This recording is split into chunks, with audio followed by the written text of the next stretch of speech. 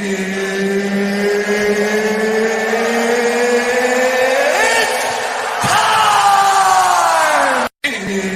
here because you know something. What you know you can't explain, but you feel it. You take the blue pill. The story ends. You wake up in your bed and believe whatever you want to. You take the red pill. You stay in Wonderland. And I show you how deep the rabbit hole goes.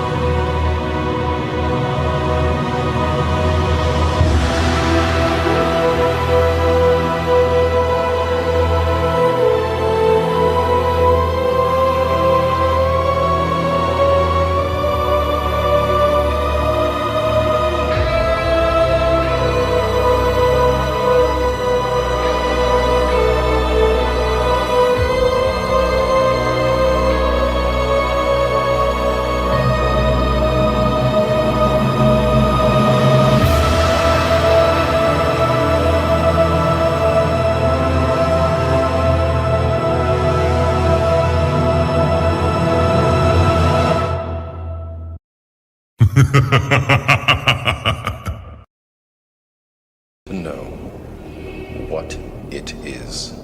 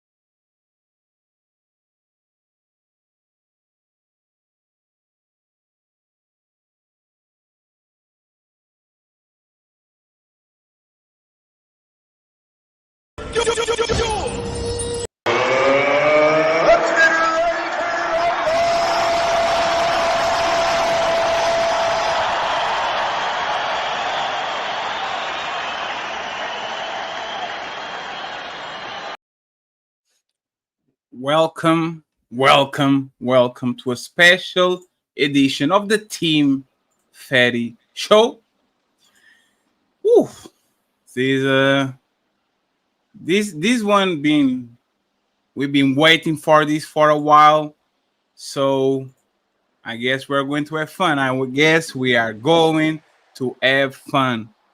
Before I introduce the main event or the heavyweights of the show today, I just want to welcome everybody to the Team Fatty Show Wednesdays debates. We are going to do debates every single Wednesday and sometimes even 2 times a week because people say they're the best, people claim they're the best. So it's time for finally we see we actually who is the true king. The true king doesn't have to say he's the king. So let's see what's going on today. So friends, I appreciate y'all for being here. We are triple streaming right now. There's 251 people watching. Okay, so please, if you're watching on Sharon, like the video.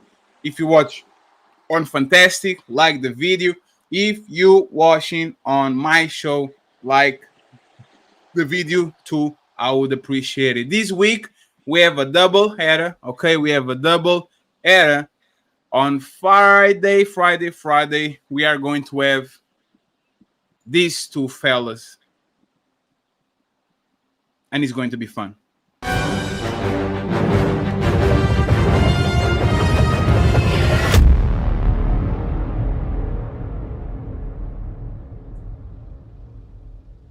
Ilkan Ali versus Thanos Theory on Friday. But today is not that. Today is red pill versus, I don't know, blue pill. I don't know. We're going to see which one is going to win. We have Mr. Fantastic versus Brownsville, New York. And I'm telling you, this is not going to be nice. This is not going to be pretty. So let's start with it. Sharon, Aaron, thank you very much for being here. Before I go to the main eventers, you guys have something to say before I go to them?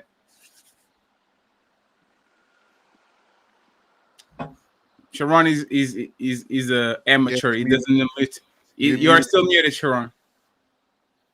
Damn. I played for you. Hey, I just want to say shout out to both of the guys that is here that's willing to go up in front of an audience and debate. Shout out to both of them from putting it out there on the line and not being afraid to have a conversation with one each other. And good luck to both of y'all. Word, I'm here to see the show. Shout out to both of y'all. Shout out to you too, Mr. Fantastic. I know you probably think, but I'm going to be absolutely biased. Unbiased, I mean. Wait. Damn, Sharon, you let that sleep? God damn it, Sharon. Jeez. Oh, shit. Here we go. So, Aaron doesn't want to say nothing. He's already known on this space. Let's go to the main eventers. Brownsville and Mr. Death. It's time to Not opening statements for now. You just want to say something real quick before I tell people the rules of the debate so we can move along. Hey man, shout out to everybody. Y'all already know who I am, man. Appreciate people saying my name, finally showing up to the, you know what I mean, the occasion. Let's get this done, man. Thank everybody for showing up. Shout out to the mods. Let's get it. Damn. Brownsville. Brownsville. What's up, brother? Yeah. Yo, man, first of all, let me take my shoes off, man, before I come into this room. Peace and love to all the beautiful queens out there. Anya Bracy, Dakima Renee, Robin M, DB, Shiesty, Bum, Bomb Juice, Bomb Cherry Juice, Rogue C, it's me, Dr. G, Happy Berry White, Sherry Berry, Miss Not for Everyone, Sexy Red TV, Jones and for More, See Through You, Moxie, Tequila, MJ, Genesis, Jalen, all the queens out there, man. Shout out to all y'all queens. Shout out to the kings as well, man. Can't forget about the kings. Shout out to the moderators, man. Aaron O, peace and love to you. Team Fatty, peace and love to you. And Cuzzo, peace and love to you. And then a major shout out to my opponent, man, Mr. Fantastic, man. Peace and love to you as well. Let's get it. Thank you very much, friends. Thank you very much. Thank you very much. Today, we're going to have an official timer, okay? We're going to have an official timer. I just want to make sure you guys are aware. The 1 minute timer is going to be up there. If people start to become a little bit more long-winded, we're going to make sure you use it. Let me just say the basic rules of debate so you guys are ready, okay? The debate is going to be 2 hours with an official clock, okay? 2 hours with an official clock. We are going to have a structure today. We are going to have opening statements, rebuttals, second arguments, and then the questions. These questions are going to be made by the mods, the debaters, and the super chats, okay? In case of draw, we will have a tiebreaker, and it's going to be 15 minutes with quick hits from one side and the other, okay? Rules that you guys need to know on the fan interaction that we are adding this week, okay? We are going to keep last week format. If you want to ask a question, so one of the debaters or both of them can answer something that is kind of going to be quick, $20, we are going to save them so we can do the question and they can answer your question, okay? Another thing is going to happen. We have an option called Google It, okay? If somebody comes up with a stat or a number or an opinion that the other person thinks is not valid, the other person has a chance to say Google it, which means we're going to stop the clock and we're going to Google it to see if it's factual or not, okay? The third option is call a friend. Both Mr. Fantastic and Brownsville are going to have the option, if they feel like it, if they want somebody to come up for 10 minutes to defend their point. So both of them can call a friend and they can come up for 10 minutes. The time will stop on the timer too. And finally, again, friends, this is activate Shadow Realm.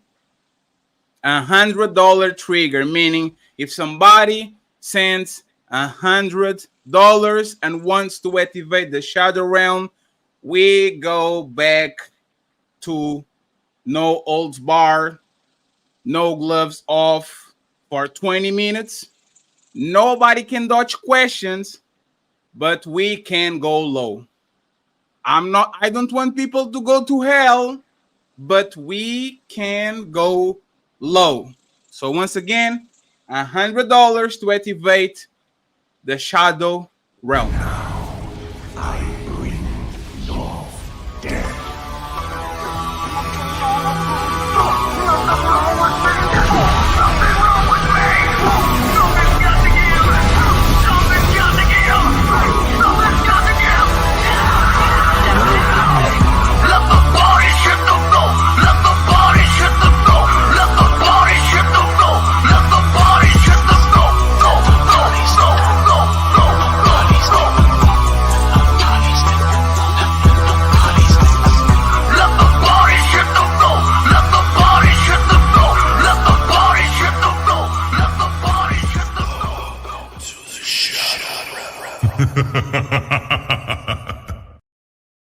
So friends, everybody knows the rules.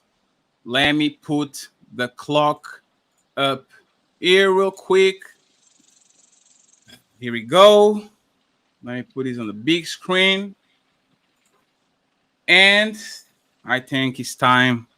It's time to do. Friends,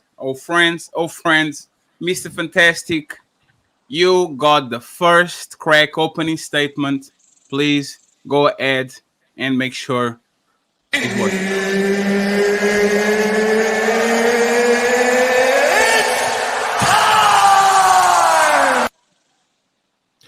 Shout out to everybody. Today I will be representing the side of positive black male content, aka as they call it, a red pill, aka as they call it, manosphere. Things like that. And I guess it can include the incels also. But however it goes, I'm here to dispel a lot of the rhetoric, the false narratives, the straight out lies that have been told by media, society, black women, and black men that support black women in their misandry, to keep the black male's image down to the point as to where we're seen as lower class citizens, we're seen as not being good providers, protectors, leaders, all those different things in the rhetoric we hear. Unless my opponent's going to use from a very emotional standpoint with probably very little data to back it up.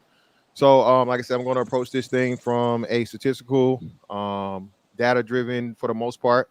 I will be using some anecdotal experiences, not just only from myself, but from black men in this space, thousands of black men that represent this space and support this space, but the millions of black men that have some of the same issues, problems, and concerns that they voice every day through social media and real life. Just be prepared to learn a lot of things you didn't already know if you don't already know, if you're not familiar with me. But most of the stuff I'll be saying is just a counter false narrative about the ain't can't don't want, as I like to call it, theory against black men. Straight black men, by the way. Straight black men. Thank you, Mr. Fantastic. And we have Brownsville, New York. Brownsville, opening statement. Yes, sir. So, ladies and gentlemen of the audience, what you're about to experience tonight is the dismantling of Mr. Fantastic. He will become the first victim on my onslaught of the Rempire, right? We understand the talking points where we are diametrically opposed. Mr. Fantastic believes in disrespecting and denigrating women. I don't. Mr. Fantastic believes in sexually objectifying women. I don't. Mr. Fantastic believes that you should be whooping kids' A. I don't. Mr. Fantastic also believes that it's fruitful for our community for men to compare themselves with women. I don't. Mr. Fantastic also believes that it's fruitful for men to compete with our women. I don't. So you're going to see Mr. Fantastic pull out various statistics, putting the black man against the black woman in furtherance of this gender war that these Rim brothers have created. You won't see me do any of that, right? Because I'm not about that. They say that they're about reality, but in all actuality, they're about fantasy. They're about fallacy. And they're about flat out lies and disingenuousness. So, we're gonna have a debate in which all of those things I just stated is going to be on display, and Mr. Fantastic is going to have to answer for his crimes against the woman on the internet. Peace and love. Oh shit! This is not this. We Yeah! They squabbling out there now. Yeah! Friends of friends. Once again, $20 and up. You can ask a question. They are going to be read on the last part of the debate. Every single super chat sent to any one of us is going to be read in the end of the debate. Okay, any super chat, $20 or under $20 is going to be read at the end of the show. The cash apps are down there for Brownsville, me and Mr. Fantastic. So again, just support the show. I would appreciate it. So finally, let's start. Let's start this motherfucking show. Mr. Fantastic, what do you have to say now that Mr. Brownsville and you did the opening statements about the allegations, I would say, that this man put out there? Oh well, that's just what all they are is allegations. He's trying to play to the crowd again. Like he's pretty much already admitted defeat in the debate because he said he's not going to provide you with any type of statistics. He's not going to provide you with any type of data. He's not going to provide you with anything other than his personal opinion on moral standards, which change from person to person every day. All black people are not a monolith. Be it black men, be it black women. And I'm sure he says he doesn't sexually objectify women. Well, you have a wife, right? So you may not sexually objectify her publicly, but I'm pretty sure that you have children. So at some point in time, you sexually objectified her, privately. Okay, and that's not that is by all means allowed within a marriage. That's your wife. But again, this just shows the hypocrisy of a man that's trying to again critique something that he has no to very little understanding about, and simply coming from an emotional standpoint. A debate is not about your feelings. Okay, and only you have to have something to substantiate it, some type of data point, some type of stat, some type of numbers to justify what you're saying. So I'll be interested to hear what he has to say to prove it. That's my time.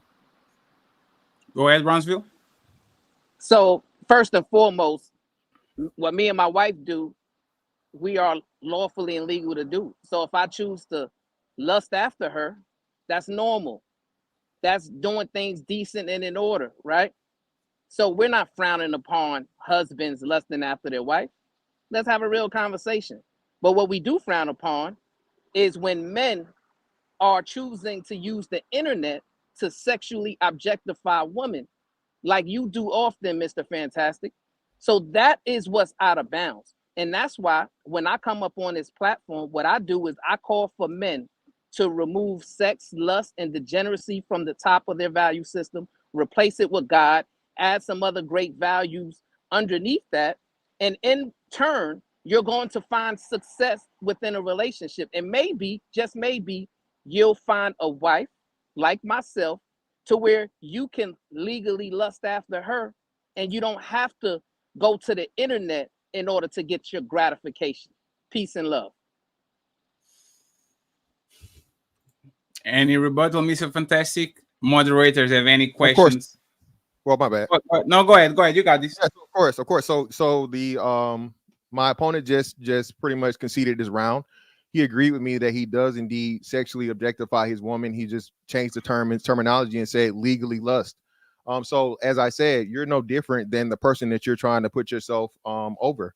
Another thing too, this whole thing and this accusation, what he's saying, I need to be more specific. I think as a heterosexual man, me coming to the internet and candidly and from an entertainment lens, making my attraction to and my sexual desire for women shouldn't be a problem or shouldn't be frowned upon for a straight black man, especially when we know we have for a man that's about family, the perils that we've seen when it comes to the alternative lifestyle community that a lot of our young black men seem to be turning to because they're raised by those same single mothers that he speaks to and he tries to protect.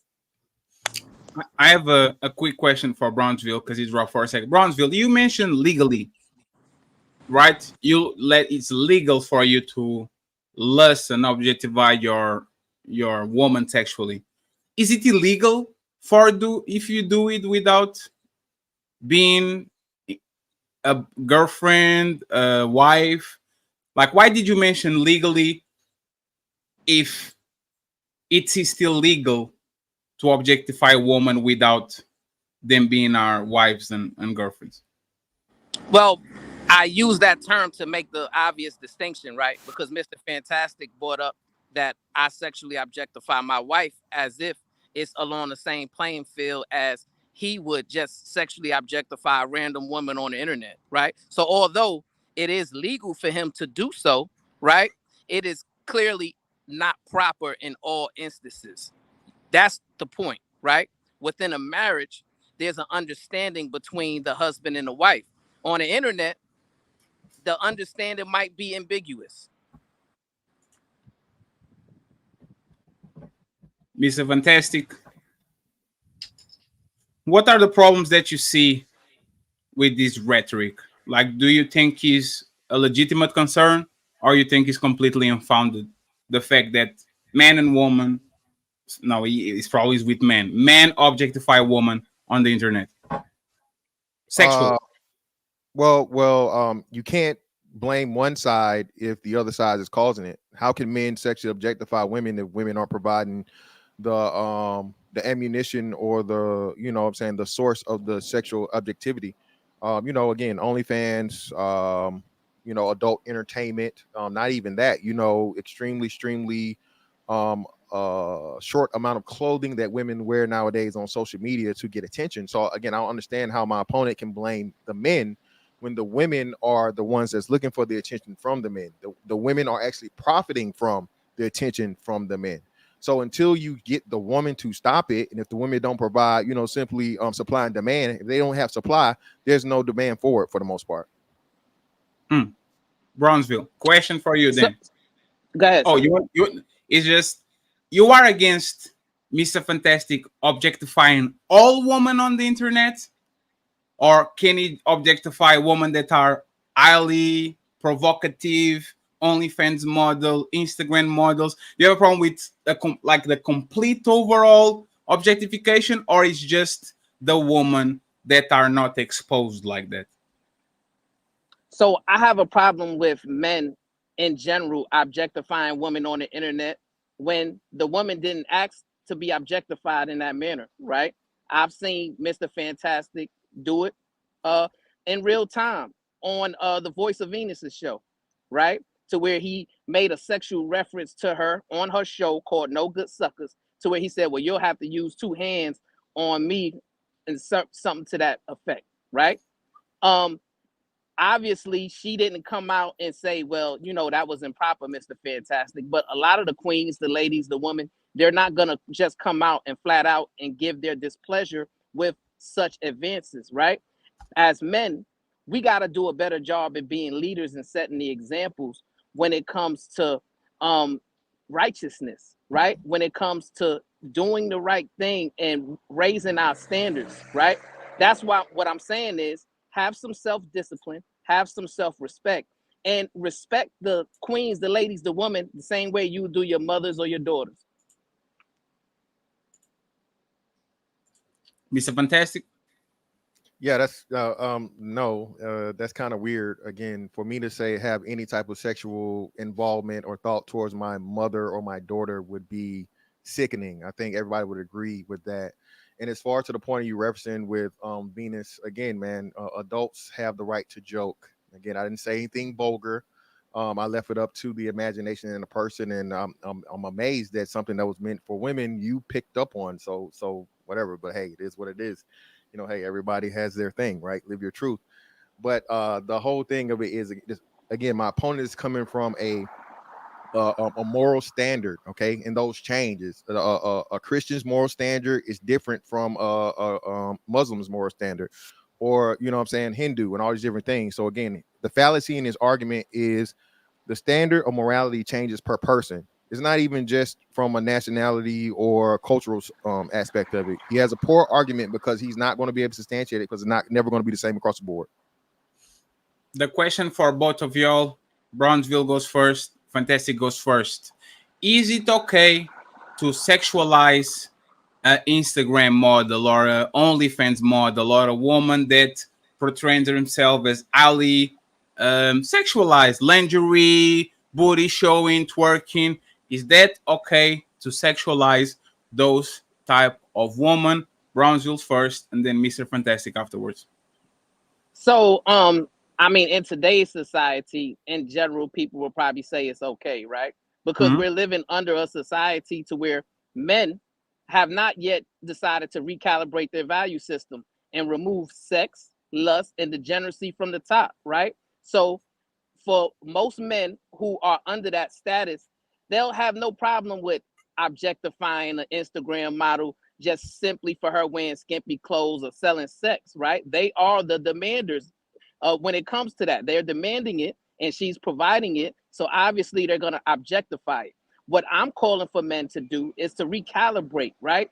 To stop putting sex, lust, and degeneracy at the top. Stop demanding it from the outside market, right? Date with intention, hold yourself to a higher moral standard, and then right, you'll see the woman naturally acquiesce to how the men are moving, and the supply will start to dry up. Let me clarify again just to make sure I got your answer. You think it's not okay for men to sexualize women that show themselves sexually on the internet? You're not okay with that? No, I'm not okay with it. Okay, just to make sure. Mr. Fantastic, do you agree? Disagree? What's your Yeah, point? disagree, of course. Again, men and women are sexual creatures by nature. Without sexual urges, without sex, there could be no human race. There could be no species at all. It's like this morality standpoint that my opponent keeps coming from. It has direct ties with the Bible, right? And again, be fruitful and multiply is one of the most famous quotes that people like to use, right?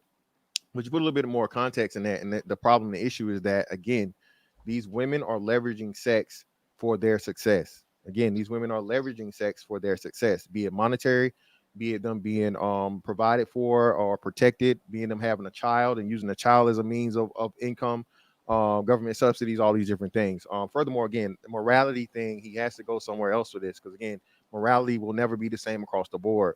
You take 10 different men, you'll get 10 different answers about what and should not be done with women or otherwise. So any of the moderators want to ask something about this topic? Well, I'll respond real quick to that, Fatty, if you don't mind. Go ahead. So once again, right, my opponent, Mr. Fantastic, he's well versed when it comes to sex and sexual objectification, right? Like that's his specialty. So obviously he's gonna fight hard to be able to do that and to be able to subject other people who may or may not want to be objectified in that manner, right? But the overarching point is this. He brought up the Bible, and a lot of people bring up the Bible and they want to talk about be fruitful and multiply. But a lot of people also like to ignore when God said that you need to leave your mother and father and cleave to your wife so y'all can be joined as one flesh, right? So before the sexual objectification comes, the commitment should come first. That's what Mr. Fantastic is failing to realize. And although he wants to use sex and say, well, you talking family? No, I was just talking about a baseline of respect, my brother. You heard what I said. I said respect. So just for clarification, Mr. Fantastic, you are okay with objectification, sexual objectification on the internet? I am for adult people doing adult things that are legally available to them, and it's legal.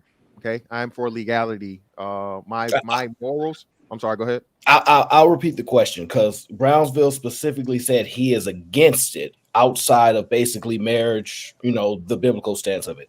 I'm trying to figure out what is your direct position. Are you directly against it, or you are just indifferent? I'm indifferent. Again, I don't, me personally, like I said, the objectification that he keeps accusing me of, I don't have an understanding for the most part. Again, I'm a grown man, so there are some things that I look at. Okay, now I'm a man. I'm a straight man. Okay, healthily straight man that's single and free from a 10-year marriage. So I have to objectify women if I'm going to deal with women. You know what I'm saying? In any type of relationship or sexual nature. He again, my opponent already conceded this argument. I don't understand how he's still making it when he admitted that he does the same thing. He just added a term to it. What do you call it? Legal lust. Okay. So again, if he's something he agreed to, he agrees to the same principle. He just says because he has a wife, it's okay. So I don't know why we're having this discussion still. He's already conceded. He's always conceded that argument. I don't know. I don't know if he conceded that. Sharon Bracy. Okay, so the truth is, Team Fatty, I didn't concede anything in that regard. I put it plainly. I talk in plain English. I don't know why Mr. Fantastic doesn't understand what I'm saying, right? When I'm speaking plainly. When it comes to the dating market, Mr. Fantastic, between a man and a woman, what my message for men to do is to date with intention, right? Don't lead with sex or objectifying a woman, but lead with morality. Lead with what you guys can agree upon in terms of personality. Lead with what your vision and plan to see if y'all have a joint vision and plan in terms of goals, right? But when you get on the internet and you want to lead with just lust and objectification, that explains why you're not getting the outcomes as the men who are married and happily married, right? So I've watched you on several occasions, not with just the voice of Venus, where you sexually objectify her, but also when it comes to women who are in other relationships. You criticize their looks, you call women H's and B's and all these different kind of things. So what I'm calling for you to do, Mr. Fantastic, is to undergo some self-reflection, reflecting in the way that you're behaving and speaking in regards to women who some of them are in relationships and some of them are not. But all of them, by and large, don't appreciate being objectified by a random man on the internet. Now, if you don't understand that, maybe you're not doing a good enough job of listening to the females who you are interacting with, right? Because I watched you when you was talking to Osa and his woman, right? You got into a heated confrontation with them in which you tore down her looks. Why was that necessary, Mr. Fantastic? This is the problem, right? You ask him a question, Brownsville. Let him go because you two minutes. He went for 3. He actually went for 3 minutes. Yes, cool. I got you. Yeah, cool. So again, brother, I'm an adult, and if I'm offended, I have the right to respond in kind. My looks were brought up, so I brought up her looks. Again, every woman's not attractive to me, just like every woman's not attractive to you. But you because you have a brand you're trying to build or rhetoric you go by, you will never admit that. Pretty much, every woman is not beautiful. Every woman is not a queen. For the most part, again, it's the minority of women that are beautiful, and even a smaller minority that are would be quote unquote whatever queens are. Again, I have to now get the attention of you and one of the mods. He did concede when he agreed that he does the things he's accused me of, be he married or not. He agreed to lusting after his wife. His man completely keeps telling me that I can't do it simply because I'm married. I'm not married. And somehow in his head, he thinks I'm not getting the outcome I want. When again, I've been married before, sir. Okay. I am now single. I have the right to do any and everything I want. I don't need no permission slips. I don't have to check in with nobody. I do what I want as a straight, okay, again, straight free man. All right. And I don't understand how, again, this is what we call the penis policing is going on to where this man, I guess he's trying to be my dad or my something. I don't even know what it is, where he's just this thing about what I need to do. I don't know how old this gentleman is, but I'm 40 years old. I don't have a criminal record. I had a pretty successful career for the most part. I'm retired. I have a home. I have a family. I have children. All these different things. So again, until this man can show me something to where he has anything above or over me other than a wife, you know what I'm saying? I don't understand where it's coming from. I don't understand all this life advice he's trying to give me when again I'm in the place where I am and I'm getting any and everything I want out of life, especially again when it comes to women. Okay, in the relationships I have. The women I have the relationship with that I'm dealing with, hey, they love it. Okay, all right. The sexual objectification that we both partake in because they are attracted to me as I'm attracted to them. Hey, so again, this is another point too. He's making it like it's these one-sided thing to where women have no sexual desire. All of the mods, I've covered this on my channel personally. Okay, specifically, there are women that are lusting after prisoners. They talk about having children with prisoners and being in a relationship with prisoners, murderers, deleters, mass deleters, and all these different things. So again, if women can show that type of vigor and just lose their control and objectify the worst of men, there should be no issue or problem with any straight man objectifying an attractive woman he sees on the internet or in person. Okay, all relationships start with some type of physical attraction, which pretty much comes to the objectification he keeps talking about. So clarifying, you see nothing wrong with sexually objectifying. Being that sexual objectifying is a part of starting a relationship or being attracted to a woman, yes, I don't see a problem with it. No. Gotcha. I have a couple of questions to Bronzeville, right?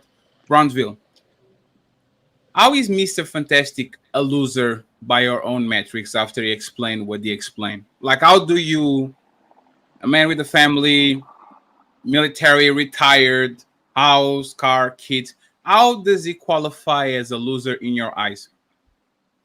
So I never called him a loser. Okay, or so considered him to clear be it a up loser. because let's try to be fair. Like, what do you think? Because it sounds like you refer to him as a failure, right? Or like, what is this failure that you are talking about? Can you elaborate on that? Okay, so based on his own admission, right? He says that he was married, but he's not no longer married, which means that at some point in his life, he got a divorce, right?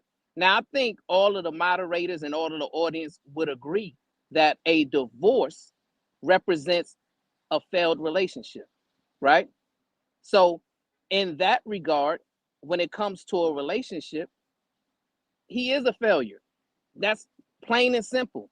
Now, in regards to his other endeavors where he's been successful, congratulations to him. I'm not going to take anything away from him in that regard. But we will understand this right here, Team Fatty, that our experiences and our outcomes also help shape our perspectives and our ideology in life, right? So when you have a person who has experienced relationships in a failed way, it's much easier for him to express himself with a failed ideology towards women, right? So that's what you're hearing from Mr. Fantastic. He's saying, okay, yes, it's perfectly fine for a man to just sexually objectify a woman on the internet. You haven't heard Mr. Fantastic speak to any of the virtues of a woman the way I did, right? I said, hey, you should be trying to get to know her character, get to know the interests that y'all have alike. Find out what her vision is and see if it aligns with your vision. Mr. Fantastic didn't speak to any of that. But when it was his turn to speak, the first thing he talked about, once again, is sex, right? So it's clear to the audience and the moderators, right? What I'm saying is based on fact. We're living in a society when it comes to these Rim brothers, Brownsville, where Brownsville, don't go there. Don't go there for now. You did 2 minutes. Mr. Fantastic has a chance 2 minutes too. Let's not go there for now. Okay, go ahead, Fantastic. I'm just, hey, can the mods keep track of the time? He's actually no. I'm having correct over time, so you can have the 2 minutes. And if you don't use the 2 minutes, I'll give you more time the next time you rebuttal. Yes, cool. So again, he's coming from a morality perspective, brother. Again, the majority of relationships fail. Be they business, be they casual, be they platonic, be they family. Again, you're coming from a superiority place to where, brother, we don't know if you're going to be divorced tomorrow. So would you have the same rhetoric as you being a failure if you were to get divorced a year from now, 2 years from now, 10 years from now? That makes no sense. Again, you're coming from a place of superiority to say, because I'm doing it, I'm somehow better. Brother, there are people that are, do you not agree? And you always talk about the fact of the matter that women are being abused, right? So as a woman that stays in an abusive marriage, is that a successful marriage? Again, we get on this slippery slope. We make very, very poor arguments, right, that have little to no basis whatsoever, as the simple act of going down to the courthouse or going to a church and getting a license. All a marriage is a licensed relationship. Okay, brother? So again, I'm going to say this, and especially too, are you truly married if your marriage is open? We haven't talked about that. Let's talk about open marriages, brother. I would like your opinion on that directly. So is a man that is married to a woman, but has the option to have sex with other women within that marriage, is he really married? Is he really this person? How is he not lustful? How is he not sexually objectifying women when he can't choose just one? Okay, so again, brother, if we want to go down this road of morality, it's never going to end up like you do. Again, black women specifically are the only demographic, brother. So we want to make that point. I'm a victim. Okay, I'm a victim of the status quo of statistics of black women being the only demographic that have a higher divorce rate than marriage rate. Okay. So again, that's what I'm saying. This is where we start getting into the numbers part of it. If the women are the people that initiate 70% of divorces, how can any man be at fault? Let's go one by one. First, Brownsville, answer the first question. Is it an open marriage where a woman can have sex with other men a successful marriage, in your opinion? I don't believe in polygamy, no. What about the marriage where the woman is getting abused but stays? That's a failed marriage, and obviously that's a failed husband, right? So I would definitely encourage one of my female family members or any of the females in my life to get out of that situation where you're being abused. 100%. So do you retract the statement that being married is equal to sex?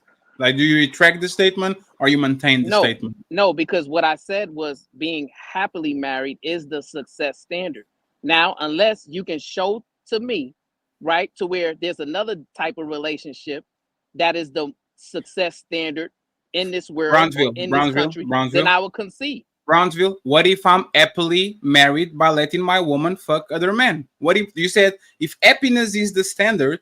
What if I have a wife and we both are happy going to a swingers club and fucking other people and letting other people fuck our partners? Would you consider that a success? Right. So what, like I said, within a marriage, right? What is successful to someone else, that's on them. If both the question is to you. No, Brownsville, the question is to you. I'm answering the question, Fatty. Go ahead. Did you ask me a yes or no question? I asked you, yes, it was a yes or no answer, and then expound, please. I'm going to restart the clock. Go ahead. So what was the question again? The question was, you said happiness is the thing that defines the successful of a marriage or not, right? So if I have a wife and we are happy by sharing each other with other people outside of our marriage, is that considered in your metric? Because you said happiness is the metric that considers success. Are you considering that a successful marriage if we are happy by sharing? That would be successful to them. It's not successful to me though. So where is the happiness thing again? Right. So what we're talking about, Team Fatty, right? We talk about relationships all the time, right? And one thing we can all agree upon is when it comes to relationships, the golden standard is a successful, happy marriage. That's always been the golden standard since the beginning of time in terms of relationships, right? It's only now to which we want to parse it out and try to invalidate it and all these different kind of things and add other different types of relationships and make it seem like it's the same success standard. No, the success standard is for a man to find a wife to cleave to and for them to ride off in the sunset. That's in all cultures, right? So we're not just going to dumb it down just because we're black and we love Yeah, so but you said the standard of successful is successful happy marriages, right? Fatty then gave you an example of what is perceived as a happy marriage. You agreed that is a happy marriage, but it's not a happy marriage to you, which changes the word happiness to subjective now. So then that means there's not a agreement amongst the masses because you made it subjective to your individual discretion of what happiness is. So perhaps we need to zero down on what happiness is or remove it as a standard if it's not agreed upon. I see your point, and you're right, Aaron. So I would remove happiness and put successful, right? Because in order for us to gauge what is success, and Mr. Fantastic, he brings up the divorce statistics, right?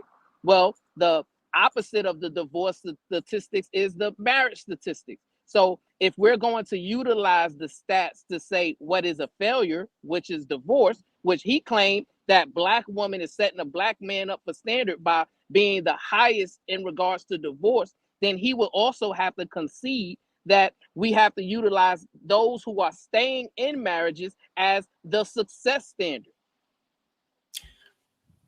One moment, Patty, one moment. Now, staying in marriage as a success, when Fatty gave you an example of somebody that was abused but stayed in their marriage, you denied that success. That's correct, Aaron, because that's a nuance, right? Okay. So in every situation, Aaron, we can always go to the nuance, right? We can always go to the specific instance or the specific situation in which a man and woman would decide to split up, right? Physical abuse is one of them. we all know that domestic abuse is not only improper, it's a crime, right? So we're not advocating for a woman to stay in relationships where crimes are being committed. That's just illogical. So real quick, Fatty. So Mm. fine, I would agree, but it invalidates the statement of staying in a marriage is the success factor. There is no agreed upon standard on what a successful marriage is and what a happy marriage is up to this point. One of the two of you need to present an argument that solidifies your point to being right or wrong, or this other person's point as being wrong. Okay, so it should be on me now. It is on Mark, you, Mr. Fan. Yes. Can we just keep because my opponent here is y'all, we was- know long witness. He's getting 3 on 4 minutes on average. All I'm getting is 2. I'm taking my 2. I'm keeping mine within the time constraint. So can we get him to, you know what I mean, be mindful of the time? Yes, so we are going to enforce the 1 minute mark. And fantastic, you get 2 extra minutes. At the same And- time, no, the moderator, But- Aaron O was at the same time. Aaron O was going with a back and forth with Brown. He wasn't overextending the time limit. He was just it was a 3-part question. It wasn't. He was on his third. He was on his third minute I think the when moderators got this. We're not stopping you. You could go over 3 minutes. Nobody's stopping you as long as you're making your point. Both parties is going over the time. Both parties, as long as you're making your point, that's all that really matters. It's great, cool. So I'll still keep mine concise, even though there's no time limits. Thank you for that clarification. So again, first and foremost, as Aaron said, there is successful is subjective. That's the issue and problem. I told you from the beginning of my opening statement, this would be my opponent's only tactic. That's the only thing he has. Again, you guys gave him several situations and he double talked. He contradicted himself. He said, "Oh well, hold on. A person that's in an open marriage, that's not successful." But then Fatty asked the question, a rightful question. Okay, well, if that's agreed upon, how is it not successful? If they're happy, how is it not successful? So that's why you can't use these subjective words. Now, again, getting back to the numbers. Again, the wonderful thing about divorce is you're not divorced until you are. Everybody's married as long as they're married. So again, that's another horrible premise to stand it on. That's why we have divorces. Okay, in order for you to get a divorce, you must first be married. But if the marriage doesn't make it, then you have a divorce. So again, poor, very, very poor argument. No substance or anything behind it. He's referencing the numbers, but my opponent doesn't even know the numbers. Okay, he doesn't even know this. Again, like I'm gonna say this again. Black women are the only demographic of women that have a higher divorce rate than marriage rate. What does that tell you? It tells you a lot. So again, black men are being coupled to people that aren't, they quote unquote marriage minded. Another thing, he keeps putting up these scenarios as to where the woman is the victim, but not the man. Do men not feel abused? Then we know again, black women also have a very, very high number of LGBT identifiers. What is the highest rate of domestic violence? Oh, women on women couples.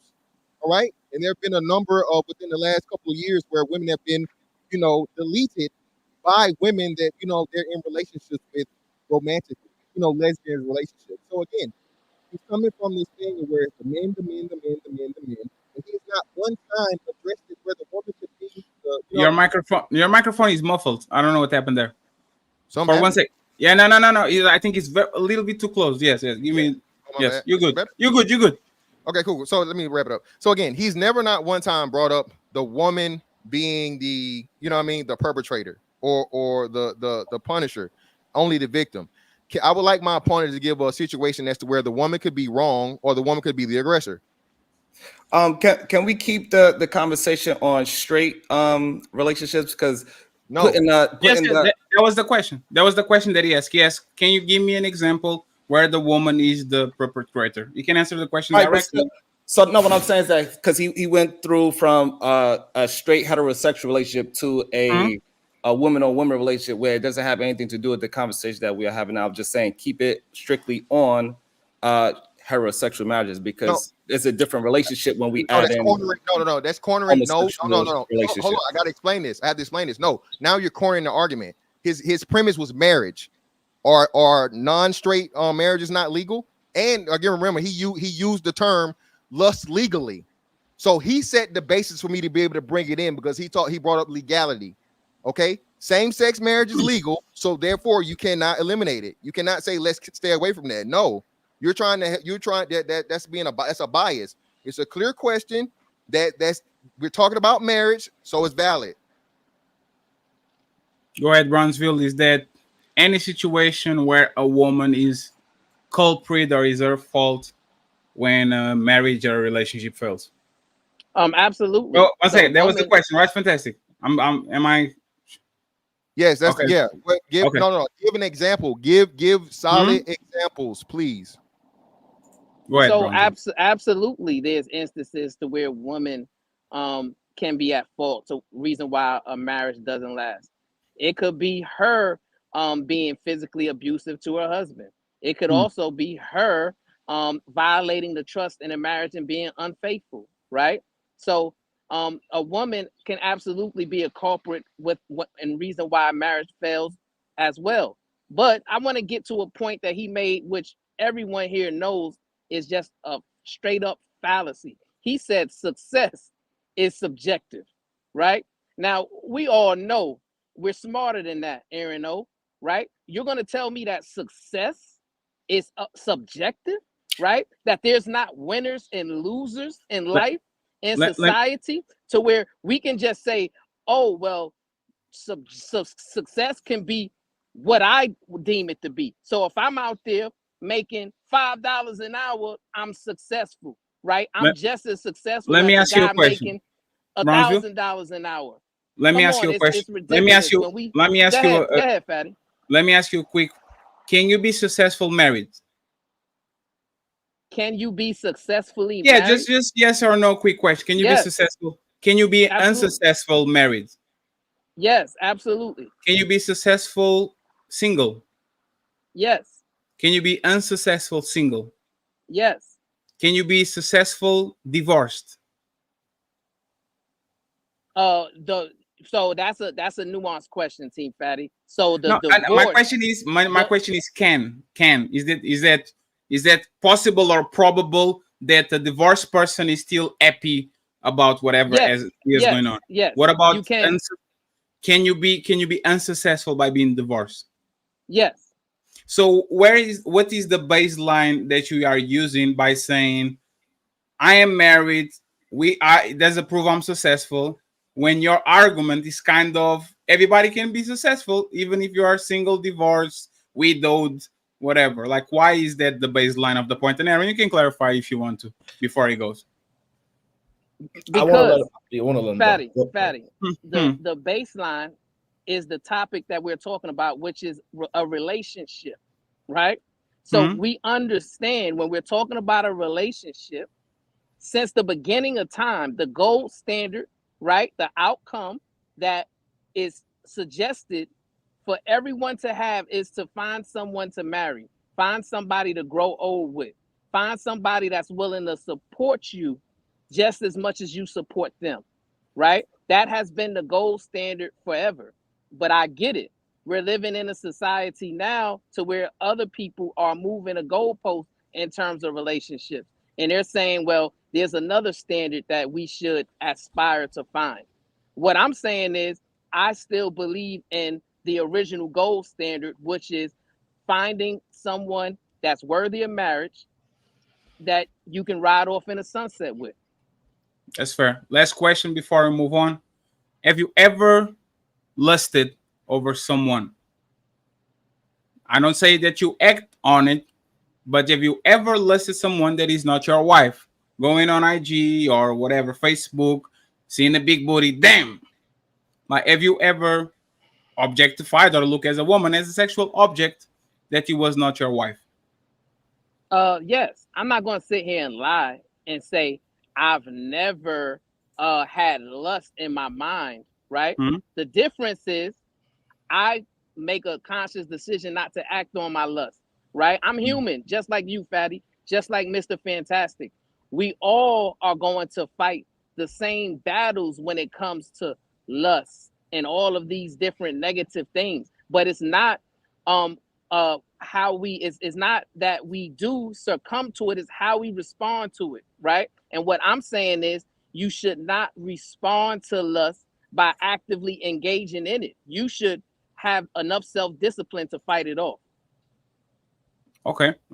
Let me make a little bit of a break for the commercials a little bit. We are 1 hour and 50 minutes in. There's 705 750 people watching in all platforms. Okay. Shout out to every single one of you. Please like the video. The cash apps are on bottom to support the content creators. I'm going to read a couple of super chats above $20, and then we go right back to the show. Okay, Theo with 5 memberships. Thank you very much, Theo. I appreciate you. Untouchable Empire, baby. Theo, salute to you, salute to you, salute to you. Once again, all the Cash App super chats that are below $20 are going to be read in the end of the show. Valerie, of course, with the $50. Thank you very much for the support to this debate, Valerie. I appreciate it much. And finally, I'm going to read this. Maybe I'm going to save it for the questions. Brownsville, you talk about objectifying, but is your wife the only woman? Okay. Woman you smash? Do you have any kids? Not with her. Did you objectify the woman you you eat before her? Is your cousin a failure and objectifies by making single mom? So we're going to save this one for the questions. I appreciate you. Thank you very much, Red Pill Ranger. And we are going to go back to the conversation once again. You guys can activate the Shadow Realm. The Shadow Realm, $100, and is a no holds bar for 20 minutes, and debate timer stops completely. I bring North death.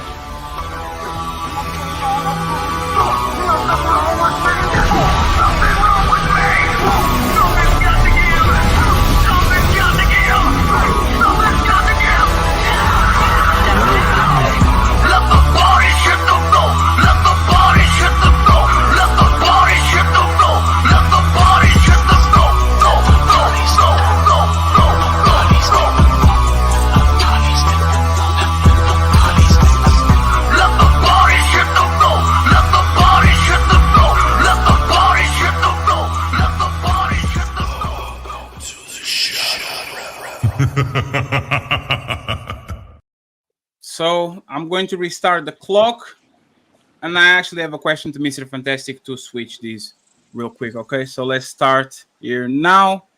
Mr. Fantastic, if you had to pick one, okay, and I know it's an unfair question, but you have to pick one when it comes to put the major brunt of the blame to what is happening right now to the dating market, would you consider that the man is the biggest culprit, or would you put the onus for the most part on the woman? 2 minutes, and then Brownsville has the chance to rebuttal, and then we go from there 1 minute at a time. Okay, go ahead. All I'll say is on the women. Again, the women are leveraging sex, as I said earlier, in order to get what they want out of men, and they're leveraging the opportunity of sex, RP, ARC, right, to where they're dangling the carrot in front of men that they have absolutely no physical attractiveness to, or any even any sexual desire or interest at all. So when this happens, you have men that get disheartened, they feel used, and it comes to the point as to where they either go elsewhere and try to fulfill their sexual and intimate desires with women, or it's just the point in the matter where they get to the point of where, hey, there are men that got it for free before me, so I refuse to pay the price when I know someone's out there is getting a better deal.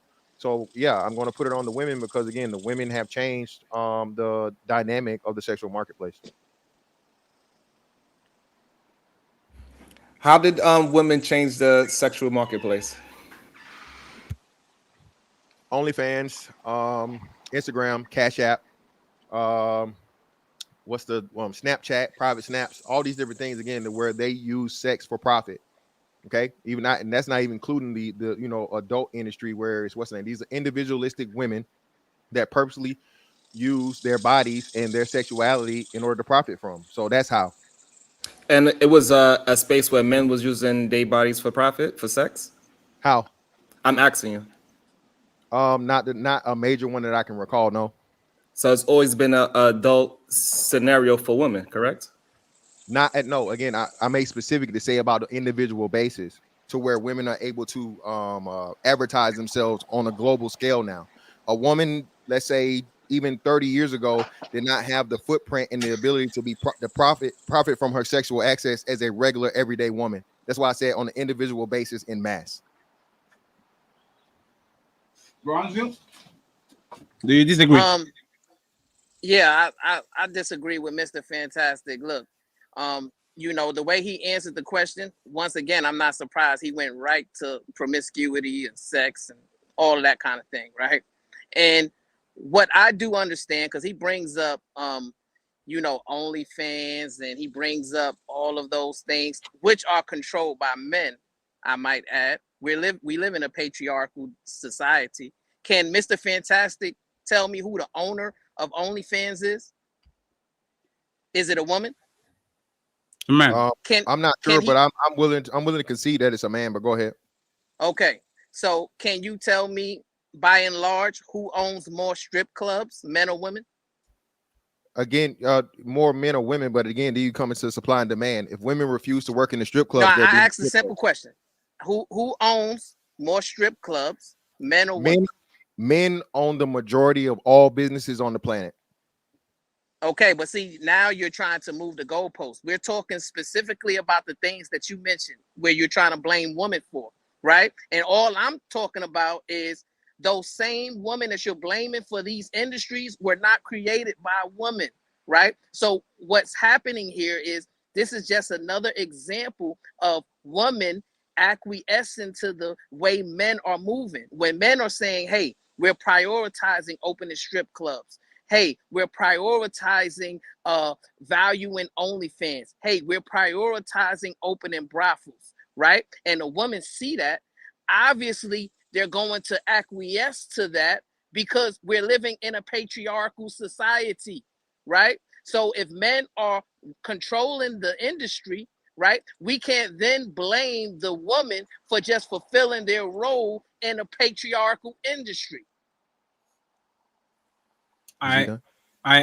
You want to intervene, or can we? I have a question, but you want to intervene before? No, I want a rebuttal. Go ahead, you got this.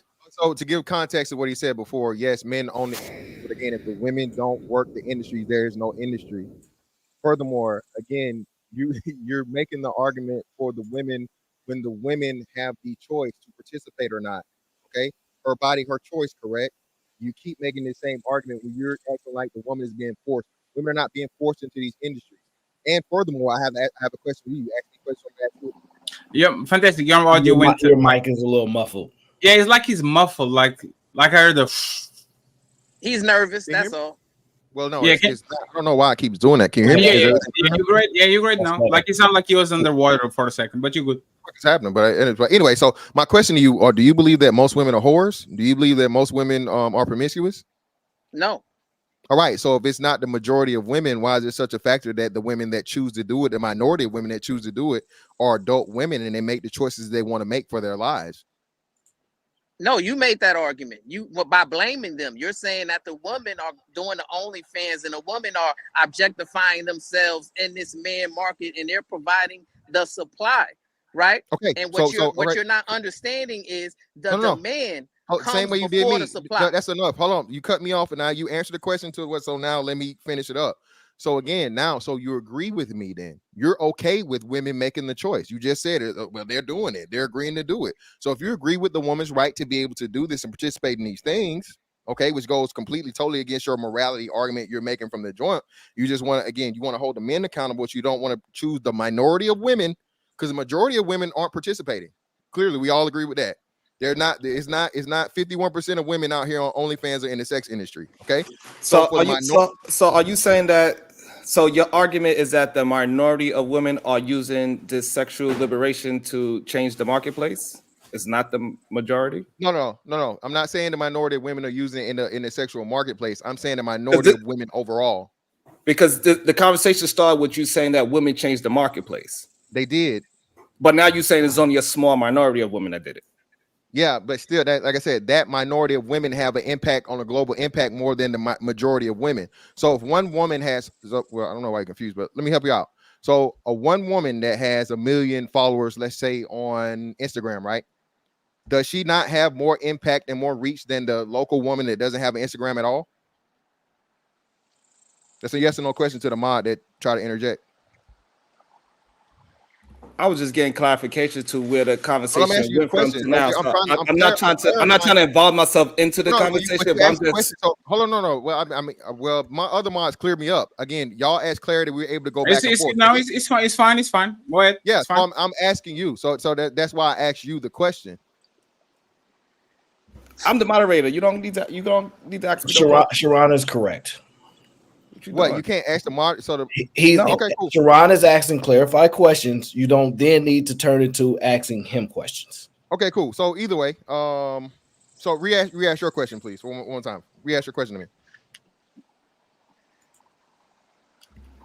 me. You started your statement saying that women changed the sexual marketplace. And when you were saying women, I was assuming that you meant majority. Usually that's what we mean when we say women. We're not saying all, it's majority. And then now the conversation has moved down the line. You're saying the minority of women changed the sexual marketplace. So my rebuttal and my point is, so I can't answer the question. I'll clarify this way.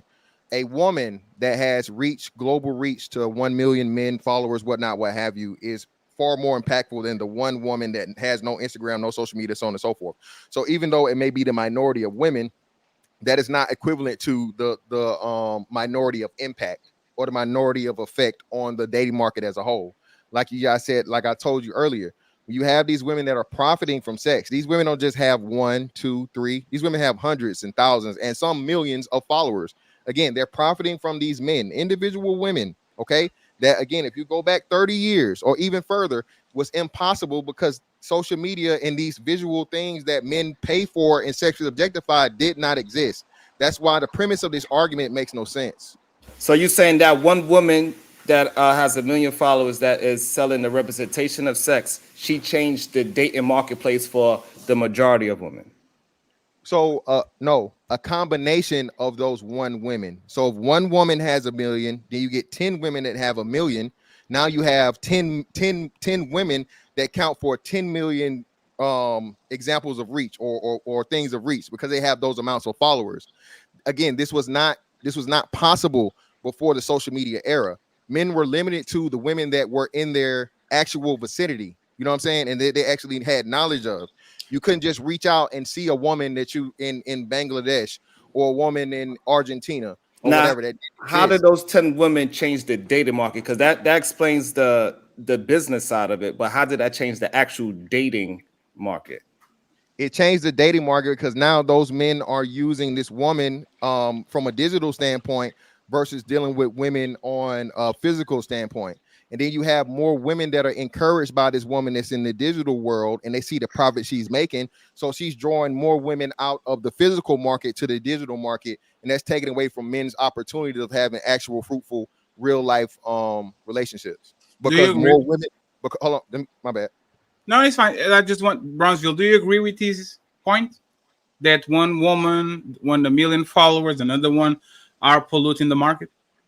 No. And I want to ask Mr. Fantastic before you go, what about if he told Andrew Tate and Kevin Samuels change the dating market and they are just one person, each one with 1 million followers, and they change the whole circumstance? Would you accept that, or would you say no, they had no impact because it's just one person with 1 million followers? No, I wouldn't agree that they've changed the entire market. No, not the entire market. No, the entire market, the dating market. Dating market. No. Okay, that's totally fair. Ask the clarifying question to me. Mr. Fantastic, a clarifying question, right? Because Mr. Fantastic, you blame women for the dismantling of the dating market, and you mentioned OnlyFans and sexual liberation and things like that, right? So I want to ask you something. What comes first in general, demand or supply? Demand. Right. So if there's a demand for something, right, and then somebody supplies what you're asking for, can we then blame the supplier for the overarching issue?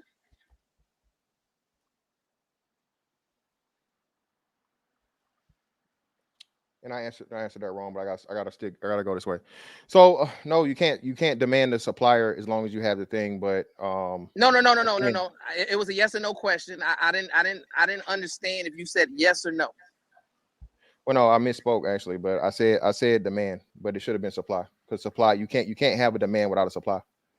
No, listen. So maybe you're not understanding the question, right? So let me ask it again, right? I asked you, which comes first, demand or supply? You said demand, right?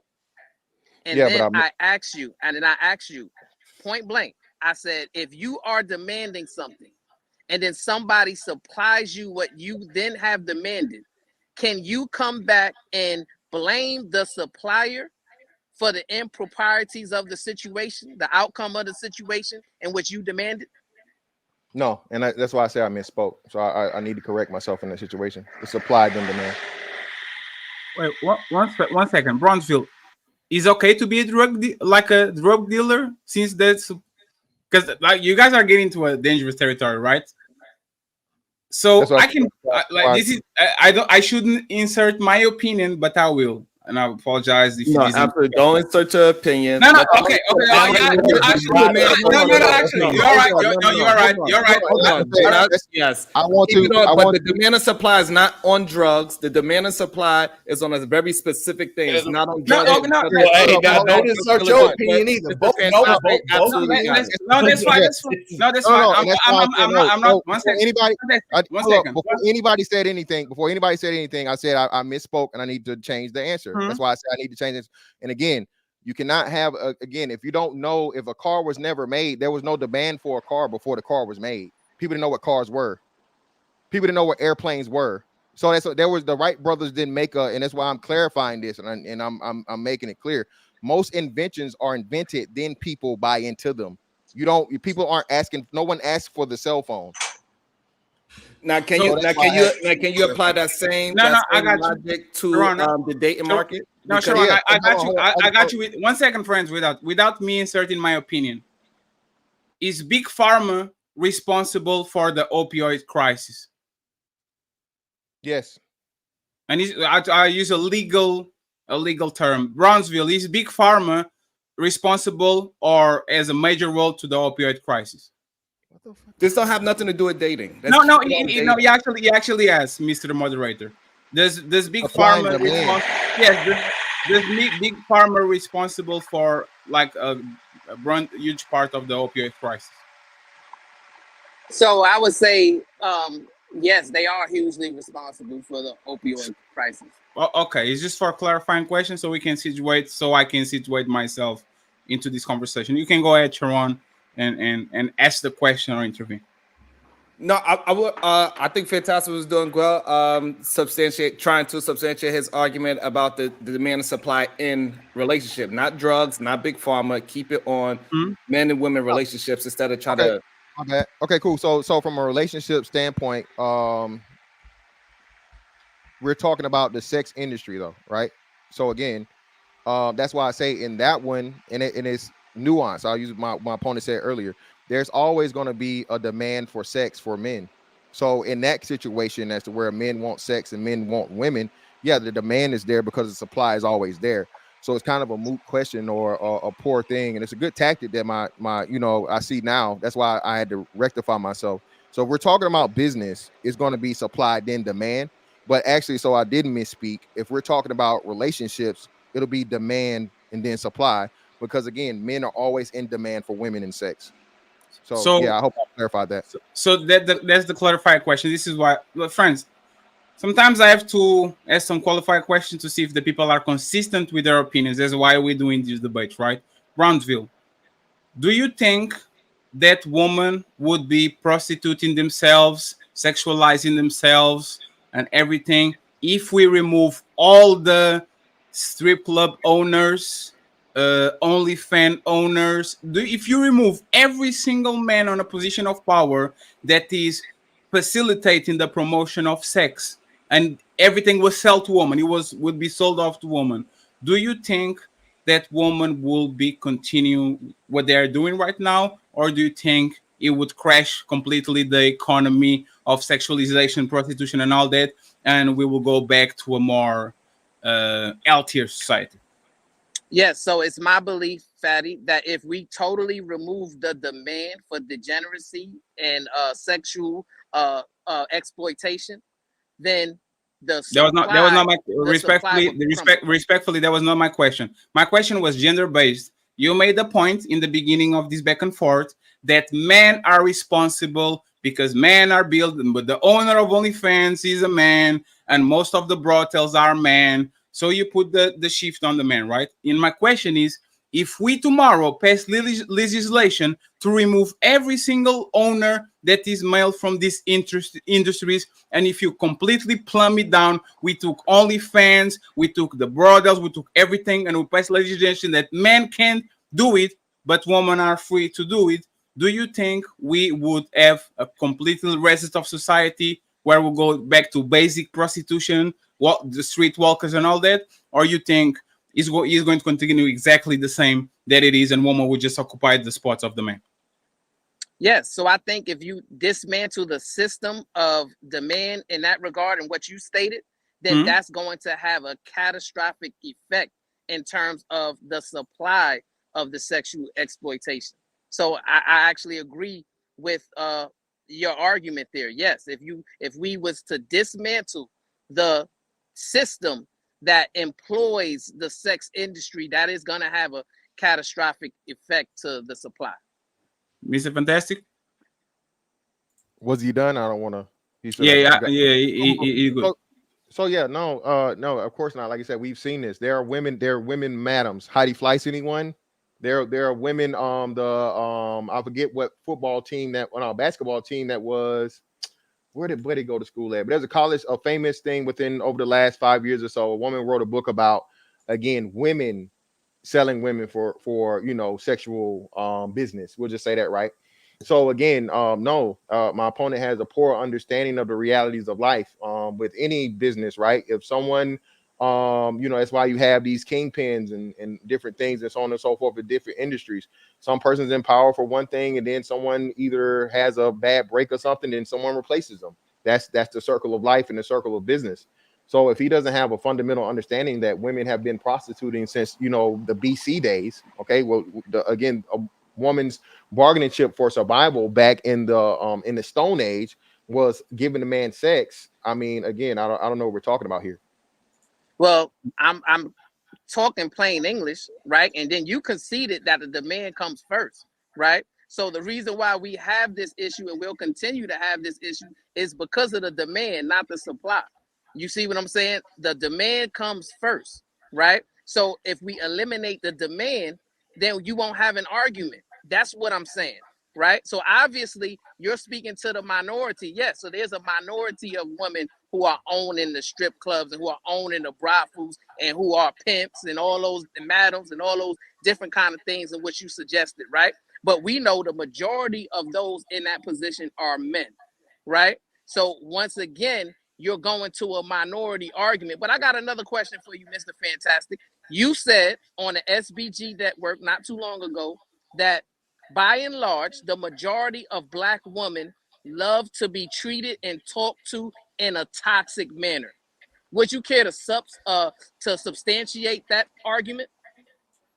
Yeah, Black women and the entertainment they choose to partake in and support. Yeah. No, not in entertainment. You said, and we clarified it, right? I asked you, I said, is this the minority of women that you're saying love to be treated in a toxic manner and talked to in a toxic manner, or the majority of women, right? We didn't specify entertainment. We specified women, right? Specifically Black women, right? Yeah, and I answered your question, and I use entertainment and what they support in entertainment to justify my argument, to justify my answer. Right. I'm not saying go to entertainment. If Black women like things about where women are being sexualized and women are being objectified sexually and doing lewd sex acts, such as eating a man's anus, okay, they pay money for stuff like that. I mean, I'm pretty sure you would agree that's as it's disrespectful and as you could be. I'm just saying. And you saying eating a man's anus is toxic? Is that what you're saying? Because he's talking about a toxic behavior is what he asked you about. Well, you asked me about toxic behavior. I think most people would consider any woman that put her mouth on a man's anus toxic behavior. And Brownsville. so when, Before you go there, Sharon, would you consider the toxic Brownsville just to have a baseline? I would consider it disgusting. Okay, go ahead. No, Sharon. no. can we get a clarification? Directly. He has to answer the question. Do you consider it toxic? Yes or no? No. Okay. So Brownsville, what is when you use the word toxic? So this way is a little bit more clear because it seems like it's broad. What do you mean by toxic? So when in the conversation me and Mr. Fantastic had, and I framed it as disrespect, right? So I framed it as, hey, if I come home from work and I talk to my wife in a disrespectful manner by saying, hey, B, get in this kitchen and make my food now. That's the way the argument was framed. Mr. Fantastic then said, well, the majority of women enjoy being talked to that way and treated in that manner. Okay, it's my turn. So, again, I'm just going by what black women say. You know what I mean? Personal conversations, internet conversations, the thing that black women are putting out here in the earth, right? I had a question I wanted to ask you. I'm trying to get it to come back to me, but what was it? Don't get nervous, my brother. I'm not. I don't need an interjection. I ain't interjecting you. So basically, it comes down to this. Yet again, we're on this moral argument thing, bro. So where whatever you deem to be, somehow you said something that's disgusting, but not toxic. I would believe any man that asks or requests a woman to do anything to his anus is toxic, and any woman willing to do or voluntarily or involuntarily to a man's anus is toxic. He said no. When he said toxic, because you turn toxic into a sexual act. He's not talking about anything sexual. He's talking about the way how you disrespect and speaking to a woman, saying, "Hey, bitch, make me some dinner." That is toxic. He's talking about that form of toxic, not in a sexual way. So can you substantiate that black women like to be spoken to in a disrespectful way, like you said on the show that he is referring to? Okay, so even though, again, like I said, we're talking about the totalness and wholeness of black women, so I don't understand why we're excluding sex. Cool, fine. A sex act, cool, fine. But yes, I still agree and stand on what I said because black women use the bitch word themselves. They call each other bitch. So if black women call each other bitch in mass, and for the majority, again, no. What are you saying? Talking about toxic in a relationship. We talking about a man and a woman in a toxic relationship is what he said. He said, I tell my wife, bitch, make me some food. So that's not bringing into in between women. It's a toxic relationship. You're trying to corner the that's argument. The question that he asked. No, you're trying to corner the thing. I'm talking about. Can you answer the question? In a toxic relationship, do black women prefer toxic relationships? I said yes, and I'm substantiating again what they do with each other. And the reason why you can't do this again is because we go back. Black women have a high rate of marriage to each other. So black women aren't only married to men. Black women are also married to black women and other women in a greater percentage than they represent in the country. So that's why you keep trying to eliminate the women as if there aren't same-sex relationships, and be it intimate or be it just platonic. So yeah, I mean, that's his belief, right? And he's entitled to his belief. He's wrong, right? Just like a lot of the other things he says, he's flat out wrong. I gotta ask you, what am I wrong about? What am I wrong about? You're wrong when you categorize the majority of women that want to be treated in a toxic way or talked to in a toxic way. When we know, can I induce that, Google? Google? Yes. So okay, so now yes, you can. need him.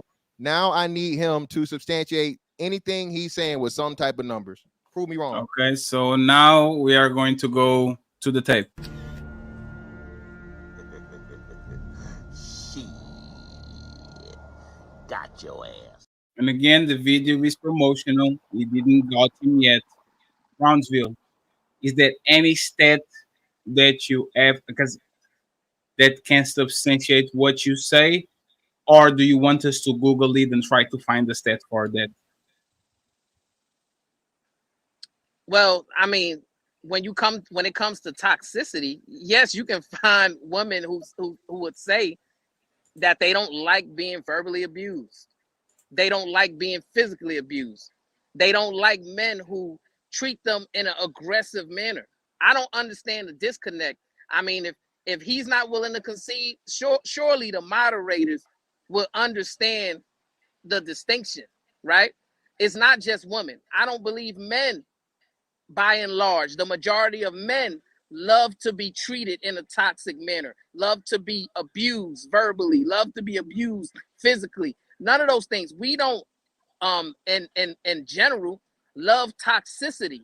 But once again, that's the flawed narrative that Mr. Fantastic loves to perpetuate towards women, right? So you can easily just Google, hey, do women love toxic relationships? And I guarantee you, if you was to Google it right now, you know I'm at work, I'm on my phone, on the app talking to y'all, so I can't just go to Google and say, do women love toxic relationships? But I guarantee you, if one of the moderators go to Google and say, do women love toxic relationships?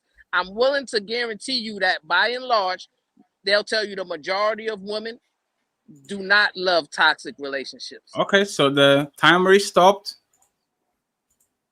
I will literally type what you said. Do women love toxic relationships? The majority of women. Do the majority of women?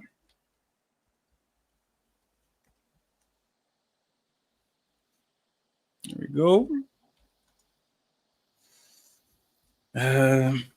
Medium.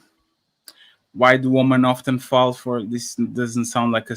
Let me actually add study to see, because this is going to be difficult to prove. Less research.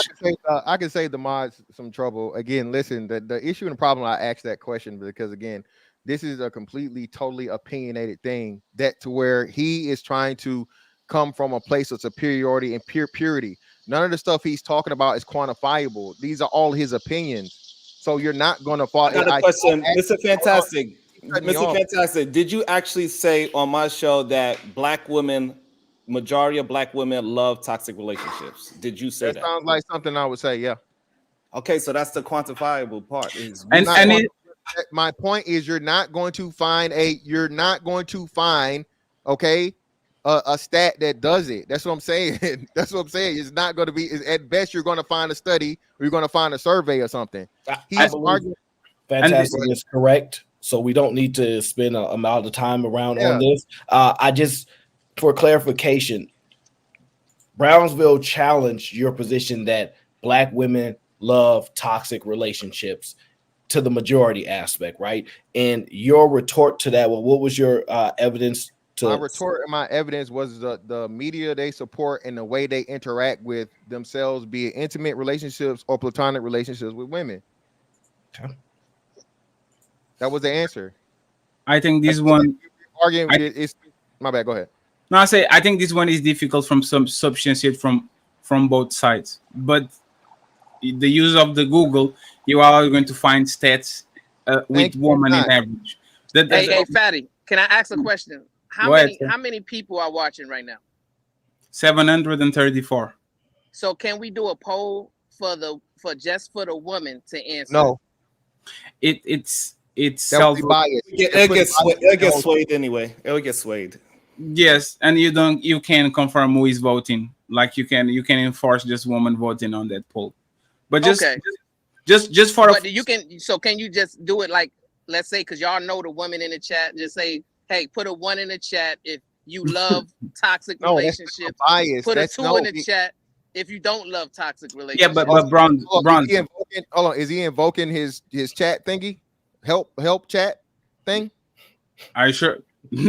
I don't think that's what because he's asking the whole chat instead of. I don't think that was the spirit. But you know what's funny, Brownsville? If there's a woman that wants to come up and give credence to his claim, we can use it totally fine. Just put a bunch of exclamation points on the chat, or tell the moderators that you want to intervene, and I'll drop the link so you guys can come up and defend Brownsville point. It would be actually very interesting to hear from y'all. But it's not Brownsville's point. It's fantastic point that he was trying to clear. Yeah, but there's the thing. Fantastic gave his opinion, and he told as an educated guest. Brownsville has no way to actually prove he's wrong. Well, but that's the problem. Fantastic can't prove it.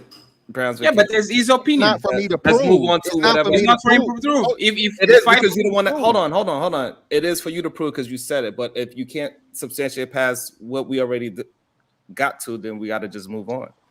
Because you said what your point is. Brownsville said what his point is. You can't substantiate it. Ain't no Google situation for it. He can't substantiate it. No, say it like you said it for me. He can't substantiate it either. Respectfully. A lot of the things that we say right here, for example, men are leaders and women are followers, cannot be substantiated. Okay? Is a educated opinion about observation and a bunch of things, right? So if somebody has that opinion and the other person is saying you are wrong, right? Let's just move on. No, it's just for future. It's just for future reference. Yeah. It's the onus on that person to say, hey, I have this information and this proves this educated opinion that he gave. Like, it's totally fair. Let's not fall into you have to bring status and studies to situations where there's no way we can produce data that substantiate our point. Just to make sure that doesn't happen what happened on the last show with the Jalen situation, where we're asking for stats when stats can be proven about pickup artists being worse than people that are pushing for relationships. If we could get clarification on what toxic is, then we could give supporting evidence. That's actually better.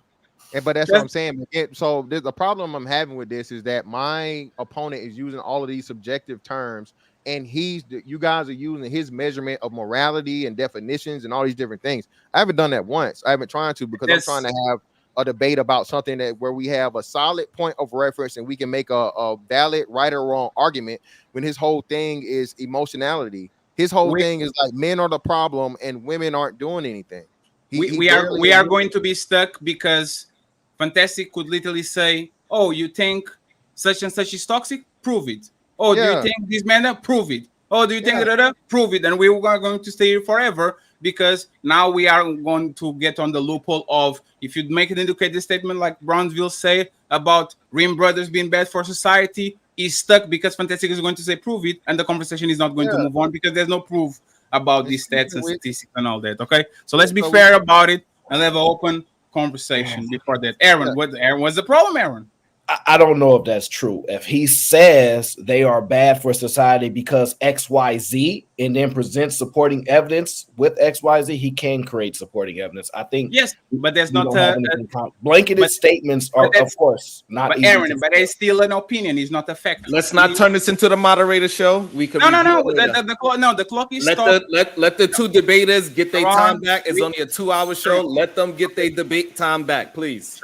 We are doing this for further clarification because somebody can come on the panel, listen to what you said, and every claim the other person says, he can say, prove it, and we're not going to move on. It's educated opinions. Even if you pick up certain data and not data and status, but if you keep up, but because this happened and this happened and this happened, you can flip it and say, there's not evidence proof, this is your opinion, and you just congregated a bunch of information to substantiate it, even though it's not valid because it's not facts, it's opinions. That's what I'm saying. So to be clear, Team Fatty. So to be clear, we're going to concede to being stuck in a position in which Mr. Fantastic says that the majority of Black women love to be treated in a toxic way. Yes. And because there's no measurements to determine if he's correct or not, we're just going to allow the audience to say, okay, he has a right to that opinion. Even though we know, you know why? No, 1 second. You know, Brownsville. Let's go back and give an example. Right? I ask you, if we remove all men from OnlyFans CEOs positions, brothels, like all that, would that industry collapse or it will be replaced? You said no, it would collapse. You have no proof. but I accept it because it's an educated opinion. You have no proof that what is happening. I'm just But asking. hold on, and Right. mods, I gave, and that's what I'm saying. You guys have to keep. I gave substantial, as Aaron said, I gave substantial proof. I He named talked about specific media people support, and women relationship between one another. I Yes. was listening. not just that. Specifically for the brothel thing and so on and so. I brought up Heidi Fleiss. I brought up the other madams. Those people, those women exist. There have been women that are independent without a man, and they still sell their bodies. No man involved whatsoever. So then I'm giving direct counterpoints to him. He's yet to give me anything substantive. And actually, like you said, since he's pretty much, I don't say he led the debate, but more of the stuff that seems to be on his side, to where it's feelings and opinion. I really like us to get into a lot of these numbers and things now, something where we can actually substantiate things, because he's the one that's challenging me, saying my ideology is wrong and just giving me nothing but opinions. So I would like to get to points or some point in the debate where we could talk about things where there's actual quantifiable things and something to where there are hard truths or untruths. So let's get Bronzeville back on offense, right? Because again, I'm going to go with you guys and go with the flow and allow you to do. Can you, like, is that any hard stance that you have about the Rim brothers, Mr. Fantastic, or all this debate that you can substantiate that is bad for society, bad for relationships, bad for the way that our women and children are treated? Can you elaborate, and can you go from there so we can restart the clock? Yeah, so one of the talking points that the Rim brothers love to perpetuate is that women in today's time are, and by and large, more promiscuous than before, right? Which pollutes the market. They love to point to promiscuity as a way to say, well, it's hard for a man to find a suitable wife, right? That's why they talk about body counts and things of that nature, right? Mm. And a study that I read, I think it was the Institute of Family Studies or the Institute of Family Structure, something like that, IFS. They said that by and large, promiscuity has not changed within the decades from 1950 to now. They do say that they are outliers, right? To where women are being more sexually liberated. The women who are being promiscuous are having higher body counts, but they are saying that it's an outlier, right? But when you hear the men who are perpetuating the narrative towards the woman, when you hear them speak, they're not saying that it's an outlier. They're saying that it's the majority of women. Fantastic. Okay, so I don't understand what he means by outlier, but let's just say this again. So yes, promiscuity has increased. So again, black women lead, okay, in abortions. Of the 31 states that was taken, I think in 2022.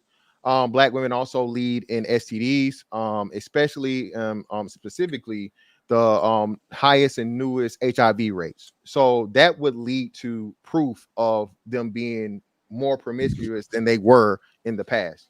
Okay, when you look up STD rates, out of wedlock births, which was not as high as it was. Again, it was not, what was it now? I think it's 70%. It was not 70% as you I gotta make clarity. You said over 50 years ago. I guarantee you, 50 years ago, there was not a 70% out of wedlock mother rate. So again, I've directly disproven a false claim that my opponent made, and I knew as soon as we got to the point to the numbers, he's gonna have nothing to stand on. Okay, so I would like him to disprove or counter my points of the stats and numbers that I've given him to make his next point. Right. And what I'm saying is in terms of promiscuity, right? So you mentioned STD rates and all of those things, right?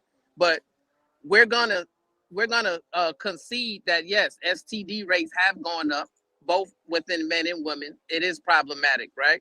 But what I'm telling you is the Institute of Family Studies. This is the founding that they wrote. They said, and I'm quoting from their study, contrary to public perception, typical sexual behavior hasn't changed much in recent decades, but there will always be outliers. Now, this is from the Institute of Family Studies. You can Google it.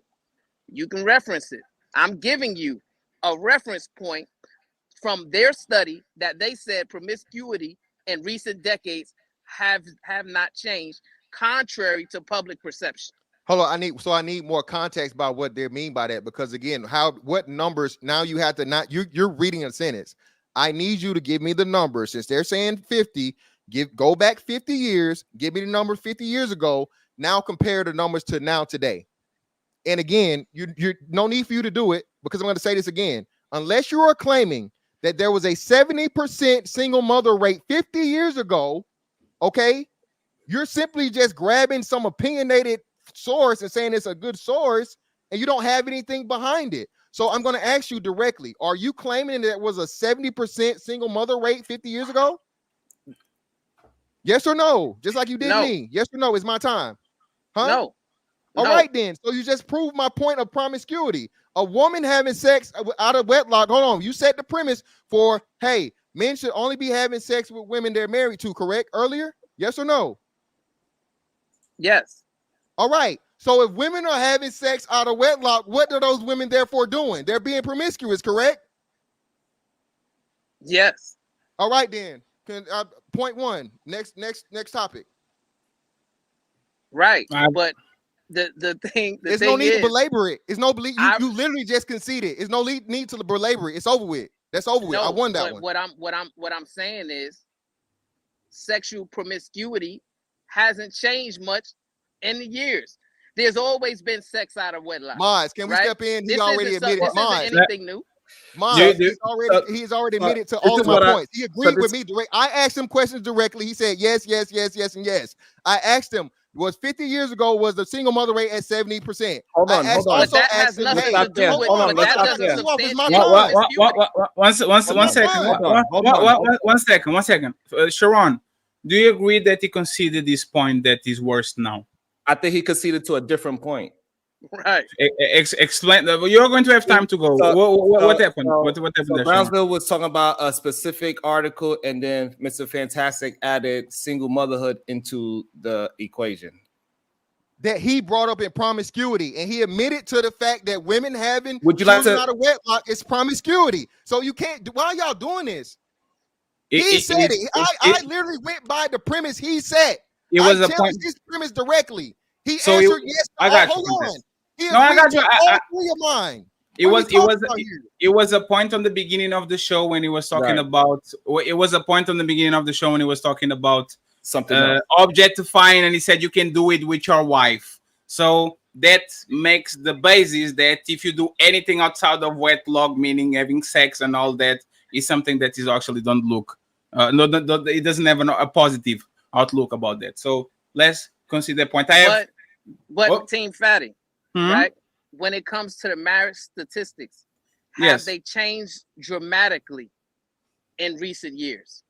Yes. Where people, so what is the statistics 50 years ago in terms of marriage compared to now? Way higher. Okay, so give me the numbers. No, you're asking. You have to prove the points, Brownsville, and you use already the Google. I mean, what I'm asking. He said yes. The numbers are drastically different. So I'm asking, what are the numbers? Right? Because maybe give us the numbers. Maybe the institute. Because when I'm talking about in terms of body count. What their study shows is in terms of body count, right? Promiscuity has not changed in recent decades, right? Women are not necessarily having a higher body count now than they were 50 years ago. That is an unprovable fact. Hold on, stop. I have to step in and address this. Again, if you're going to ask a survey to where women are going to be truthful about their sexual history, that's a survey, brother. There's no way for you to prove whether a woman is telling the truth or not. And again, but what I have, though, disproves the lie being told by you. When you have a spike in STD rates, which only you can get from what? How can you get STDs, brother? Sex. All right. How can you get pregnancies and babies, brother? Sex. All right. So when I give you the numbers and those numbers are in the negative for women, that proves that promiscuity has clearly risen over 50 years. Can we move on? Why we keep belaboring this? We're wasting time. Okay, we can move on. That's fine. That's fine. So now, right, you accused me of being a panderer, right? And one of the reasons and one of the ways you try to substantiate the argument that I am a panderer is you said what he calls all woman queens, right? So are you willing to substantiate that, or are you willing to concede that you were given a fallacy I was given a fallacy. How? by calling me a panderer based on me calling the women queens? No, that's my opinion, and most men agree with me. Again, so now we're back to the opinionated stuff. So we're back to the opinionated stuff. It'll be my opinion versus yours, but I'll make this quick. You're a panderer because, again, as we've proven it throughout this whole debate, you've only given one negative scenario where a woman can be at fault. You're saying, and you even just conceding to the last point in discussion we had, you can admit that, again, promiscuity has went up drastically with women when there's substantial and evidence of it through STD rates, childbirths out of wedlock, and all these different things. So you're double talking, okay? You tell women what they want to hear, not what they need to hear. And yes, that makes you a panderer. When you lie to women, you purposely tell women what they want to hear, knowing that they are not living up to the standard. And then, all right. Let me ask a clarifying question from Brownsville.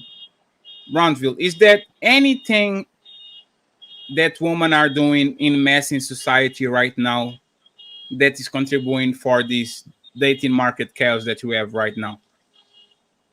Absolutely. Can you give us a couple of examples? Yes. So they're showing a lack of discernment in regards to choosing the correct men to be vulnerable with, right? That's the biggest thing that they're doing that's wrong, right? Another thing that they're doing is they're being irresponsible in terms of, you know, the standards that they're willing to keep a man to, in regards to what they are willing to accept from a man in a relationship. I believe that the standards are drastically going down, right? So absolutely.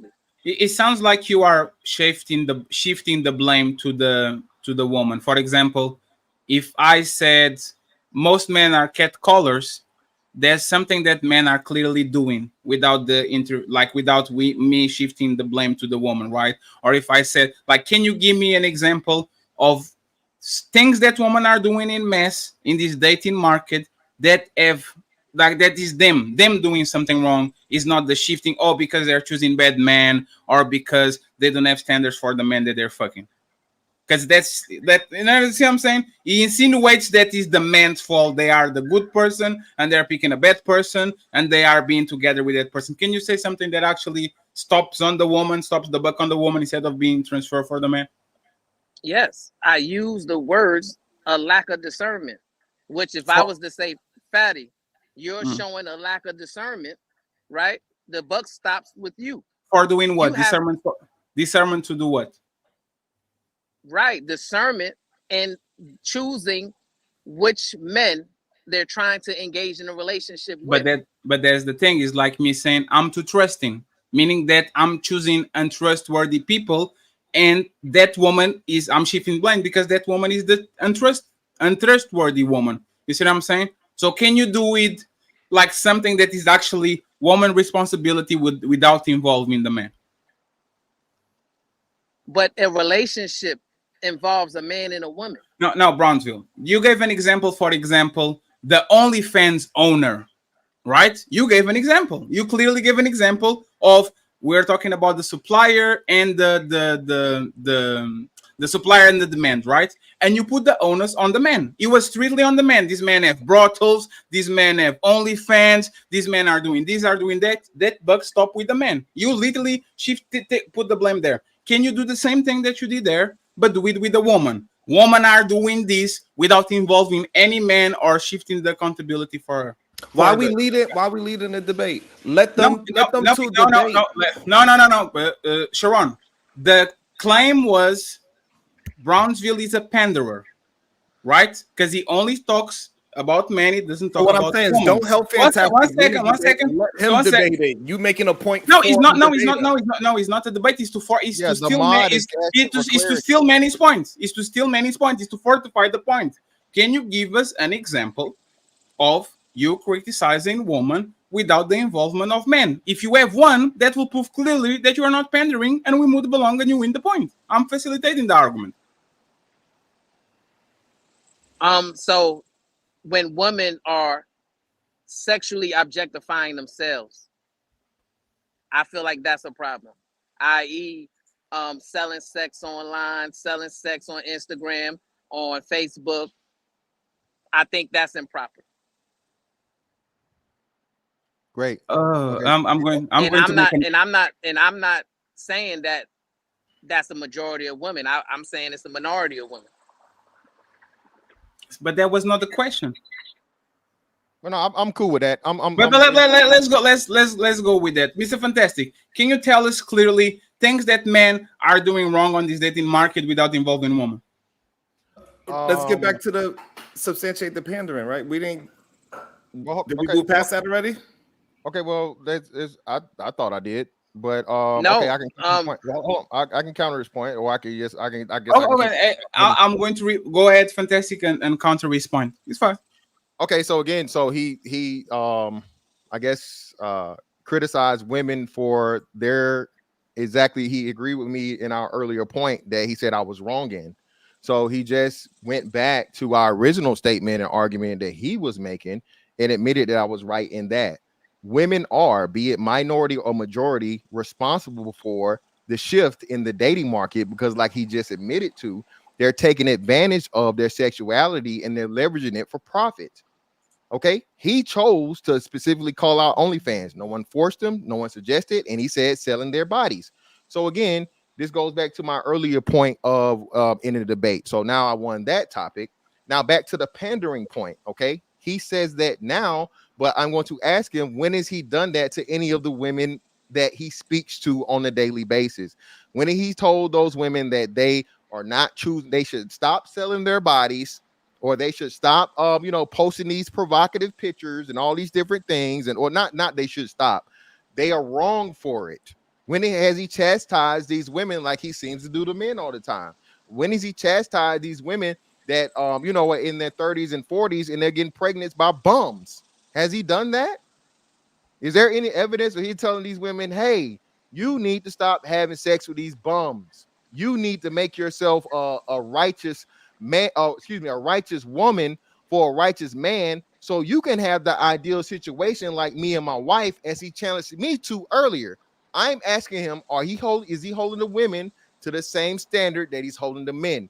Is he ever said any of the things about, again, I guess, all these different things, but has he held women to task for their parts in poor decisions that he just said they lack discernment in? So yes, absolutely. In many discussions when it comes to, sexual objectification, when it comes to women, responding favorably to the sexy reds of the world and things of that nature. Obviously, I'm against all that, right? But I guess what you guys want me to do is what y'all do, which is oversaturate the market when it comes to correcting and criticizing women, right?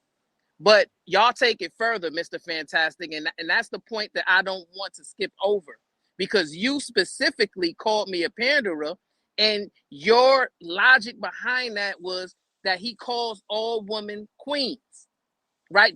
These words came out of your mouth, Mr. Fantastic. So I want you, and not Team Fatty trying to help you move that point. No, I want you to respectfully don't address the moderator, because Sharon Bracey been doing the same thing and you didn't call him out. Okay, let's move along.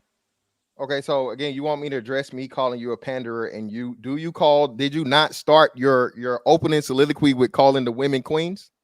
Yes, I did. All right, so I won. No, but how is no, stop, listen, hold on. You asked me the question that I said you are a panderer because you call all the women queens. That's all. Right. You proved it. You proved my point. All right. So let me clarify. Let me ask a clarifying question then. So is it your belief that men who call women queens are panderers?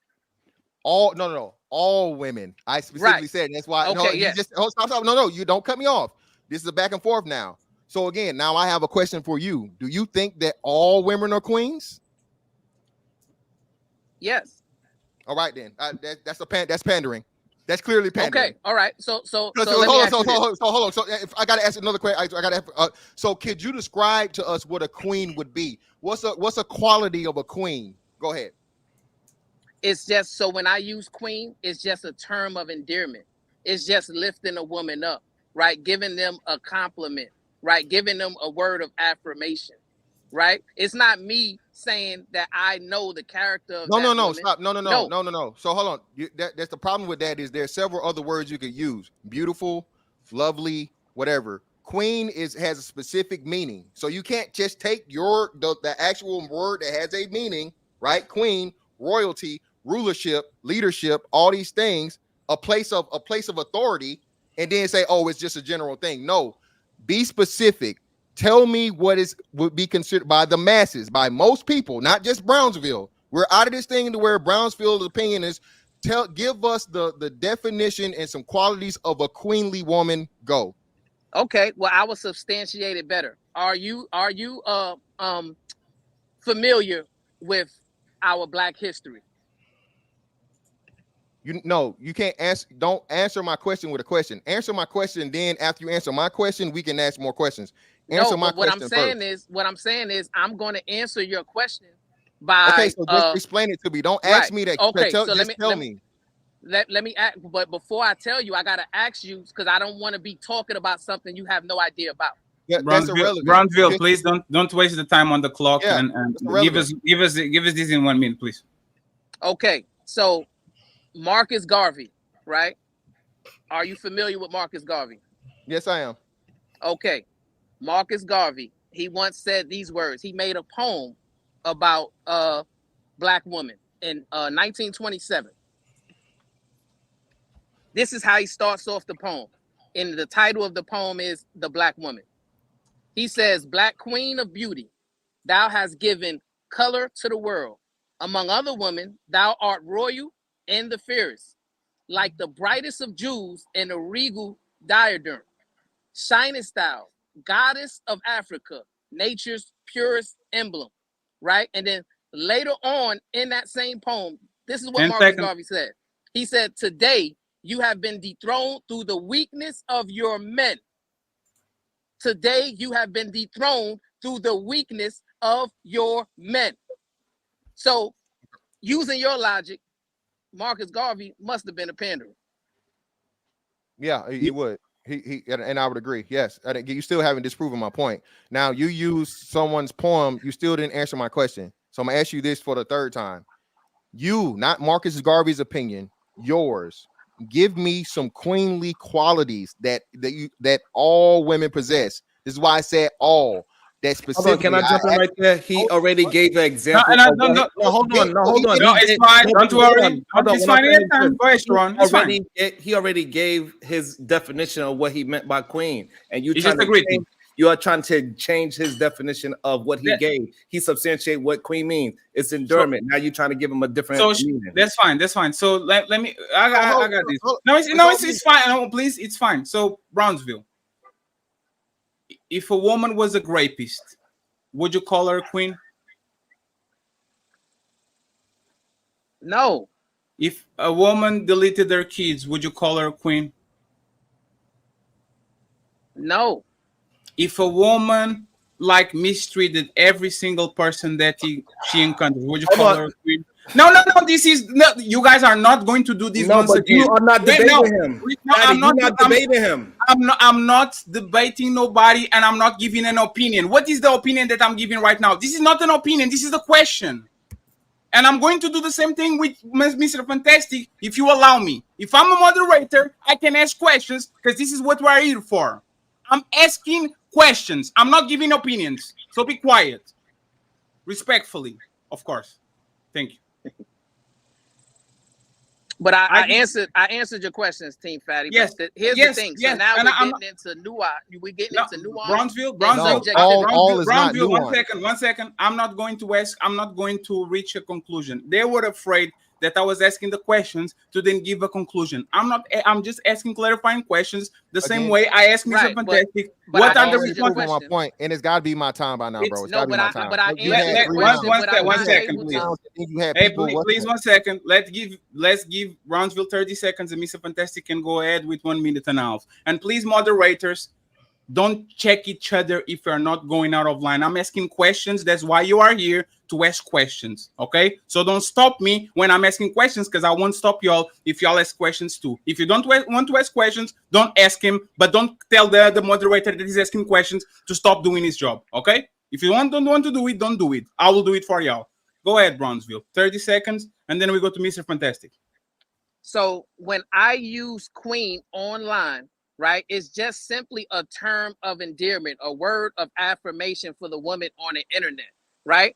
I'm not saying that I know these women, right, and I'm putting them on a pedestal above other women. No, I'm not doing that, right? I'm simply saying, hey, I am giving them their flowers and lifting them up, right? I'm setting an example. That's it. Go ahead, Fantastic. You have 1 minute and a half to respond. My bad. So again, man, that is pandering. You're giving all women, and you said yourself, and I made specific all. That means total, no matter who they are as a person. You just said yourself, when you don't know who a person is, and you literally just said this. You don't know a person, you don't know their character, you don't know what they do in real life, and you give them a term of endearment just off of principle. That is pandering. Okay, if I saw a criminal or a woman beater or a child abuser, okay, and hey, King, what's going on? I would never just say, what's going on, King? No, I wouldn't do that, brother. Again, I don't just generally give the statement of everybody's good, and that's what pandering is. You do not tell women anything other than exactly what they want to hear. You constantly lift them up, regardless, like you just said yourself. You don't know them. So again, that's another point for me, checkmate, because you just proved my point. When you admit that you don't know a person and you give them just, platitudes without any verification of them deserving them or not, that's called pandering, sir. No, it's not. I have another clarifying question. Would you do the same thing So for me? I can't respond. No, you can. You absolutely can. God damn it.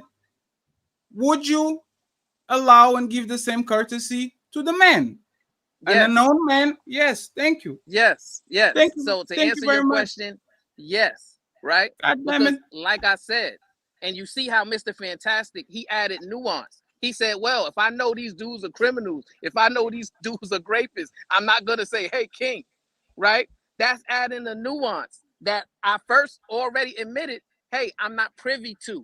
And I already said, hey, if I was privy to that nuance, if I knew this woman was a rapist, I wouldn't call her queen. If I knew this woman was a child predator, I wouldn't call her queen, right? But I'm not going to get on the internet and just assume that all of these women on the internet are predators and rapists, right? So I'm going to give them the benefit of the doubt, which I believe all of us really want. We all want the benefit of the doubt in regards to any situation we go to, whether it's a new job, whether it's a new living situation, whether it's a new country.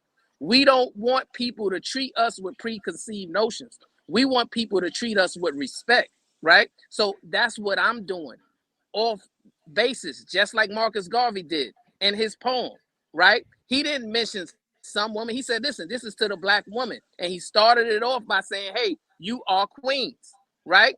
So, and he says the weakness of your men is what dethrones you from your virtue, right? So all I'm saying is this: if he's calling me a panderer just simply because I called women queens, then he also has to call Marcus Garvey a panderer, which he seems that he's okay to do that, right? But now let's get into the definition of what a panderer is, right? And so I want Mr. Fantastic to substantiate his claim of me pandering by showing how I fit that description from the definition. Oh shit. Go ahead, Fantastic. I'm trying to share my screen. 1 second. He asked a question, so I have to give the evidence of it right here. If you could share my screen, please. Yes, sir. And by the way, friends, on Friday we have a second debate. I hope you guys are here. Oh shit.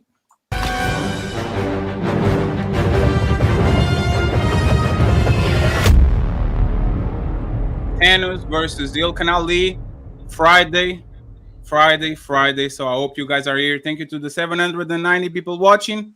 We are on the 30 minutes mark, so we are going to start to look at questions. Okay, questions from the mods, and especially questions from the public. So if you want your question to be heard, $20. Okay, $20.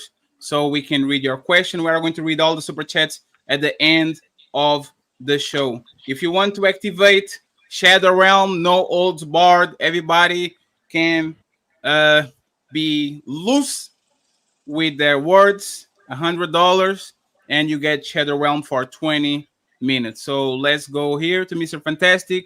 Pender, gratify or indulge an immoral or distasteful desire, need, or habit, or a person with such a desire, etc. Example, newspapers are pandering to people baser instincts. Go ahead, Fantastic. Okay, so when you have these women out here with the desires of sexual immorality, and you call them queen anyway, you're pandering. Again, when you give women, like you said, regardless of how you say it, a term of endearment, when they are not acting in righteousness, which you base this whole debate off of, you are pandering. They're going directly against your own personal principles, your own personal moral standard. So if you're, again, giving them platitudes when they don't fit your standard, that is pandering. When a person is below the standard or morality, and you praise them and you enable them, that is pandering. Okay. So friends, the definition said, before we go, friends, Lauren decided to activate the motherfucking Shadow Realm. So buckle up. Now I bring North death.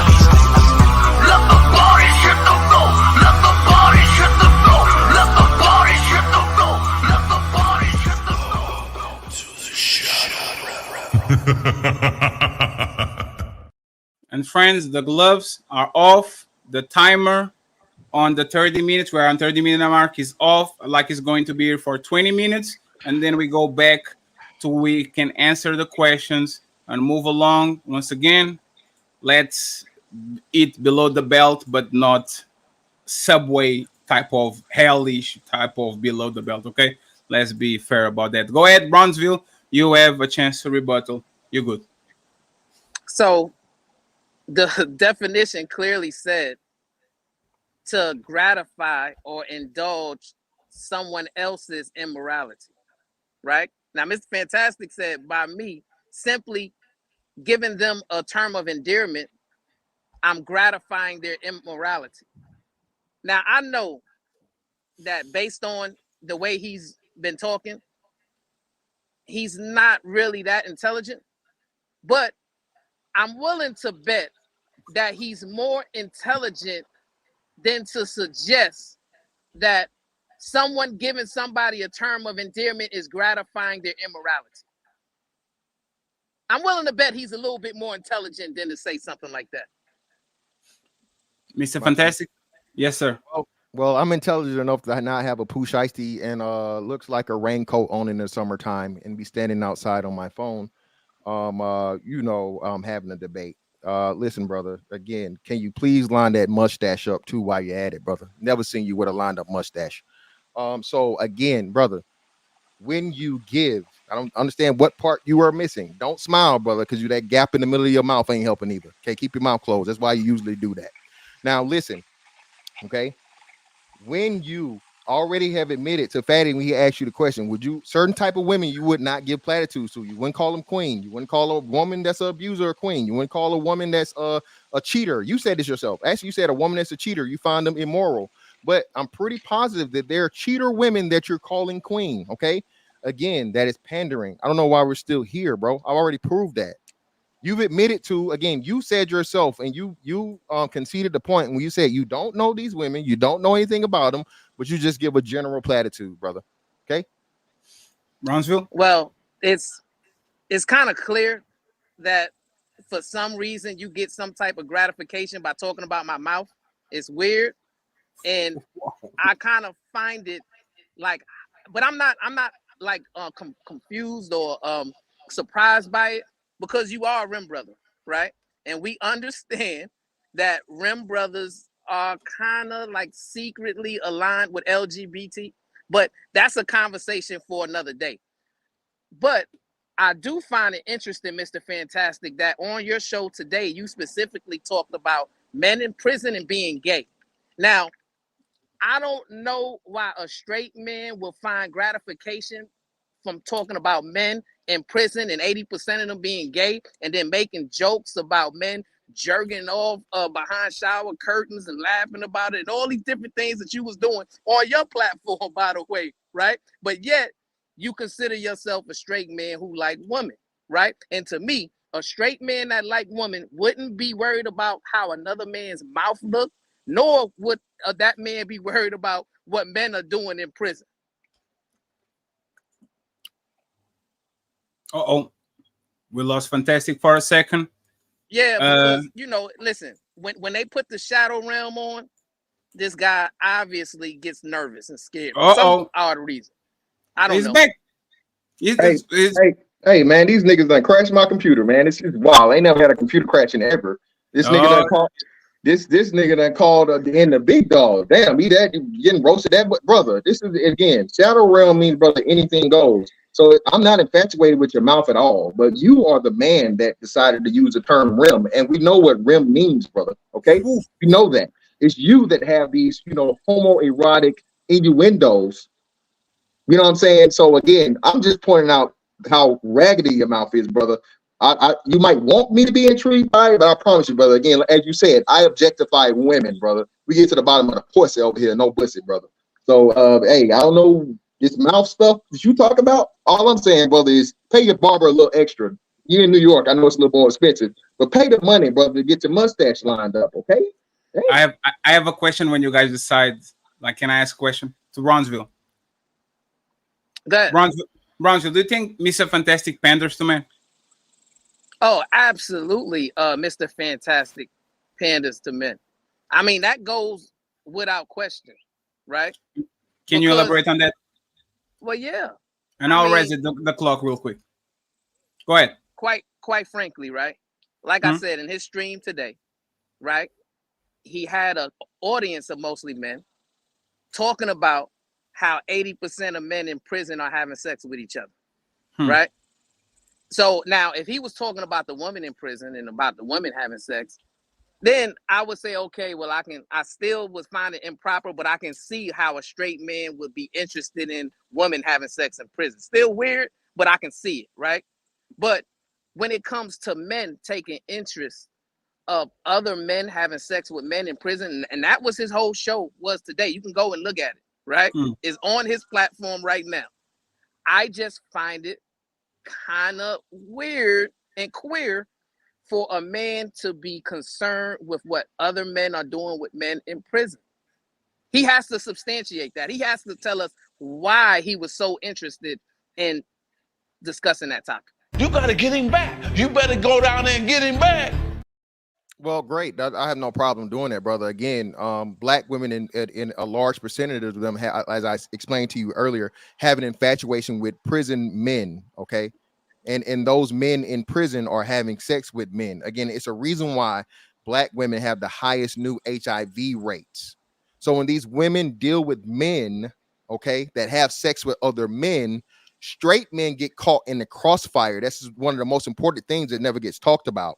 So these women contract HIV and other, serious STDs or whatnot, what have you, because these women are getting them from men that women are knowingly, and again, you want NIH, I'll pull it up, okay, had to actually do a survey on it and black women had they had an article a couple of years back to where they were promoting relationships with bisexual men, quote unquote. Okay.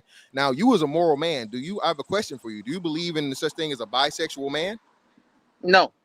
All right, then. So that's why. Okay. So as you agree with me, the premise that there's no such thing as a bisexual man, that means these women are having sex with gay men. And as I said, black men are being blamed for lack of dick discipline, as you guys like to say, and sexual irresponsibility and immorality.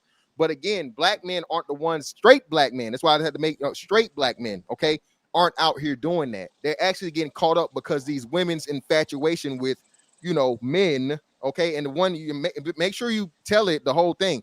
The stream I did today was about a man that presents as a woman in prison, okay?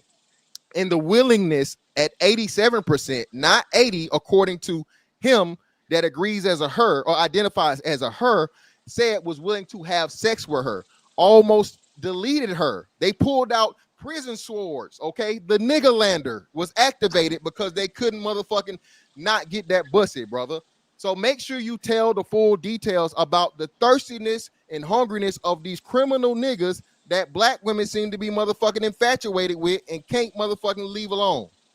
Let's reply, Right. and So- let's 1 second. Let's reply, and then we go to the messages, to the $20 and up questions that they asked. Okay, and we move along from that. We have 12 minutes of Shadow Realm, so everything goes.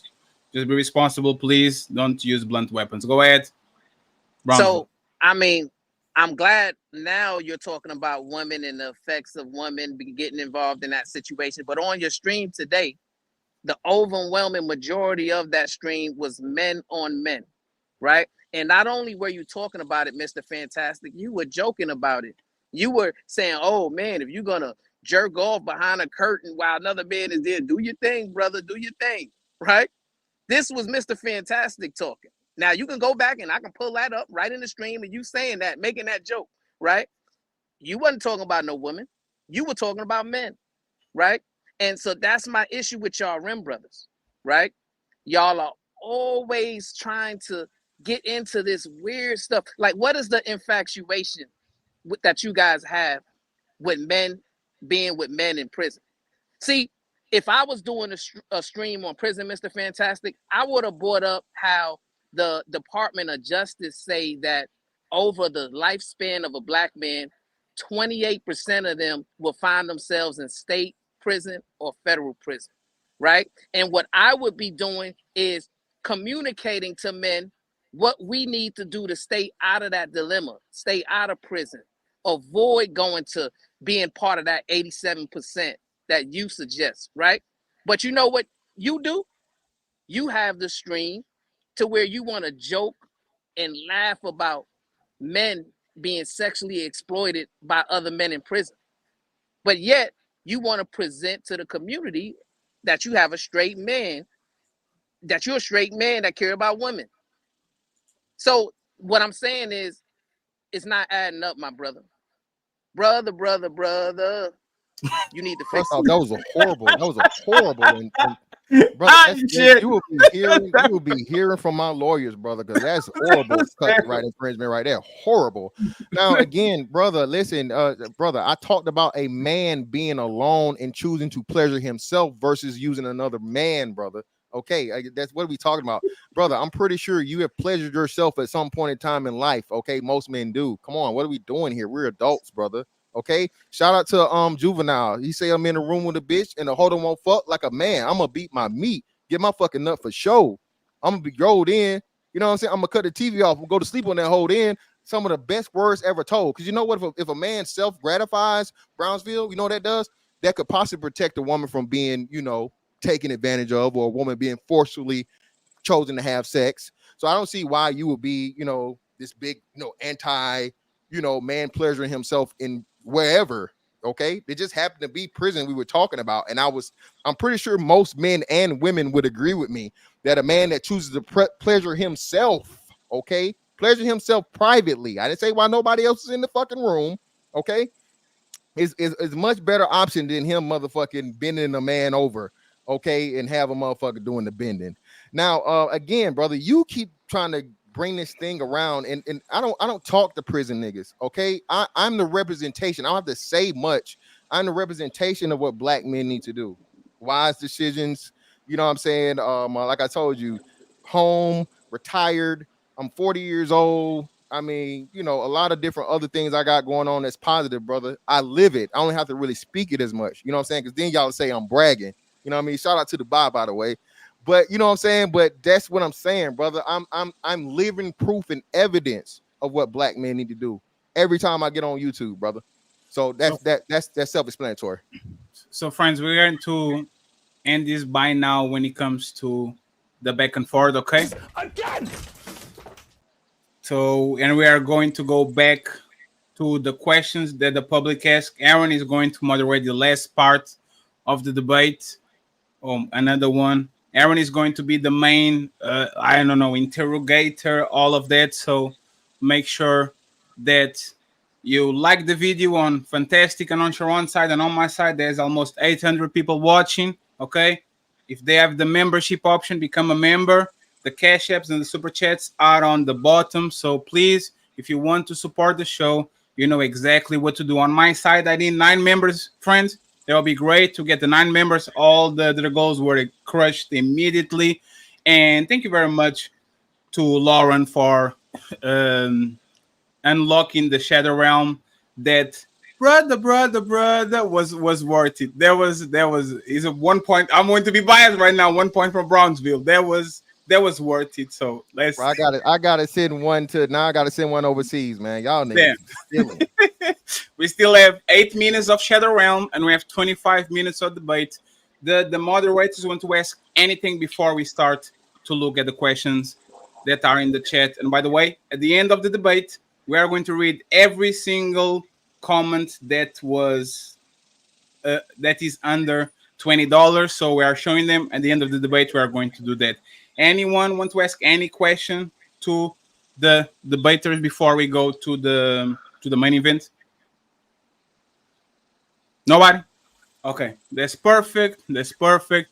That's perfect. Let's go and let's answer the questions of the public. Once again, $20, and we're going to read your questions. So if you have something for Fantastic, Brownsville, or both, that's exactly what we are going to do. And Theo, thank you very much for getting us through the goal with the Untouchable membership. I appreciate the you, sir. Untouchable Empire, baby.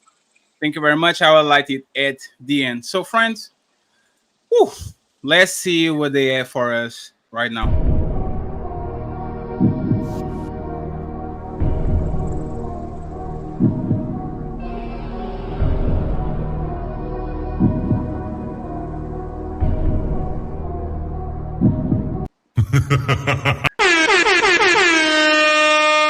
First question goes to Red Pill Ranger. Red Pill Ranger, thank you very much, sir. He says, Brownsville, you talk about objectifying, but is your wife the only woman you smashed? Go ahead, Brownsville. Yes or no? No. Do you have any kids not with her? No. Did you objectify the woman you eat before? Yes. Is your cousin a failure and objectivized by making single moms? He's not a failure now, but he did have failed relationships. Damn. Aww. Take that, Sharon. Thank you very much, Red Pill Ranger. I appreciate you. Let's go to the second one. We have Ilkan Ali in the building. Ilkan Ali says, oh, yeah, and by the way, Red Pill Ranger, let's make it one question per $20, because that was $60 squeezed. That was $60 squeezed in one question. So let's not cheat, please. Okay. Brownsville said both Kevin Samuels and Tommy both helped create the mess of Rim Brothers, but 304s with millions of followers don't have impact on the dating market. Promiscuous woman didn't impact the dating market. Please go ahead, Brownsville. You have 1 minute to reply to Ilkan Ali. I can't read the question. So his question is basically, you said that Kevin Samuels and Tommy didn't help change the like they created the Rim Brothers, right? And the 304, like, and you are saying that these 304s with millions of subscribers, the like, don't they have an impact on the market? If you're going to look at Tommy, Kevin Samuels, the Rim Brothers, and all that, and you think they have impact in society, in the dating market, why do you think these women with millions of subscribers don't have an impact on society? Well, On the dating market. I'm sorry, on the dating market. Yeah. So Ilkan Ali misheard what I said. I said they don't have an impact. I said Kevin Samuels and Tommy Sotomayor did not have an impact on the dating market. Do the Rim Brothers have impact on the dating market? No. Go ahead, Darren. I don't know if you want to say something. Nope. He's good. Okay. Thank you very much, Ilkan Ali. I appreciate it. We are going to go down the drain with Valerie. Valerie doesn't say anything. She says, thank you, Fatty, on the Mr. Fantastic side. So thank you very much, Valerie, for supporting one of our debaters today. I appreciate it. Thank you very much. We are going to go to the Angry Man. Angry Man says, the market is already oversaturated with male criticism for 50 plus years. Music, movies, media has destroyed the male image. Our critique is a response. Brownsville, 30 seconds. It's not a question, but 30 seconds. Do you have any remark towards this? Yes. So here's the thing, right? Malcolm X, the great Malcolm X once said, the most disrespected person on the planet is the black woman, right? He said the least protected person on the planet is the black woman. And he said the most neglected person on the planet is the black woman, right? That was almost 40 years after what Marcus Garvey said about the black woman, right? So we're not gonna rewrite history, Angry Man, and say, well, oh no, the men were the victims in history. No, the woman has always been the most maligned, specifically the black woman. And not only does Marcus Garvey and Malcolm X agree with me, but probably the overwhelming majority of the objective audience also would agree with me, Marcus Garvey, and Malcolm X. I don't think you answered the question. He didn't ask a question. Yeah, he kind of has a point. He didn't answer the question, but I think you didn't engage with the comment. He didn't invalidate Angry Man's point with his response. Yes. Is what you're saying. Yes, but let's move on. And then Randy didn't put an interrogation point. Please, if you have a question, ask a question. I'll dismiss it. I'll leave it alone. Okay, he has a valid point. Ilkan Ali, $20. If all women are queens and all men are kings, Brownsville. If all men are kings, why do you call men Rim Brothers instead of giving them the positive reinforcement as kings? 30 seconds, Brownsville. Right. Well, most of these guys, the overwhelming majority of these guys, self-identify as Rim Brothers. So when I would hear these men speak, they would identify themselves as Red Pill. Some men would identify themselves as Incel. And then you had some that identified themselves as Manosphere, like Mr. Fantastic, right? So these guys, they identified themselves as being part of the Rimpire. The only thing I did was put an acronym to it. The R, which stands for Red Pill, the I, that stands for Incel, and the M, that stands for Manosphere. Now, I'm not surprised that these same brothers, they put a sexual connotation on the acronym, right? Because that's the first go-to that they have is sex, lust, and degeneracy. Thank you very much. Hold on, can I? Yes. Go ahead. You have 30 seconds. Yes. So again, man, listen. You don't play basketball, so I know you're not referring to that rim. You're in New York, so I doubt you're referring to car rims. So again, and you said it as a negative, and you keep bringing up these, homoerotic innuendos. That's where you suggested, because I did a topic on something that was on YouTube and something that's on viral on Instagram right now. Is something wrong with that? And clearly, like I said, I didn't endorse it. I was actually speaking against it. So that still mans my point. You have an innuendo there, and again, the weird thing your mouth is doing right now, brother. You want to keep talking about your mouth? Whoa, calm down. The Shadow Realm has 3 minutes to go, friends. Just be careful, please. I need you to hurry up and get to this one question. Can we jump to the one question from me so I can because it needs a Shadow Realm response. Conversations with MJ. This question here? No. This conversations with MJ. Go jump to that one. This one? I need the Shadow Realm response. Yeah, go ahead. Fantastic. Just called Brownsville a brother. Is he a panderer? He don't himself He don't him, and it was a term of endearment. Checkmate. So first off, brother isn't a term of endearment. It's just general respect, because again, I'm within the construct of a debate, and I can't use derogatory terms towards my opponent. So again, it's just something that me and him both have agreed to be manly and agree to. But most importantly, I don't talk to ass eaters. Okay, you out here eating man ass. I don't listen. You need to be paying $20 to go get checked. Okay.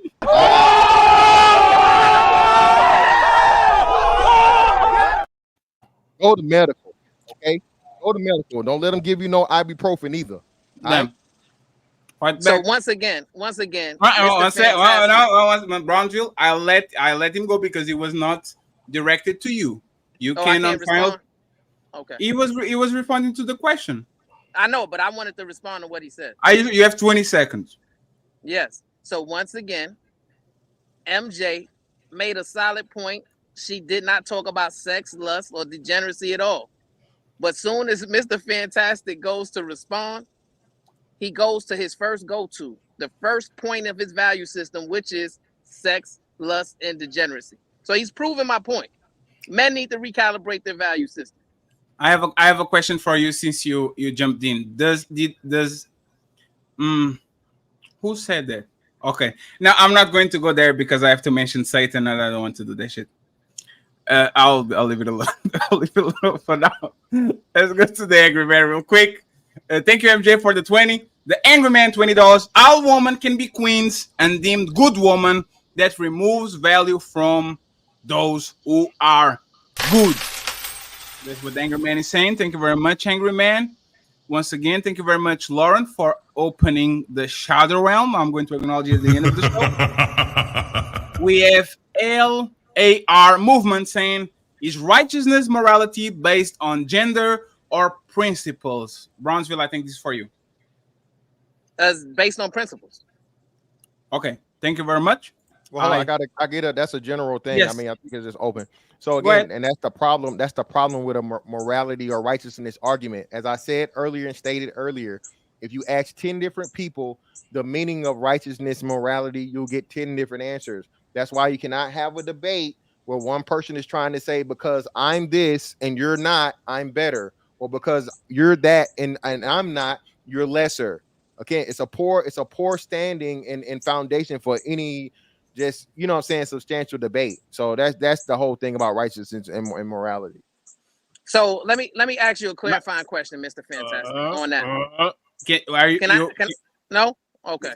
Is it fair? No. You can do it you can do it if you concede on the next question. Do not reply to nothing if it's not directed to you. Is that fair? Yes, that's fair. Go ahead. You have 20 seconds and Fantastic 20 seconds to respond. So are you the type of person that if it wasn't for the laws of the land, you would be a criminal if it wasn't for the laws? Or are you the type of person that says that you need the law to determine what's right or wrong to you? That's the question? Yes. That's most people. That's why laws are in place. No, I'm asking about you. So I'm saying I'm talking about me, but it's been proven throughout history. So now I have to you're trying to corner this thing, and I get the answer I want to answer, because this is a debate question, not one of the what's names. So again, the reason why you have laws and you have people that make them is because people will break them if you don't have them. If you didn't have, before there were red lights, they made, you know why they made red lights? Because people were getting in way more accidents, because it was just like, hey, you go, I go, it's confusion, so on and so forth. So laws by nature are societal standards that are accepted by the masses, most people. So if you take those away, i.e., let's just look at like repeal slavery was a law. You know that, right? Right? Slavery was a law. So should white people ignore the law and keep practicing slavery? Of course not. You wouldn't make that argument. So again, when something is law, if it's not there, most people will do something as long as it's not illegal. Laws Another were great made point. for Hold the up, immoral, He marijuana. not already, for the moral. he already Now, answered. and then He you already conflated Brownsville. He already traffic answered the lights. question. For, He said yes. He said yes. Me and most people. That's what he said. okay, all right. Let's keep going. All right. Making the world go around. $20 says, can you ask Brownsville why it chose such a vivid sexual innuendo to describe these men? Wow. Go ahead, Brownsville. He said, "What? I can't Yes. read." Why the did question. like Reem every time somebody heard of it is like it sounds like licking ass or playing Right, last so play. here's the Why thing. did you do that? Yes. Right. So here's the thing, right? I broke down the acronym. The R stands for red pill. The I stands for incel. The M stands for manosphere, right? When you put those three letters together, it's REM. Now, it was the actual red pill, incel, and manosphere brothers. They're the ones who, for some reason, they added the sexual connotation to it. So maybe a hit dog hollered. I don't know. Let me ask what my fellow moderator Sharon. Are you sure it was us that like the or it was you that make it sexual? It definitely wasn't me.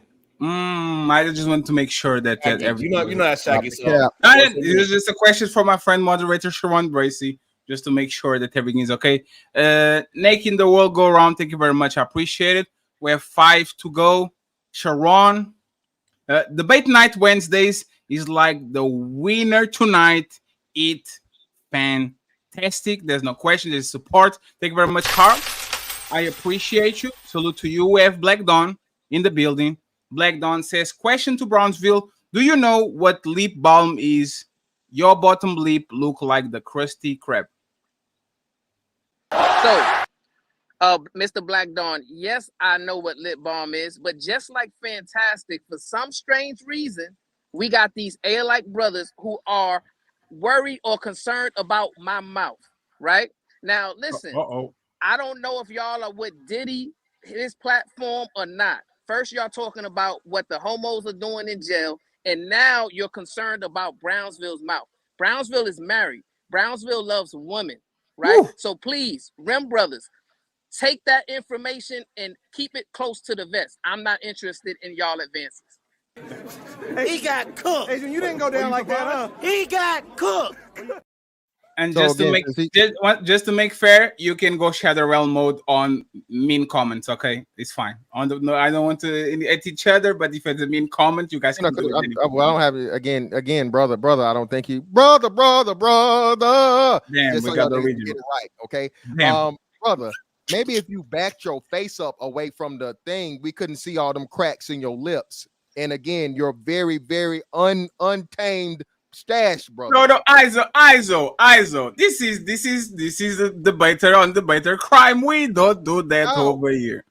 No, listen, I'm simply addressing the thing, and I'm making an argument about how and why these things get brought up. That question was not for you, Fantastic. No, hold on. Yes, it is. Now let me explain. Because he said the Rim Brothers, and he calls me a Rim Brother, right?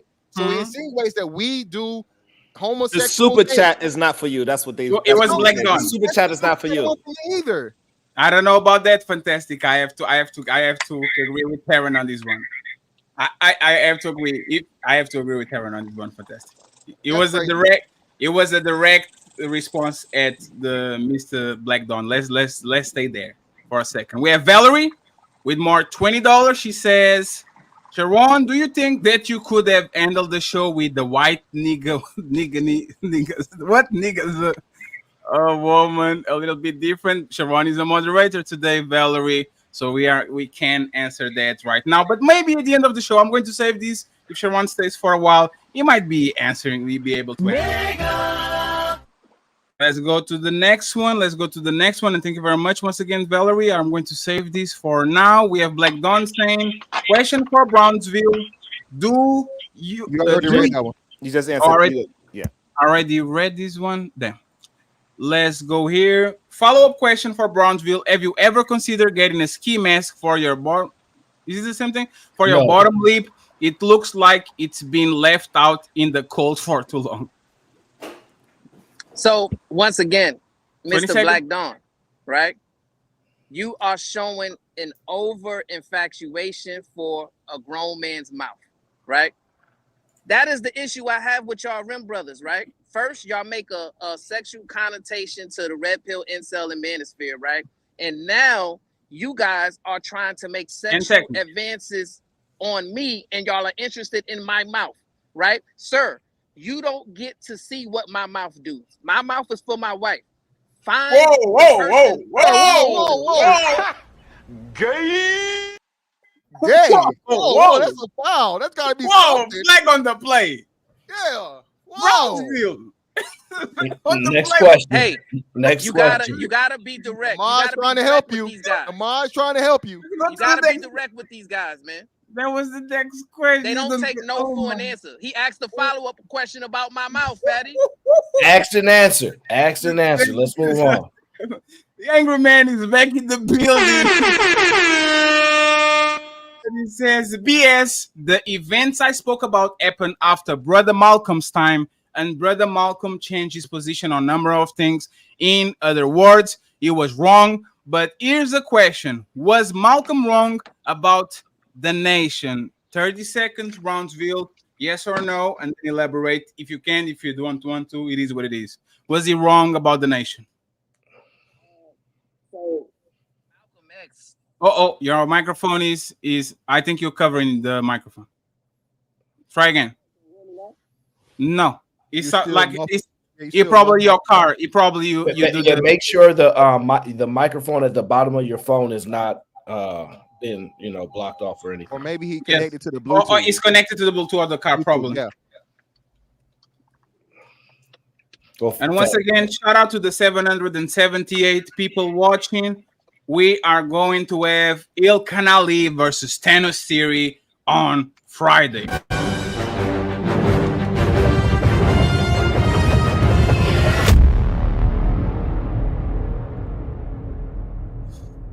And I hope you guys are having a tremendous amount of fun. Let me save this before we go again, because Brownsville, are you okay now? Or your microphone is still out? Well, you can have fantastic answer that question. It didn't specify an individual. It's better. It's better now.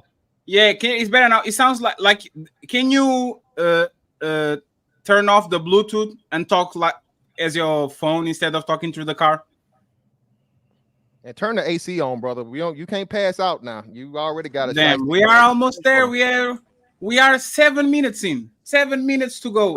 And friends, no more questions. We have, let's see, 3 questions to go, and then we go to final considerations because we have 5 minutes to go. Mr. Fantastic, you want to answer this question? What's the question? I don't think it was Malcolm. I'm going to put it on screen. Was he wrong? Yeah. Was Malcolm wrong about the nation? I don't know what lens he's coming to, because I think Malcolm turned against the. Yeah, he was on the nation and then he left the nation. No, I don't. As far as him coming to understand what it was and it not being true, Islam versus NOI. No, I don't think he was wrong at all. So his question is pertaining to: can Malcolm X make a statement and be wrong, or feel a certain type of way, or think a certain type of way, and then later change his mind? Bro, exactly. Yes, I believe that completely. So yeah, with that, I agree that people do it all the time. This is why the question was from Brownsville. I think the point that he's making. Can y'all hear me? Now it's perfect. Clear. Was Malcolm X wrong about the nation, Brownsville? Yes or no? No, he was misled by the Honorable Elijah Muhammad. So was it? Answer, fatty. Asked and answer. That's an answer? Yes, that is an answer. What did he like? He directly responded, no. Mm-hmm. Then he said he was misled. That isn't. Okay. So it was not wrong. Okay, I got you. I just wanted to make sure that I didn't confuse myself. And once again, thank you, everybody. There's 5 minutes to go, 3 questions, and thank you especially. This is other than the money memberships. I won today because I have a new drop for my show. Brother. Thank you very much. I appreciate it. It's worth it already. Thank you very much for all the people watching the show. Let's go to Angry Man again. Angry Man says, BS. Oh, I already read this one. Thank you very much, Angry Man. I appreciate it. We have 2 more to go. Theo, $20, says, Brownsville, if the Rim brothers don't affect the dating market, then your existence of being here and spilling this bullshit doesn't make sense. So are you just here to try and antagonize men for fun? Please answer the question, Brownsville. And I think you got a phone call, so when you can, just leave and then come back. No, can you hear me? Yes, I can hear you. I just can't see you though. You're not on video. Your screen black. Yes. Am I back now? No, but answer the question, please. We have 2 more questions, then you can leave and come back. It's fine. Okay, so no, the Rim brothers don't affect the dating market in general. However, they have a loud voice in this YouTube space, right? It's a large conglomerate of Rim brothers who are spewing remedial rhetoric in terms of their dangerous ideology as it pertains to how they view women, right? So there needs to be an alternative voice to that, right? Because these same men would also say, well, I wouldn't talk to my daughter the way I talk to the women on the internet, right? In which I would say, well, hey, everything I say on the internet, I would say to both of my children, because I'm the same at home as I am online. I'm not a hypocrite. So to clarify, so the Rim brothers don't move the needle in the dating market at all. Is their opinion? No, Is not that no, not at all. Not in real life. No. Listen. Okay. Ask yourself this question. When No, it's fine. No, it's fine. You know, it's fine. into- No, Brownsville is fine. It was just for clarification to see where you stand. Okay, Theo, thank you very much. I appreciate it. Thank you.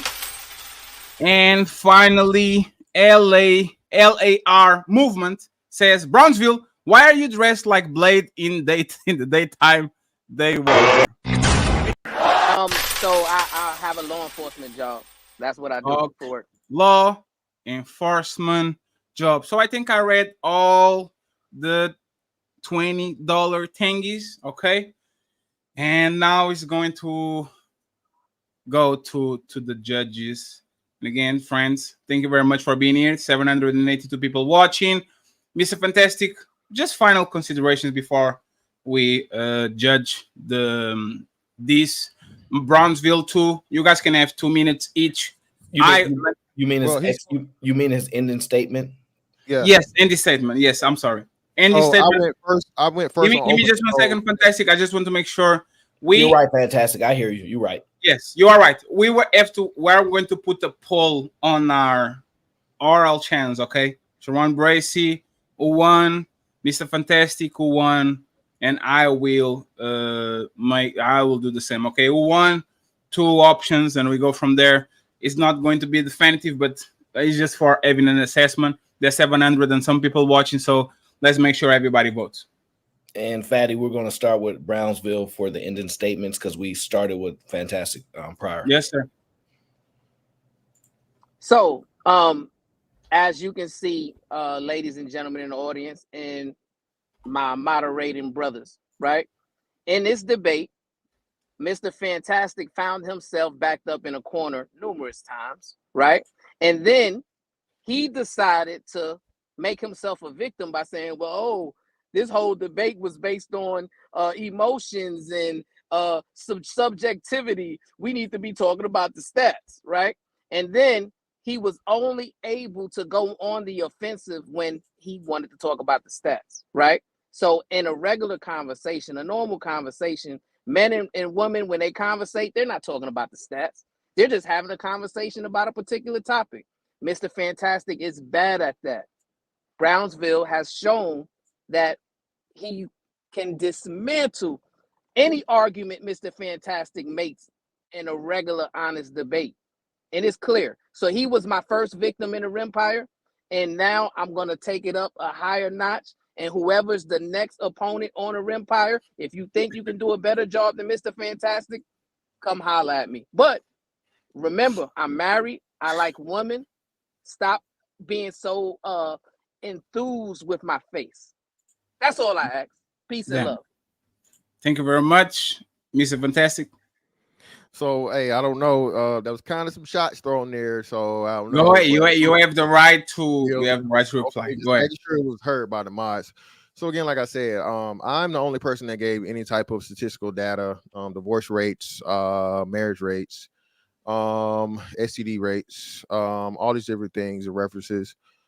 Even the point and fact of the matter that the National Institute of Health had to write studies about Black women and their dealings with men that have sex with men. Okay, my opponent is the only person that conceded to me 3 different times on one point, and then he contradicted himself to the point of where I clearly related him conceding to my one of my earlier points by him agreeing with me later on. This debating thing is not for everyone. I guess it sounds good, but you know, hey, listen, panders grow pander, right? Again, I don't pander to men. I don't just call all men kings. That's not even something that I use. Okay, that's not even. I challenge men to be better men, financially, morally, just general success from career standpoint to working out to hell, becoming a firearms owner, all these different things, man. So again, this isn't just this thing to where these trolls in the chat, mostly women that are, you never see their faces, they're horrible, they probably look like TD Jakes and Flavor Flav, and again, they're just going to listen to this man pander to them and lie and tell them what they want to hear, but that's never going to fix anything. Okay, you only fix things by acknowledging that there's a problem, and the issue and problem is that Black men have been blamed for things. Shout out to Angry Man, as he said, for 40 going on 50 years at this point, and we're trying to change this narrative. Thank you very much, friends. I declare this debate concluded.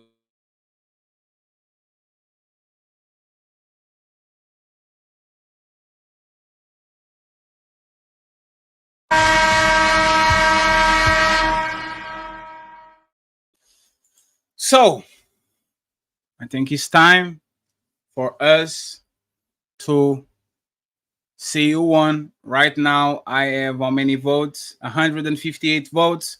Please go ahead and like, subscribe, and vote. I would truly appreciate it. So, let me start with Sharon. Sharon Bracy, are you there?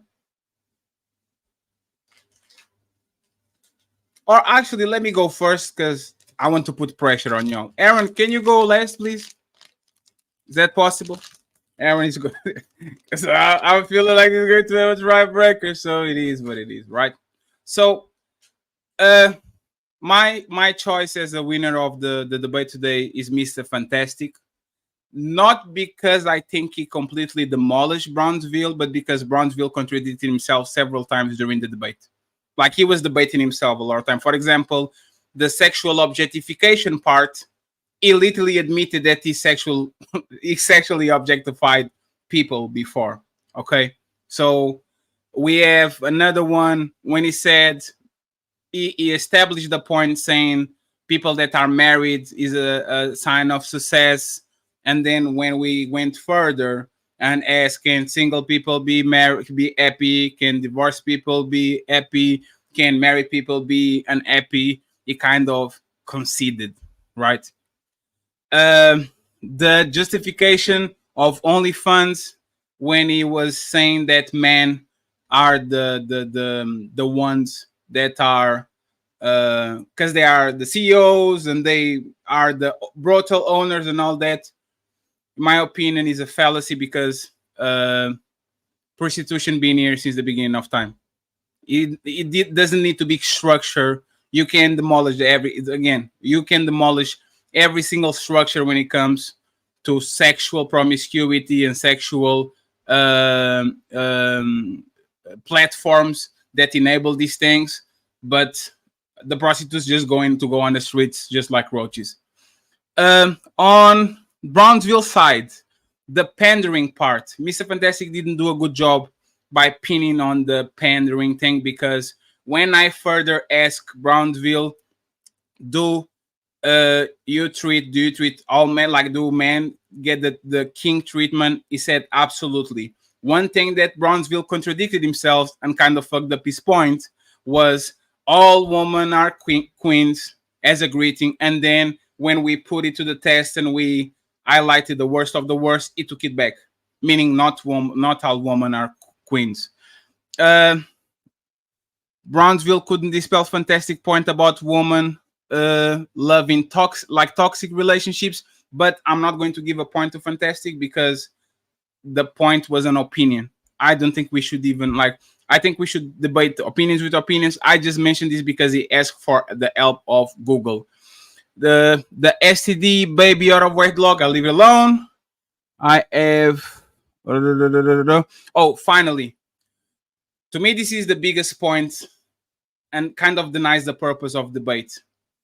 If the Rim brothers don't move the needle left or right and they are irrelevant, right? Why pretend all this time that the Rim brothers actually are moving the needle and influencing people? And it's not my opinion. He said it in the beginning of the show that having a bunch of men talking bad about women is going to make women feel some type of way. And then he kind of contradicted himself and said, Rim brothers don't move the needle. Kevin Samuels doesn't move the needle. Andrew Tate doesn't move the needle. So what we're doing here is kind of irrelevant. Okay, that's my point. I will concede this debate to Mr. Fantastic. Brother. Sharon Bracey, you can go next, and Aaron can go last. Good evening. I think this was pretty good of two men again having a conversation, and it shows that everybody, I gotta stop being scary of losing debates or winning debates and just have the debate. It doesn't matter. If you say you're the best, get out there and prove it. Number one, the sexual objectify. I think Fantastic didn't prove his point with that situation. I think that was just a horrible point. He wasn't able to make it because sexual objectification means that you only want the person for your benefit and you don't care about the other person's. And so you're not looking at the person as a human being. You're only objectifying them for sexuality. Also, I took a lot of points away for the insults in the beginning with the gay insults and just calling him a liar when it wasn't called for yet. It was just in the beginning of the conversation. There was no need to call people names and all that shit. So I thought that was crazy. The demand and the supply, I don't think Mr. Fantastic was able to substantiate that as well. So I gave that to Brownsville. The toxic relationship, Brownsville brought up points that's something that Mr. Fantastic actually said on a stream, and he wasn't able to substantiate that as well. The pandering, he definitely was able to define pandering to my liking, the way how Mr. Fantastic was explaining how he defines pandering. So I gave that one to Brownsville as well. And the all queens part. So I didn't mean to be biased, but clearly they're going to say I am. I didn't mean to, I promise. Not one No, I was it's not that I didn't say the things that you did good. It's just that I was just substantiating the reason why I believe Brownsville won. So now again, and plus you was insulting me, even though I didn't take no points away from that when you insulted me. I still didn't even take no point away from that because you thought I was attempting to be hostile, and I understand that. So I'm just substantiating the reason why I think Brownsville won and not substantiating the reasons why you lost. So that's why there's no need for me to bring up your side of the thing, the talking points that you won in, because I'm just substantiating the reason why Brownsville won. Brother. Why I'm getting rushed through? I don't understand. No, it's because you said that do you want to explain things that he did good, or are you good? Sharon, you know what? I apologize. Go ahead, you got it. And that is the reason why I believe Brownsville won this debate. Brownsville did a better job at substantiating his argument, even bringing up Marcus Garvey and Malcolm X as versions of why he uses the women. So, in my opinion, Brownsville lost an awesome debate, an awesome back and forth between Mr. Fantastic. See that Freudian slip? Y'all heard that Freudian slip? It's all right. He said Brownsville lost, but this is like sure. Freudian slip, baby. Mind? You change your mind? No. Just for the record, Sharon, clarify who you think won the debate, because you just contradicted myself by accident. Yeah. Brownsville won the debate, and Brownsville won the debate. So we have one.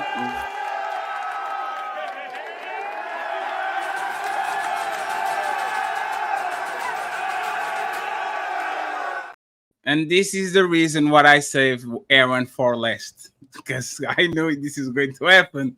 So let's make sure Aaron. Oh, Aaron, no. Aaron, no. Aaron, oh. Go ahead, sir. You know, ooh, you put the drip, put the little dun, dun. Hey, go ahead, sir. Interesting enough, this was actually a lot harder than people think it is. Especially because we all kind of do these shows. I actually agree with the most of the statements that Sharon put forward about why he leans more on the side of Brownsville.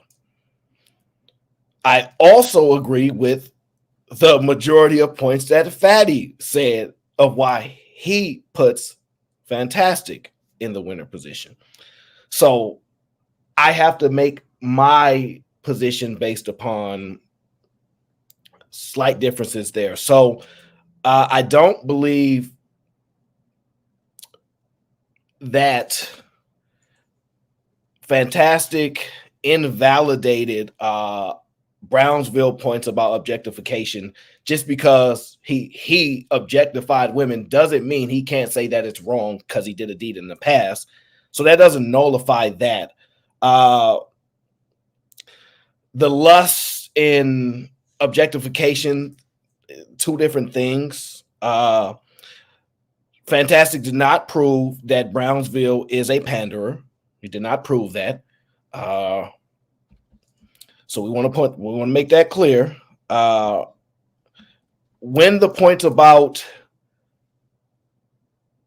are the Rim brothers because they're a minority are an issue, Brownsville is speaking specifically to the internet. And to that degree, if he's saying in this space, those people are an issue, that wasn't necessarily disproven either. Now, to Fantastic side, Brownsville did contradict himself many times.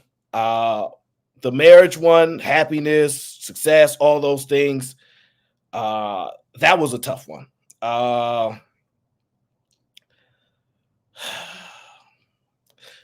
The part about calling all women queens, I think Brownsville did not stand on his point good enough, because you could say that all women are queens. You could just say they're bad queen. So he didn't stand on his position enough. You were able to shift him. I think Fantastic did a better job at shifting Brownsville's off his points than the opposite. Brownsville did not do the best job at shifting Fantastic off his points. I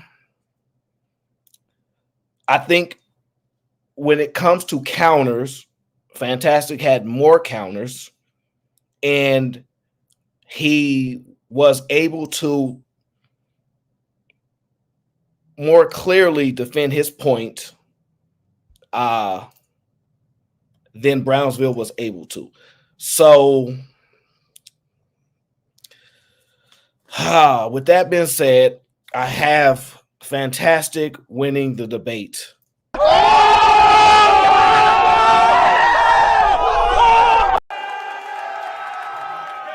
By a narrow margin.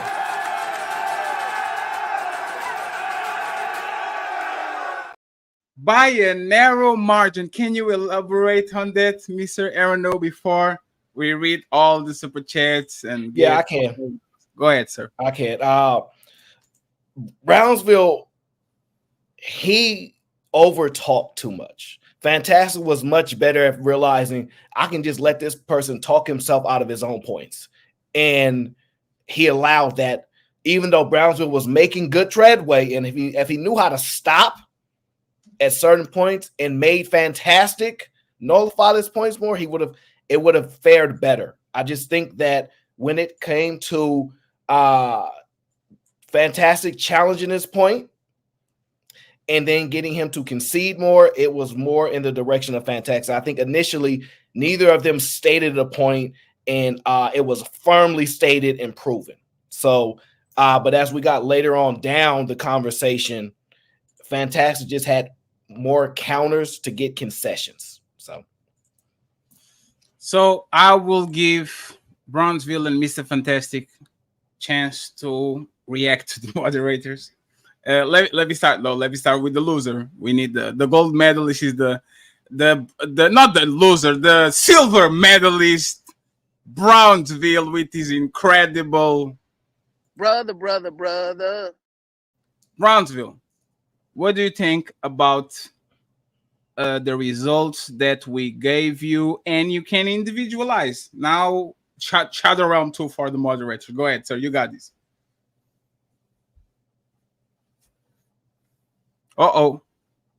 We have no audio from Brownsville. Fantastic broke your phone.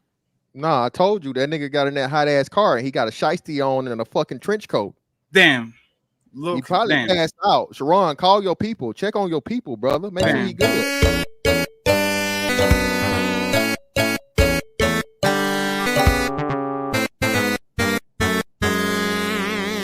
Oh shit, he's back.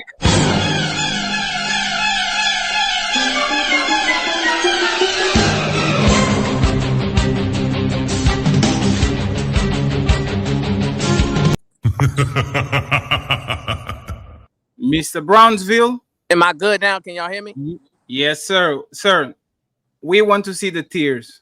Can you get on camera back again? No. Thank you very much, sir. What do you think about the ratings that we gave to you? And how do you feel how you lost to Mr. Fantastic by Aaron? No, he said he was close. I respect the judge's opinion. You know, listen, I understand I'm on the opponent's turf. Aaron O is the asylum owner, right? And Mr. Fantastic is a member of the asylum, right? So I understand that it was going to be hard pressed for me to act the debate. I'm sorry, it was a joke. Go ahead, you got it. So I understand that it was gonna be hard pressed for me to win the debate in Aaron O's eyes. I get it, right? I understand it. And listen, you know, I respect it. So what I'm saying is this, right? To these Rim brothers, I'm gonna continue to put my foot on y'all necks. I'm gonna continue to call y'all out on y'all hypocrisy and y'all disrespect towards the queens, right?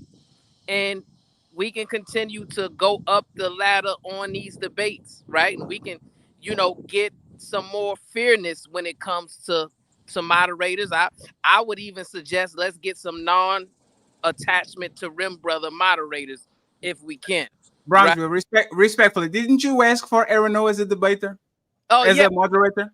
Absolutely. So you asked for Aaron O and all you complaining about Aaron O? No, but listen, Aaron O, he understands the assignment, right? That's why I asked for him, because I knew, right, that he was not going to silence one of his, you know, listen, Aaron O knows that he allows the inmates to run the asylum. That's why I call him the asylum owner, right? He understands that these Rim brothers, they look at him as a leader. And if he was to vote for me over Mr. Fantastic, majority of his subordinates will throw tomatoes at him. It is what it is, man. But I respect Peace and You love. think that would bother me? So let me ask you, what about my assessment do you disagree with? So I disagree with your assessment on Mr. Fantastic did a good job of substantiating his points. I think he was pretty much on defense the entire night. He didn't substantiate one claim he had against me, but I was able to substantiate the words that he actually said and the words he actually used. He even conceded, right, and said that success is subjective. So, Aaron, you're telling me that you agree that success is subjective? So, in the context in which y'all was speaking to, right? This is the important part, right? Success can be subjective. Is there a general acceptance of what we believe most people will think success is? Yes. But is it defined to the point where it removes subjectivity? No. Right. But it's defined to the point to where we understand the difference between winners and losers. We know successful people versus unsuccessful people, right? And we know there's a difference between somebody who's in a happily marriage that lasted a long time than somebody who is divorced, right? It was your job to substantiate that point, not mine. And when you got the opportunity to do so, I know you don't believe that you did. No, I did. But Okay. But I digress. Listen, you're the moderator. I respect your opinion. So that your biggest gripe was that. So to be clear, Fantastic said you conceded 3 times. I will see a concession on my end at least twice, right? And so when you made a point, he counterpoints more often than you. Initially, neither of you did a very strong job at taking a strong position and defending it. And then as the show progressed, because sometimes it takes a while, then you guys kind of got into more of a groove. That's what happened, and that's how it went down, sir. Now, you are entitled to your disagreement. I would expect nothing different, sir. No, it's all good. Listen, peace and love, man. I understand where I'm at. And like I said, I'm coming for the next contender, whoever it is. You know what I'm saying? It is what it is. Is it a winner's turn now? Fantastic. You disagree with my assessment? Yeah, I disagree with your assessment on a lot of things. As far as my lack of, again, man, I don't think y'all, and there's no disrespect, but again, when you're having an objective thing, and this thing was definitely loaded in his favor because, again, I had to defend his accusations against me and his opinion. Everything you guys asked him was opinionated, and I was pointing out that fallacy. The fact of the matter, he's making a purity argument or superiority argument, like you talk about successful, unsuccessful. No, success is always subjective all the time, Eric, or most of the time. Okay, you know what I mean? If a person makes it to the NBA, are they successful? So let same thing I just said, but go ahead. So you're not disagreeing with me there. Okay, but that's what you said sometimes. Or you talking about for the point. So my point was, I guess you're saying, but okay, so that's what I'm saying, Aaron. So that's what I'm saying. So it's really it's more often than not, unless you have a benchmark, there's something where, hey, if you don't do this, it's a failure point. And when we're talking interpersonal relationships and intimate relationships, it's always subjective. Because if the person that motherfucking was married for 40 years and got divorced, are they unsuccessful? Was that an unsuccessful marriage? If you only make it to 4 years, are you unsuccessful? Or are you, if you don't make it to death do us part, is that unsuccessful? And that's what I said. So that part I understand. And what I could present to you is, I would say, and I think you'd agree, the large majority of us would say people that were married and died married had a successful marriage. We ain't talking about happiness. And I'm saying we could just concede the majority of people think and agree that would be what a successful marriage was. And that's the problem with your assumption. The problem with your assumption is that most people that even agree with marriage, the majority of people aren't married, Aaron. The majority of people have never been married. Okay, the majority Of all So- people, that's what I'm saying. So I'm looking at this but totality. fantastic. Even non-married people in the conversation will more than likely, in your opinion, have you not heard even unmarried people say, "Yeah, that you got divorced, so that's a failure." So the Yeah, but I've reverse. heard people say the same, but I've heard people make the opposite argument also. Just like I've heard people who are married say, and that's why I say it's a poor stance and it's a slippery slope. So just like a divorced person, a lot of divorced people say my marriage wasn't a failure. I mean, hey, we left on good terms. We had a wonderful family. We had a child, so on and so forth.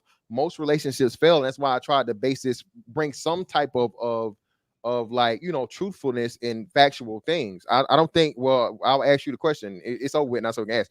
Do you agree that the majority of relationships fail? Yes. Okay, I made that point.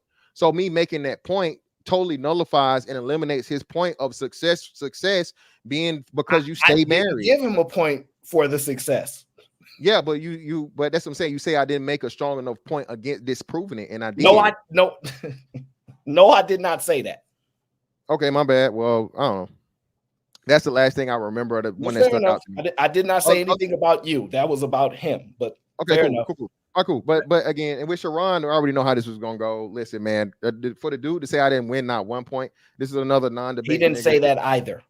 No, again, for him not to acknowledge whatever it was, again, when he gave everything to this dude that didn't make one valid point other than his feelings, bro, it's just is what it is. I mean, I won at the end of the day, but if you're gonna have this debate thing, man, you have to come to it with some level of seriousness and have some actual talking point. Shout out to, and let me get this straight for sure, bro. I'm not under nobody. Okay, I don't know how long y'all need to retrain this guy and let him know. I've been here longer than pretty much anybody in this sector now. Okay, any of y'all that's on this side of the street, bro, I don't follow under nobody, fam. All right, so let's get that misnomer out of here. Shout out to Fatty for putting this shit together and it's being like, you know what I'm saying, a collab or whatnot, what have you. But fam, I'm not in nobody's fucking asylum. I'm actually a motherfucking island on my own. So let's get that shit straight, right and exact, right then and there. Now, Brownsville, what you trying to do is get where I'm at, nigga. That's why you out here pandering and you motherfucking telling these women what they want to hear through your cousin's platform. All right, this nigga right here, again, a married dude that's gonna how dare you? Okay, a married dude that's out here championing these black women. He married to a white woman, and again, he made 2 black women baby mamas. Okay, yeah. So I don't know what the hell he talking about. I disrespected him. I didn't call his name. I just said a scenario. Hey, if you fit that scenario as to where you're quote unquote married, okay, but you can fuck all the hoes you want, your cousin is talking about you. He already and Fatty got him to admit it. That's immoral. He didn't feel like that was right, but that's Sharon's lifestyle.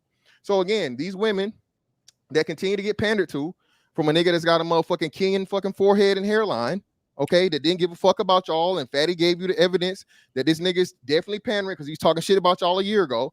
He was talking shit about y'all when he's on fucking Fight Club, and y'all want to go to this nigga shit, and you know, I guess whatever, and listen to the fucking bullshit. Go right ahead. Go right ahead. You gotta get him back. You better go down there and get him back. It's not really gonna change anything. Because again, man, we not new to this, man. We true to this. Okay. And I've been doing this debate shit, bro. Again, shout out to TPOT, people y'all don't even know about. Shout out to the Rumble. Shout out to shit that was y'all before y'all was even, had a YouTube channel, man. And that's no disrespect or whatever. Shout out to y'all for, the new generation coming around. And like you say, y'all aren't red pill, manosphere, none of that shit. I think y'all are just people for the most part, man, that does content. And a lot of y'all content, like you said, is talking about the stuff that goes on in space, and some of that is needed. But at the same time, bro, like I said, at the end of the day, listen, bro, because a man likes women, somehow you equivocate that to automatically objectifying. Listen, every man objectifies women, Aaron, that's what it was. But I don't want to get into it or whatever. When he's conceding a point is if you say something and then a person counters it and you agree to their disagreement or their counter. That's a concession. That's over with. That's lost. Y'all got to learn that in debating and judging debates, man. If I say something and I say, hey, man, I walking down a logic train and it was 3, Aaron. It wasn't just 2. This man agreed to me. Yes. Hold on. You said 2. You say you heard 2. Hold on. You say you heard 2. Now I know I heard you say that now. You say you heard 2 of them. I said 3, but it was 3. And when you run the tape back and you go back, if you get to go back over it, you'll see what I'm saying. It could have been more than 3. Huh? Say again? It could have been more than 3. Okay, but I'm saying what you say. You said 2. I'm giving an example. I'm not saying you. I'm not disagreeing with you or denigrating you. I'm just saying you said the point, but I'm making that as a reference point. That's all I'm doing. Fair enough. So what I'm saying is, when you're judging a debate, it has to be, you know what I mean, a standard and understanding of how to take a point, counterpoint, all these different things. If a person is, for one, if you're gonna have a whole bunch of emotional, in my opinion, and I'm righteous and you're not, that's why the debate started so slow, and that's why I can't counter a person's feelings. I don't disagree. I don't disagree with that, and that's why it did start so slow. We understand why, but I actually said you had the most counters. I literally acknowledged that. That's what you stood out for. I literally said that. Yeah, but like you said though, the reason why I had to make counters is because, like I said, he was the person pushing the thing, and it's coming from an emotional or righteousness standpoint. You see what I'm saying? So like that's why I again, I guess because I can't really shift the debate. I was here in the beginning. Yeah. I understand why it started the way it started, sir. All right, cool. So that's what I'm saying. But everything ain't gonna be perfect, sir. So it don't need to be perfect. Okay. But I'm just saying, man, listen, bro. Listen, this is an easy W. Shout out to everybody, bro. If you want to debate this guy, I don't know what you go debate him about. It's gonna be the same thing. Queen. All right, chill out. Let's go back to just chill out. Hold on, wait. Let me go to Sharon. Hey, that sounds like, to me, it sounds like a sore winner. It doesn't sound like he actually won. It doesn't sound like a winner speech to me. Because he understands that he didn't actually prove any points. He wasn't able to substantiate it. He was a little nervous in the beginning, which is normal. Because it is what it is, right? We human beings. It ain't because he ain't used to being around a big audience. He is used to that for sure. He could gain the same amount of people on his own. But for whatever reason, he was a little bit nervous in the beginning. It started off slow. He didn't want to substantiate nothing. And he did a poor job at proving whatever his points were, because he had none tonight. Simple as that. Okay, so I have a question for Bronzeville and then another for Sharon. Before you go to the question, Fatty, did you have a disagreement with my assessment or Sharon's assessment? Because I acknowledge both of you guys' assessment. Because that's the thing. I don't think it was too close because, like I told you, it was two people versus Bronzeville. It was Fantastic versus Bronzeville and Bronzeville versus Bronzeville. Fantastic would lose immense points if he contradicted himself. Do you remember when you said he talked too much? I can't give a close to a man that literally saying something on minute 1 and on minute 37 he's kind of taking back the point that he gave, because it means that he's not. I didn't think it through it. So I was kind of like, I wanted to ask Bronzeville if he thought that Sharon, because he was talking about Heron being partial, right, and biased, and I didn't hear Bronzeville talk about his cousin, Sharon Bracey, right? So I would like Bronzeville to tell us what did he thought about Sharon Bracey giving him the win and why he gave the win. Like, if you like, how does he feel about Sharon Bracey decision? So can y'all hear me? Yes, absolutely. Yeah. So obviously, Cuzzo is definitely not gonna be impartial. I'm not gonna lie and say, oh well, I thought he was gonna be impartial. No, he's gonna vote for me. I mean, I expected that, and I also expected you and Aaron O to vote against me. I mean, it is what it is. I mean, I know where I'm at, right? And I know that there's already a setup in this space, and there's already a hierarchy, and there's already a negative connotation to my talking point. No, Fantastic don't want no problems with me. Well, just wait, just to be like, I'll cook his ass up. Me and everybody on the panel was cool. Huh? Like Fantastic say he in his own space. Is a Fantastic not about the moderators. So Fantastic doesn't pay me. I'm not paid by Fantastic. He don't have no fucking. What was that? Sharon, you're not muted. Oh shit. Yeah, he talking. God damn it. Listen, he don't want. Like, what the hell is he talking to? Damn, Fantastic. Look at just so he's talking about you. Like, damn, Fantastic. These niggas been saying my name. These niggas been saying my name for months, bro. I had to find out these niggas was talking about me. Motherfucking Poo Shiesty over here. I didn't even know who this nigga was. I thought he was motherfucking Umar's illegitimate motherfucking kid or some shit with a damn. How much did y'all hear? How much did y'all hear me say? All of it. We The heard cap, everything. nigga. We heard everything. Heard all the cap. Aaron, just mute yourself. Everyone know. Finish your point, please. No, it's just hilarious, right? There is no bias on my end. I don't gain anything from picking Fantastic or picking Brownsville. I mean, neither of them are paying me. I'm not getting no backdoor under the table. I don't have no side bets. I think when people, if they remove their own bias for who they wanted to win and had to go through it point by point and make the assessment about who had stronger points, who had better counters, who invalidated their own points, more things from like that, they're going to come out with a much similar assessment than the one that I gave. All right, so let's go. Let's run down. Sexual objectify. Who won that argument? What was the argument? Sexual objectify. I don't know. Hold on, Fatty. Wait, hold on. No way. I don't Hold know. on. I got it. I'm not trying to. I'm just asking because you said let's go point by point. We can, but you make a statement. Say what was the statement that we are trying to assess about sexual objectification. Mm-hmm. So Brownsville had right. A point. So that... my point. No. You don't have to explain the point. We already heard the point. Is that what you are telling? We're asking who won? Yeah, out of sexual objectification. In my opinion, Brownsville defeated himself because afterwards he said, "Of course, I objectified other. Of course, I had lust for other women." And the point is, if you do it and it's natural and everybody's going to do, that's fantastic point. I could be a negative. That's what I'm saying. That's fantastic point. That's easy. That's why I don't even understand how y'all say it was close. He's debating himself. He's debating himself. But here's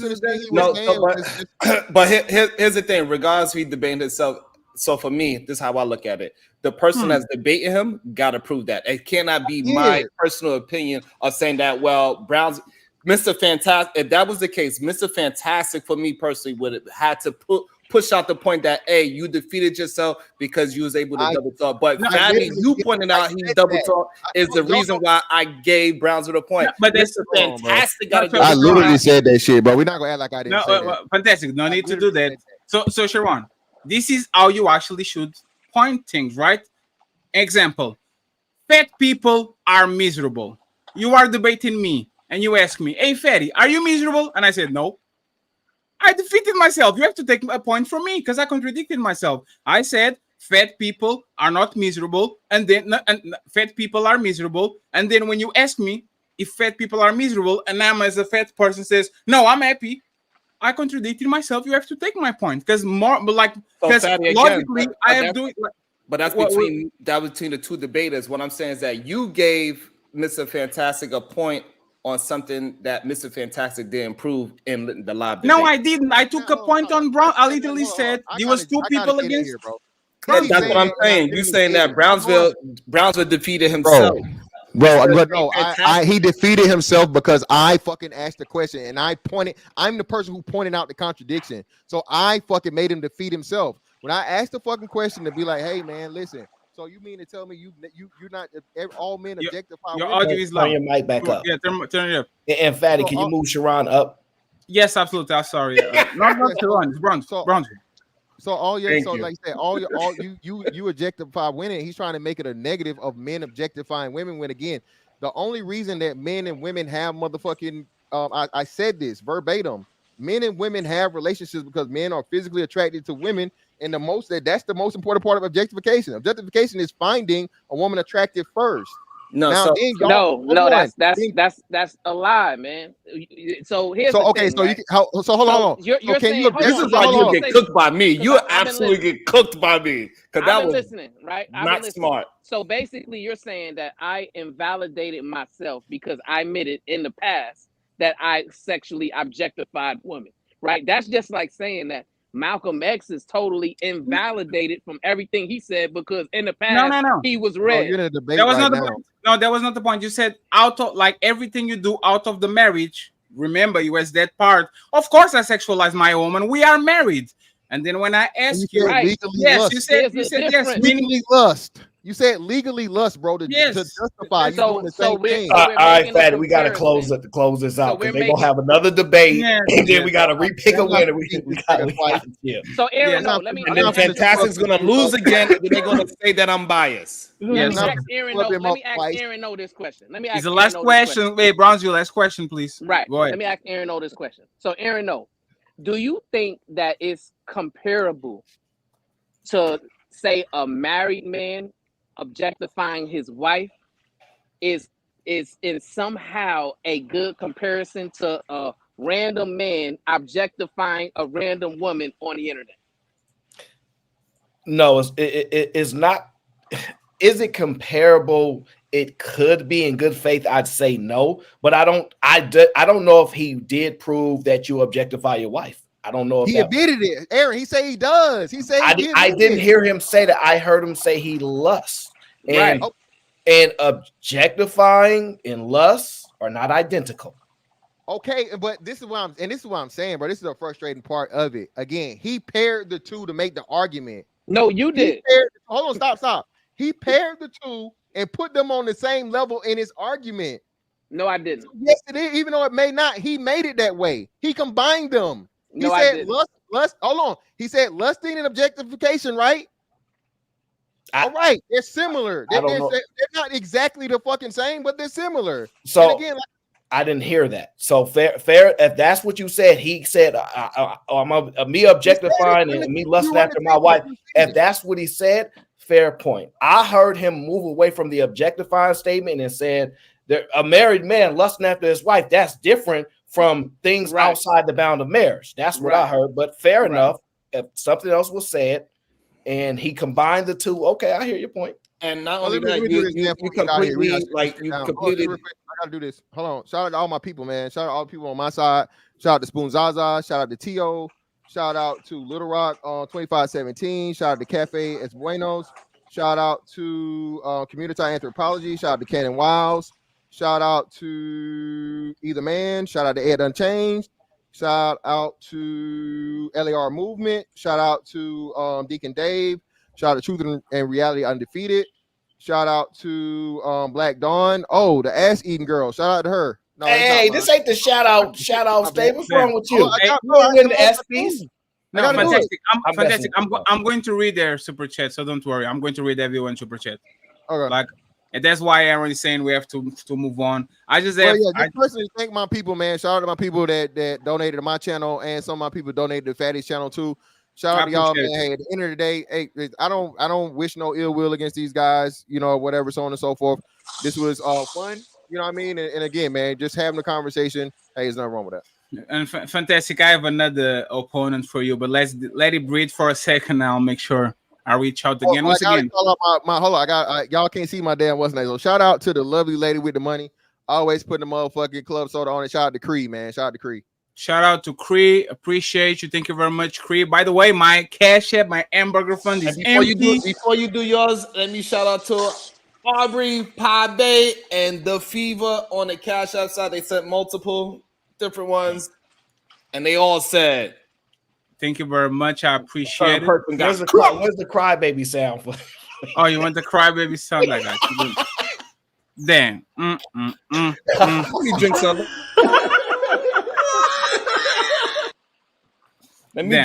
Let me drink some Soul Winner tears. No, don't worry about it. We're not going to do it. But Soul Thank Winners? you very much. Once again, this was an extremely successful show. 800 and something people watching at peak. I think we're setting a standard for this place. So let's keep it moving. Friday, in 2 days, Thanos Theory versus Ilkan Ali.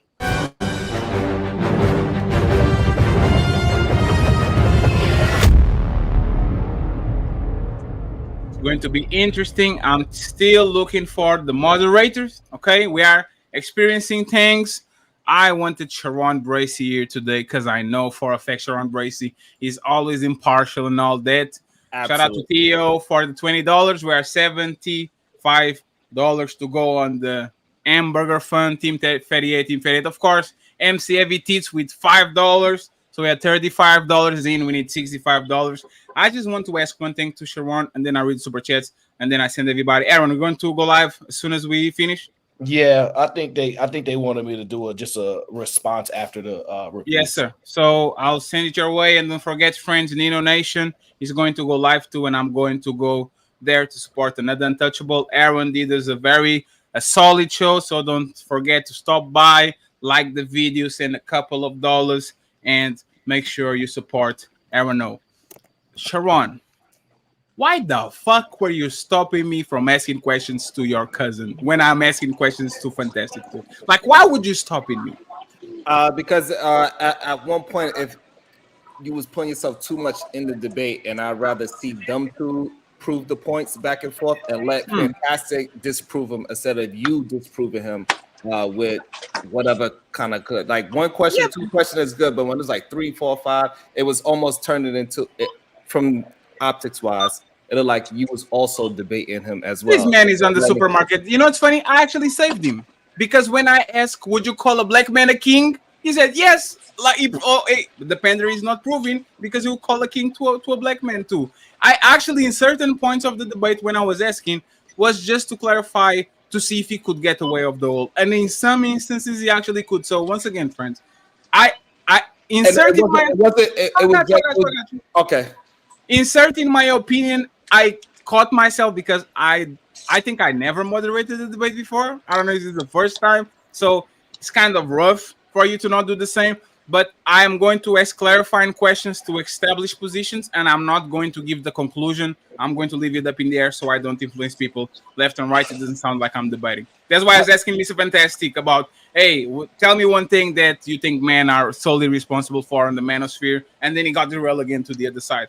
I had a couple of questions. But now I just wanted that, so that's the reason. I just didn't want. I wanted it to be them two actually debating each talking points, and that was it. So it wasn't because you was helping or not helping. It was just that I wanted them two to debate the parts and let them two destroy each other's talking points. I got you. And by the way, Donnell Hawkins with $5. So we have $35 already in the hamburger fund. I'm going to read all the cash apps and all the super chats. We need $65 to go for the hamburger fund. So if you feel generous, I would truly appreciate it. Does anyone has anything to say before I read the super chats? There's 88 of it, and I already took the questions out, the $20 and up. So anyone wants to say something before I read the super chats? Yeah. So can y'all hear me? Yes, sir. Mm-hmm. All right. So yeah, man, it's a great show, right? I want to thank you, Team Fatty, for putting on an awesome show, awesome content. I think it was very productive. I want to thank Aaron O for being here to moderate it, as well as Cuzzo. And I want to thank Mr. Fantastic. He did an awesome job. One thing I like about listening to him is that he's highly entertaining, and he's a smart brother, man. So I got to give it up to him. I enjoyed the debate. I think it was fruitful, and we got to continue this positive content going forward. We're going to continue to disagree because a lot of things we are diametrically opposed, but once again, we did it in good taste, and we showed people that we can go ahead and have a debate and keep it respectful for the most part. So peace and love to all y'all, man. All y'all did an outstanding job tonight. One question: Can everybody that is streaming end their poll and tell me the results? Nah, babe. Nah, Cousin's wild when he said Mr. Fantastic is intellectual. He tripping. That boy, damn, you are baiting this. You are baiting this man. Oh shit! I already watched this nigga, man. I'm not wasting my time. You are baiting this man. So 10, 20, 30, 35. So we need 65. So I'm going to close my poll. Please go ahead and do the same. On my poll, let's see. 379 votes. 379 votes. Fantastic won 79%, and Brownsville 20%. So in my poll, 379 votes, and Fantastic won 79, 20%. What about you, Sharon Bracy? Completely opposite. 67% Brownsville, New York. Okay, on Sharon. How many votes? Damn, it's gone. It was like close to 200. He want to erase the evidence. I didn't erase. It's on the comments. You can see on the comment. Oh, you don't have the YouTube open. Like when you close it. Yeah, I don't have it. Yeah. Okay. Sharon. So. It's like it's close to 200. Okay. Brother. And what about you, Fantastic? What was the final result? Come on, man. 91% for Fantastic, 8% for Poo Poo Shiesty, and the 91%. Come on. Yeah, 91%, bro. Yeah, you know what I mean. How many votes? It's 226 votes. Damn, He got cooked. Adrian, you didn't go down like that, huh? He got cooked. So I think we got to the conclusion of this one. Landslide. Tremendous debate. Once again, Aaron O is going live. Nino Nation is going live. Aaron O, thank you very much for being here. He's going to warm up the car real quick. To the rest of the fellas, if you want to stay. If you want to go, you can go too. I'm going to read the super chats from your side too. And as soon as if you guys want to keep it rolling, so I can thank everybody that super chatted, and then I end the link for everybody, so you guys don't have to worry about that. Okay? Yeah, you don't have to terminate. Shout out to Valerie Smith, man. Shout out to her too. Greatly appreciate her. Thank you very much, Miss. I appreciate you. Brownsville, salute to you. I saw you with the channel, Brownsville. Are you going to start streaming? So I don't think so. I think basically I'm just gonna use it just to show what I'm doing with my family. Like I put a video of just our last vacation we went on last week. So I'm just gonna use it just to show what me and my family doing for the most part. For right now. Thank you very much. In Brownsville, we wish all the best to you and your beautiful family. Okay, salute to you, sir. I appreciate you. Mr. Fantastic, are you staying? Are you leaving, sir? What are you doing? I'm gonna go ahead and bounce up out of here, man. Appreciate everybody that came through and supported. Listen, man. Hey, y'all know who the motherfucking biggest is, man. DABG in the motherfucking building. Whole fucking show. Hey, sir. I think you lost a brother.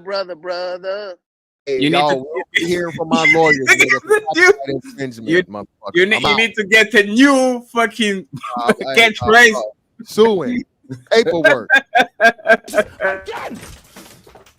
Mr. Fantastic in the building. Mr. Sharon Bracy. He's the sore winner. Crazy. Sore winner, that's the thing. But you seem like you want. We like before the end of July, we'll get the double team. The team Fatty and Ilkan Ali versus the cousins. So don't even worry. Want to say anything before you bounce? It was awesome. I think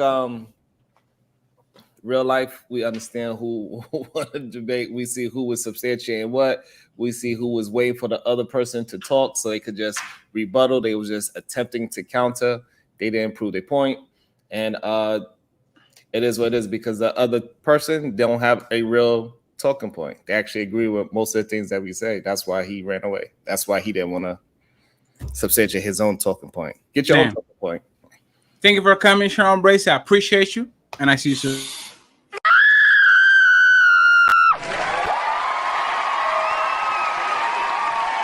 And Mr. Aaron O. Mr. Aaron O, final thoughts. What you thought about this? Sound like you're a little bit frustrated. It's a part of the show. You're like, oh. No, I mean, I've been around for a while. I kind of know how this goes. You know, it come with the territory. You gotta make the decisions that you believe are the right ones. So, I mean, I had a good time. I hope everybody enjoyed it.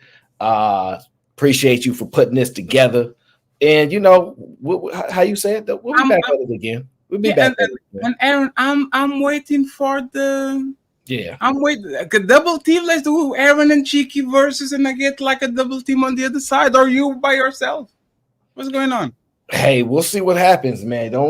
We can't let nothing out of the bag right now. You know, we'll see what happens. I appreciate you, sir. Thank you once again very much for being here. Aaron, no, I see you soon. All right, bro.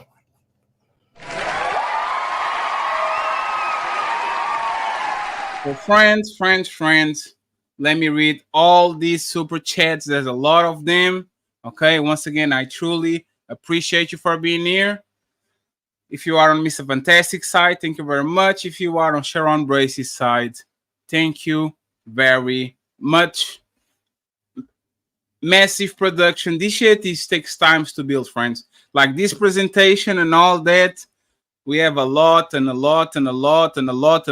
work to do. So I truly appreciate you. Thank you very much. Again, Nino Nation is going to go next. So it is what it is. Let me see. Ooh, that. So let me read the super chats real quick for all the people in the crowd. And let's see if we can get the hamburger fund to the $100. We need $65. So friends, if you are on the chat, you had a great time and you are still here and you have $5, let's have a couple of contributions of $5 so we can get to the goal. We need $65 to go. My boy Nino and narratives and dialogues are already on my computer. So I will be eating you up soon with the thing that I asked. Let me go. My boy Freezer in the building. He says nothing. He says untouchable Empire, baby. Thank you very much. Spoon Zaza in the building. And he says salute, fatty. Salute to you, sir. I appreciate you. Thank you for being here. It was on Fantastic side that he says salute, Mr. Fantastic. Look at him spreading the wealth through the channels. We have Theo, peace, love to all the queens, and word the hoes at Paul Pete for a beep. Thank you very much. Oh my God. Thank you very much, friends. I truly appreciate you. It was an awesome show. Awesome.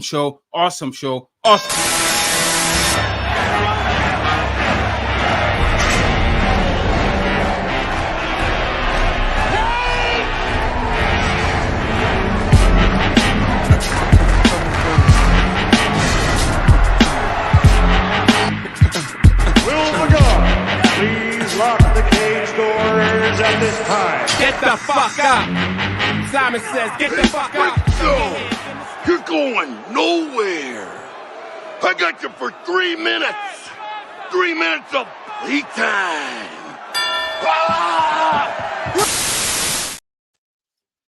We have more $5 from Janet. $5 from Janet. So we are $40. And we are $60 away from the hamburger fund. I would like to buy the burger. I would like to buy a hamburger. I would like to buy a hamburger. I would like to buy a hamburger. I would like to buy a hamburger. I would like to buy a hamburger. The burger. Thank you very much, Janet. I appreciate you. Theo, back at it again. He doesn't say nothing. He just sends support to Mr. Fantastic. We have Spoon Zaza saying, remember them niggas from the hill up in Brownsville that you rolled dice with, smoked blunts, and got nice. That's probably a song that I don't know. Thank you very much, Spoon Zaza. Appreciate you. I have my boy T.O. back at it again. This is going to be light work. Yeah, Aaron kind of scared me. And Moxie, I don't know why you're timing out Twin Chime. Okay. It was Moxie.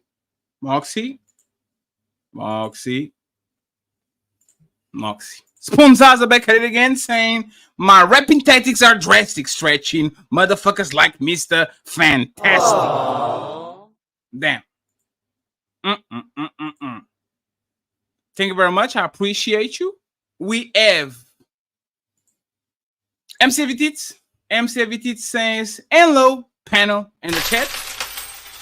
Thank you very much, MCV Tits. Little Rock sent $10 to me and $10 to Mr. Fantastic. So salute to you, Black Rock. Thank you very much. I appreciate you. Theo said Send women back to the kitchen if they do not want competition. Why ask for equality if it wasn't about them wanting to compete on equal footing? Damn, Tio. Café es bueno says light work. Thank you very much, Café es bueno. Knightage was in the building and he said, "Ad hominems, Mr. Brownsville." Thank you very much, Knightage. I appreciate you. My boy Christopher Lee is in the building saying, "Bville, you losing bad. You ain't saying nothing." Damn, thank you very much, sir. I appreciate you. Machismo TV, what's up, brother, in the building? Brother. He says, like the formal debate with time constraints. And you know what, Mr. Machismo TV? Salute to you, brother, and to Salty Balls. Pause. We are going to be back on Friday. Again. So I think that's going to be a good one. Ali versus Tennis.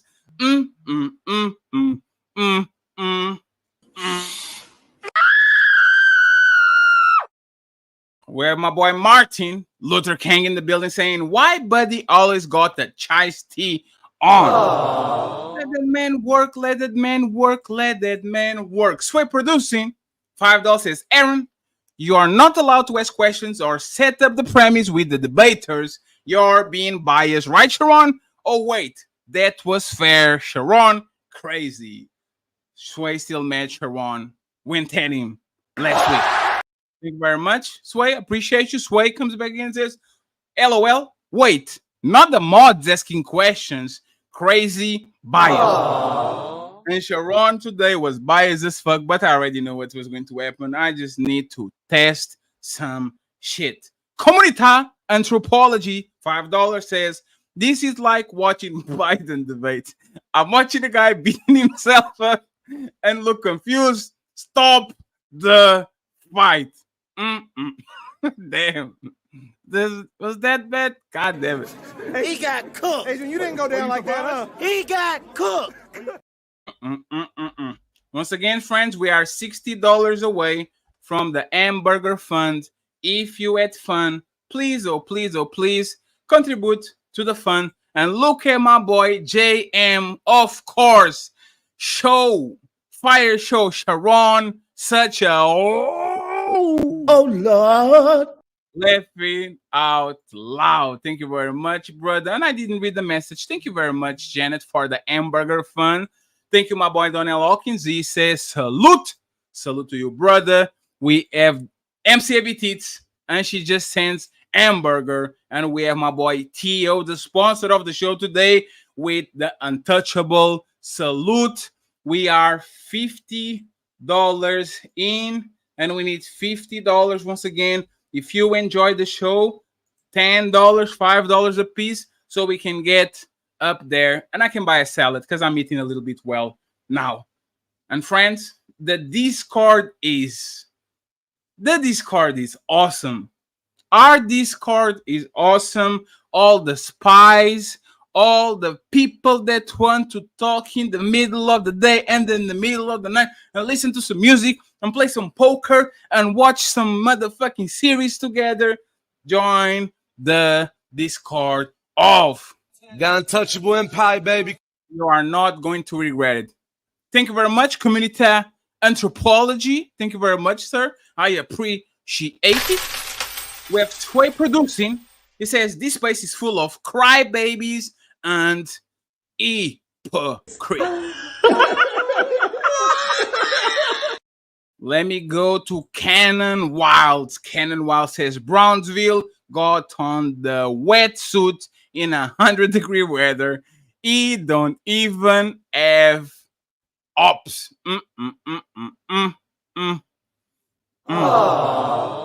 And then I'm telling you, and I have one video to show you guys before you guys leave. So don't leave. This is going to be good.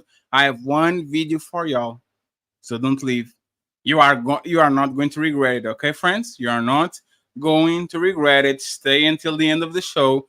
I have one video that you are not going to regret. To stay 5 minutes and we get there. Give me just one second.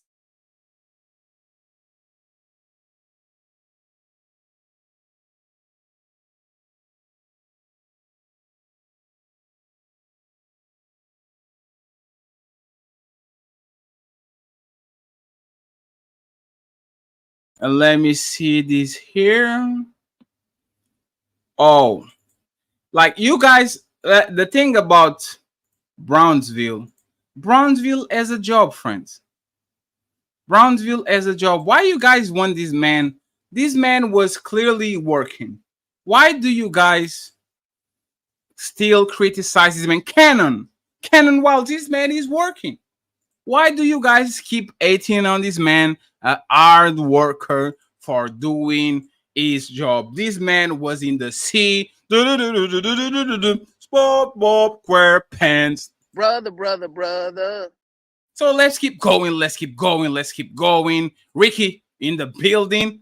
OG Ricky, and he says, do you control your wife, or is she free to make her own choices? Member of the Untouchable Empire for 8 months. Untouchable Empire, baby. Thank you very much, sir. Cannon Wilds comes back again and says, I know that Nike ski mask smell like an alleyway. It's 100 degrees in Brooklyn. He outside talking about patriarchy. Let that man swim. My boy Sean Antonio back in the building says supplies comes first, then marketing to raise awareness for the product or the service. Thank you very much for being a member of the Untouchable Empire for 10 months. The Untouchable Empire, baby. Sean, I appreciate you. We have Adam Chain in the building, and he says Red Pill is minority, yet they are. Thank you very much. Red Pill is the minority, yet here they are. Yeah, man. This sounds like that was confusing, right? He said, and Theo sent a comment that was to me. I would actually, I need to cut that. He literally admitted that we don't influence nothing. Like he literally admitted, yeah, guys, he did. Like you guys don't move the needle. So why the fuck are you fighting us? God damn it. He literally admitted that shit. Right? Isn't that crazy that he kind of came through and admitted that we don't move the needle? Interesting. Edelman Williams, we need to stop blaming drug dealers. Like I told you, friends, don't go nowhere. I have a video for you in the end. The voice of Venus saying, Fatty, why are you making arguments? What the fuck? I'm asking questions. I am delivered. Aww. And Sharon was asking me for asking questions when I literally said, this is my job. God damn it. Black Dawn, $5. Thank you very much, Venus. None of these arguments are good. This is a train wreck. Black Dawn, check your email, please. MJ in the building says, good day, Sharon, and the panel. Aww. Thank you very much, MJ. Black Dawn in the building saying, my job as the moderator is to check for consistency. No, it's not. It's the opponent's job. Aww. No, it's not. On the Team Fatty show, we are a part of the show, Black Dawn. Shh. Edelman Williams, $2. Those women will be pimp themselves. Yes, I agree that too. They're going to be pimping themselves. Edelman Williams member for 4 months saying there are more woman pimps than man pimps. Thank you very much. I appreciate it. Thank you very much. Salute to you. Prime is in the building, $5, and he says, true hoe ass weak ass fake ass bitch ass broke ass. Can I get on the panel? Let me say one thing. God damn it, Prime. God damn it, Prime. That was difficult to read. Thank you very much. Red Pill Ranger in the building, and he says, Fatty, don't forget my 20 questions. Of course I didn't, brother. I appreciate you. Thank you very much. Thank you very much. Thank you very much. Once again, we are, let me see, we are $50 away from the hamburger fund. Are we going to make it? Are we going to make it? Are we going to make it? Until you are forbidden for sending any more dollars. Are we going to make it? We need $100 for the hamburger fund. The Cash App, you know what it is. Team 38, Team 38, Team 38. Team 38, $ Team 38, Team 38. If you enjoy the show, you know what it is. Once again, the hamburger fund is more $50 via Cash App. So let's see if we can. I would like to buy a hamburger. I would like to buy a hamburger. I would like to buy a hamburger. I would like to buy a hamburger. I would like to buy a hamburger. The burger. Deacon Dave, $2 says, why is he dressed like an underwater welder? Damn, because it's working. And friends, I'm going to play the video. I was waiting for you to reach the hamburger fund, but let me play this video real quick because it sounds like we had the hot mic today. So let's see what's easier. Fantastic. My talking point. No, Fantastic don't want no problems with me. Well, just wait, just to be like, Crazy, I'll cook his ass up. Me and everybody on the panel was cool. Huh? Like Fantastic say he in his own space. There's a Fantastic about the moderators. So Fantastic doesn't pay me. I'm not paid by Fantastic. He don't have no talking. Sharon, you're not muted. It was at this moment that he knew. He fucked up. Oh shit! Yeah, he talking. Listen, he don't want. What the hell is he talking to? Damn, Fantastic! Look at just so he's talking about you like that. Fantastic! These niggas been saying my name. These niggas been saying my name for months, bro. Damn, how much did y'all hear? How much did y'all hear me say? All of it. We heard everything. We heard everything. Fantastic don't want no problems with me. Well, just wait. Just I'll cook his ass up. He don't have no talking. Sharon, you're not muted. Oh shit!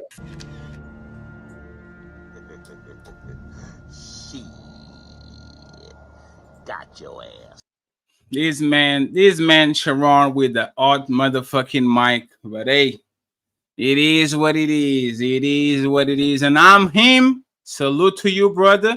Thank you very much for the $5 for the hamburger fund. We are $5 closer. Now we are $45 to go for the hamburger. Thank you for your patronage. $45. So friends, let's keep going. We are almost there. Deacon Dave says, why is he dressed like an underwater welder? We already went through that. Brother. Black build like a conquering king is here, says, there Sharon goes defending Boogaloo. Thank you very much. I appreciate you. Black Dawn was in the building and he said, now what is Sharon trying to clarify? A position for the opponent unwarrantedly? Damn. I guess all of us were biased. I don't know. We have MJ back at it again. She says, according to the good book, having any form of sex outside of protection is not only disgusting but sinful. I think many need to be. Thank you very much, MJ. Thank you. We have 7A, and I don't know how you spell it. What gender say who is too nice? Mr. Fantastic is correct. What gender say who is too nice? Mr. Fantastic is correct. Thank you very much, 7N. I appreciate you. Striking the Reach is back at it again, and it says the majority of young women love toxic relationships. Thank you very much, Striking the Reach. I appreciate you. Cannon Wilds, $5, saying Brownsville on the run with a wetsuit on, fugitive for simping too hard. He going to jail after this life. Thank you very much, sir. We are 50 super chats to go. Edelman Williams $2. I have never heard the mod say prove it in a debate. You heard it here now. Ricky says, seeing as our OnlyFans and IG has a bevy of women doing toxic things, how can it be that they don't take part on the toxic relationship? It's an interesting question, Ricky, and my lovely Doris giving one membership to the Untouchable Empire. The Untouchable Empire, baby. Thank you very much. I appreciate it. We have Tony Golden in the building, member for 4 months, and he says, Mr. Fantastic, knocking that bout head around. The Untouchable Empire, baby. Salute to you, Tony. We are $45 away from the hamburger fund. Team 38, Team 38, Team 38. We have probably 5 minutes to go. So let's see if somebody save us, because we only started the hamburger fun after the debate. Prime, $5 says Mr. Sharon, aka Jazz and Bracy.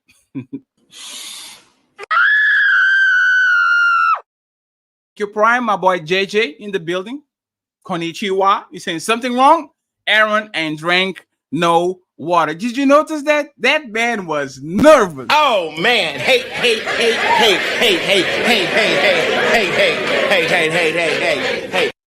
And you know what's funny? I thought he was nervous. Moxie, I need the justification for why you are timing out Wind Chime. If not, I'm going to demote you and you are going to need a wrench. You don't have, you can just block her. You guys been fighting for 6 months. Why not just block her so she doesn't see your comments? Block her. The timing out is not for yourself. Okay? Go ahead and block her so you don't see her comments and you can keep your wrench. Okay? Please. I don't want to intervene. Go ahead and block her so you don't see her comments and I don't have to remove or downgrade your range. Okay? Appreciate it. And thank you very much, Missy Blue. Yes, thank you for everyone coming through. Fatty appreciates each and every one of you. Thank you very much, Misty. I appreciate them and I appreciate you too. Thank you very much. Prime comes back and says, Brownsville, poop, Mr. I got shot. Damn. Thank you very much. I appreciate it. Edelman Williams says, can we stop the beeping noise? That was Brownsville. He was working. The Prophet of Thought Series, $5. Peace, Mr. Fantastic. Go ahead and win this. Thank you very much, sir. I appreciate you. Do Bell 500 says, why is this dude dressed like a cat? But you guys are stupid. The Black Eye Podcast, $2 says Team Brownsville. Aww. Let's motherfucking go. Thank you very much, the Black Eye Podcast. We have my boy Jack in the building saying, just here for fuckery. That is all. Shut the fuck up. Thank you very much, Jack. I hope you're doing good. Conversations with MJ again. Hey, MJ, I want some money too. Send money to me. It was a great show, MJ. Can you send the $45 for the hamburger fund? I think I deserve it. Oh, I have something. Where is this? I'm good now. I'll pull a J Prince. Conversations with MJ, $5. Gets the dictionary. There are 3 definitions of queen. The third one is woman, dummy. Stop eating olives. Sexy Red TV on Sharon's side, member for 2 months, says, this is just regular panel disguised as a debate. Still undefeated. Yes, Bracy. Lady, if you want to set a debate, we are waiting for you, but you know you are pussy. So you are not going to do nothing. Victorious number one supporter from the team. Very interesting, fantastic. You are not Brownsville. Brownsville chooses to uplift, while you fantastic failures, you choose to degrade. Damn. Thank you very much, Victorious. Conversations with MJ is back and says, you call man your brother. Is he your brother? And the lovely Laurie Mac. Lauren, thank you very much for unlocking the Shadow Realm. I think this is an awesome idea. Shout out to Lauren. She says, Shadow Realm, activate. Let's go. I bring North death.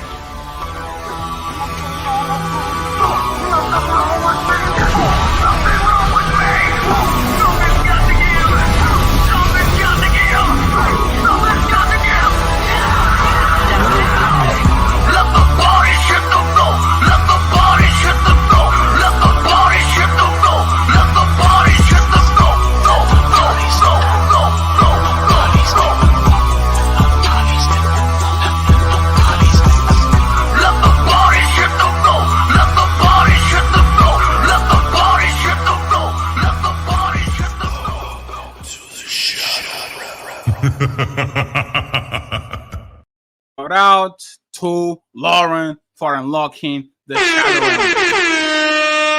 Appreciate you, Lauren. Thank you very much for $100 donation. Ladies, fellas! What's going on? This is your town. Get your hands up. Yo, get your hands up. Yo, get your hands up. You fucking money! That's a lot of money. All the out of town cats, get them up. Push them up. All the out of town cats, get them up. Push them up. All the out of town cats, get them up. Push them up. Get them up. Push them up. Get them up. We've got to have money.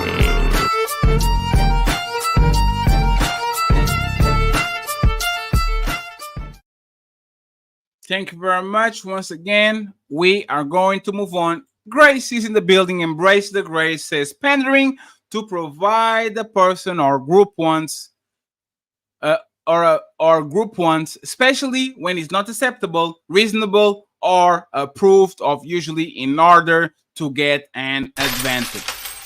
Hey man, sounds like Brownsville to me. Eboza, $5 says, giving terms of endearment to the undeserving breeds entitlement, just as calling one God breeds a God complex. Thank you very much, sir. I agree. Theo is in the building. We have 30 to go. So we're using literal definitions right now.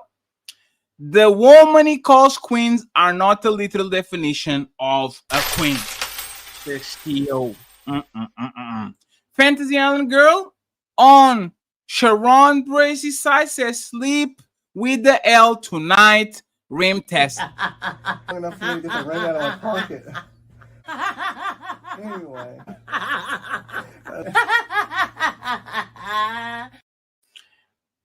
Built like a conquering king says the ninja that gets pegged. Damn. Brother. Damn. Brother. Fantastic senior 824 with not $1. Brother. Thank you very much. We have Brian Turner says less than 2% of all black men in the United States are incarcerated in state or federal prison. He got that point from angry black woman and simp. Thank you very much, sir. I appreciate you. We have my boy Eden Chain in the building and says, why didn't you call PhD for backup? You need it. And Theo, the sponsor of the show today, with the 10 memberships, we reach all the goals today. 361 likes, 16 members. We need $45 for the hamburger fund. Other than that, we reach all the goals. Thank you very much, Theo, for the 10 members for the Untouchable.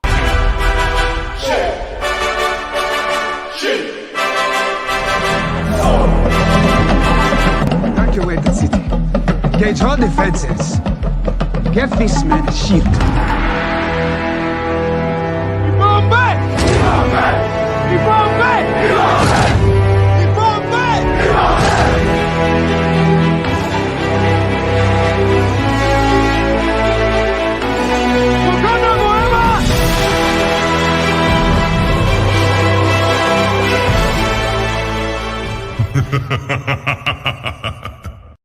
Thank you very much, Theo. Appreciate you. Either Man Williams says the criminal is going wild in the city. The criminal is going wild in the city. Thank you very much, Either Man. My boy Prime with the $20. He says, salute to this moment as man. We all came together to do what the woman in this place is asking us to do. Help guide them away from old niggas. Real art, real customized, either IG, Instagram, Prime, your logos. Please go ahead and follow Prime. And if you have a logo to make, commission one. Please help a brother out, support black business. Thank you very much, Prime. I appreciate you. Making the World Go Around says they can't get the rim off their mind. Thank you very much, sir. I appreciate you. We have Don D3AL123. Damn, I'm sorry, brother, if I butcher your name. He says, in my opinion, Mr. Fantastic won, but Mr. Fantastic, there was no need for the extra about Bronzeville appearance. You already won, but when you do that, you give the appearance of losing. I'm just saying, hey, he was using the Shadow Realm button. Is Lauren's fault. Thank you very much, sir. I appreciate you. The lovely Valerie, of course, always donating. She was on Mr. Fantastic, supporting like crazy. So, Miss Valerie, even though you didn't send it for this side, I truly appreciate the support that you spread around this place. So let me play this one for you. Oh my God, $50. Oh my God. What the fuck? Oh my God.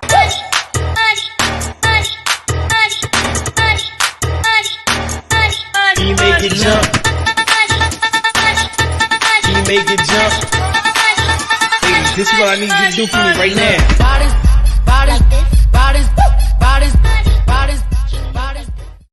We are almost there. We are almost there.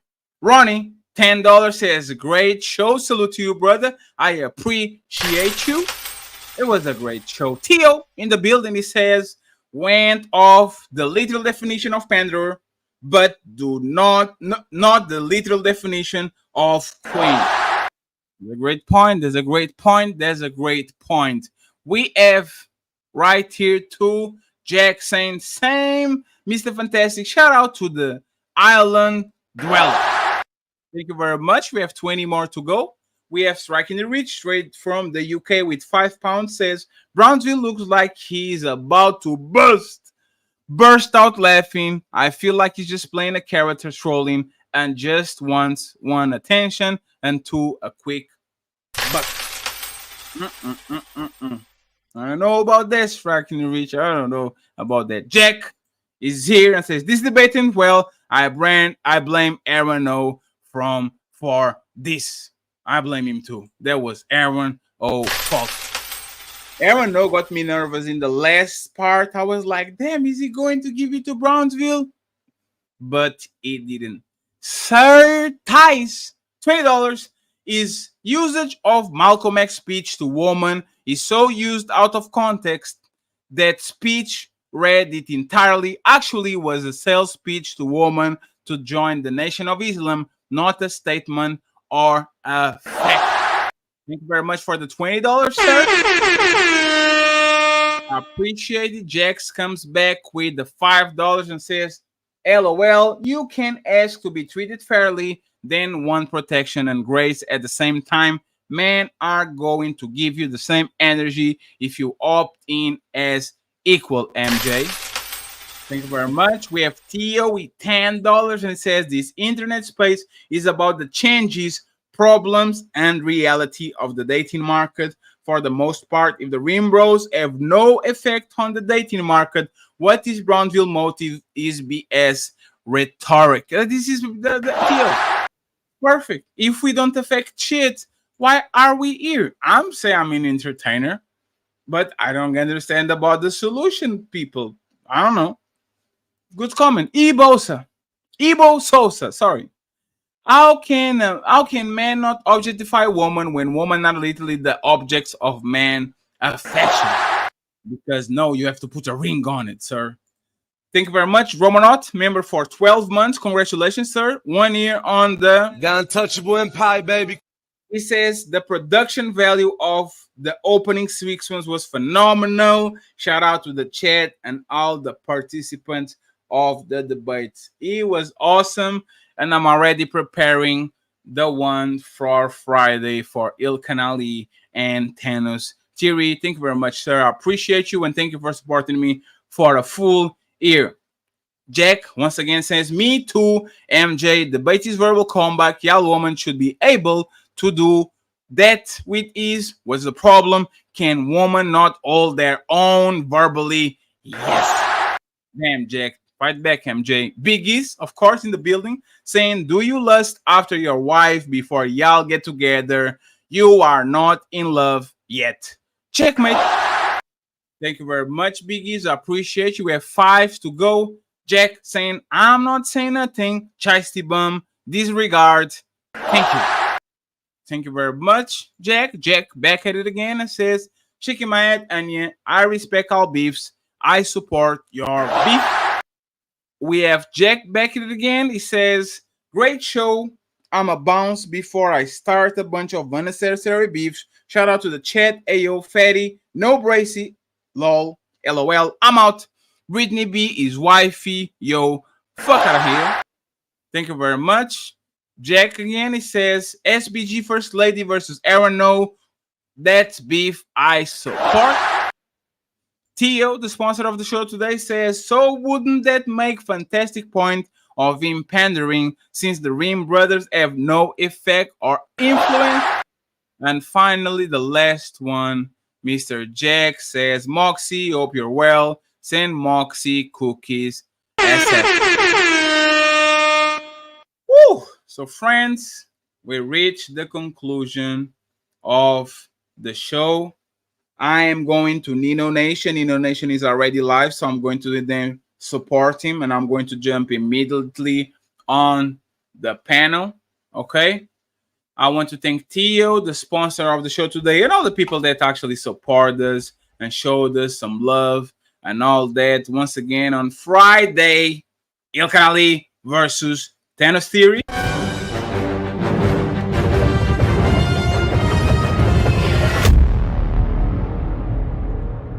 Friends, we need to get Nino monetized.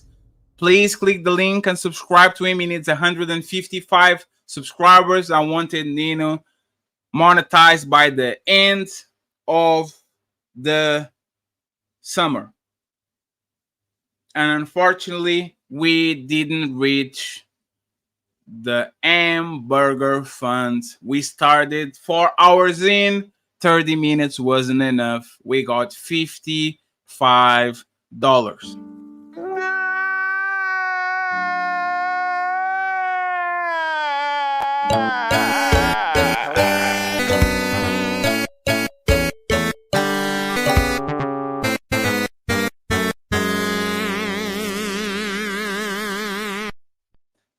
If you're watching the show, I think it's $40, not 45.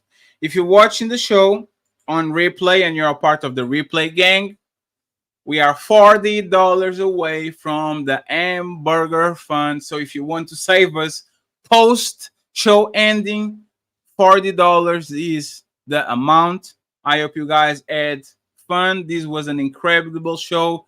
800 people watching. Everybody participating. That was awesome. Tomorrow, I don't know if I'll give you a show, but I probably will. Friday for show, you have Ilkan Ali versus Thanos Theory, and Sunday, you have for sure the ladies' first show. So, friends, appreciate y'all. Join our Discord. Don't forget, our Discord is blasting. We are having a tremendous amount of fun there. Okay, so please go ahead and join the Untouchable Discord. I will be going to Nino motherfucking Nation. So the after party, Nino Nation, Nino Nation, Nino Nation. Friends, appreciate y'all. It was a blast. We're changing this place one debate at a time. I loved it. I loved it. I loved it. So Friday, we have more for you. Team Fatty, signing out. Brother. Whew. Peace. To know what it is. What truth?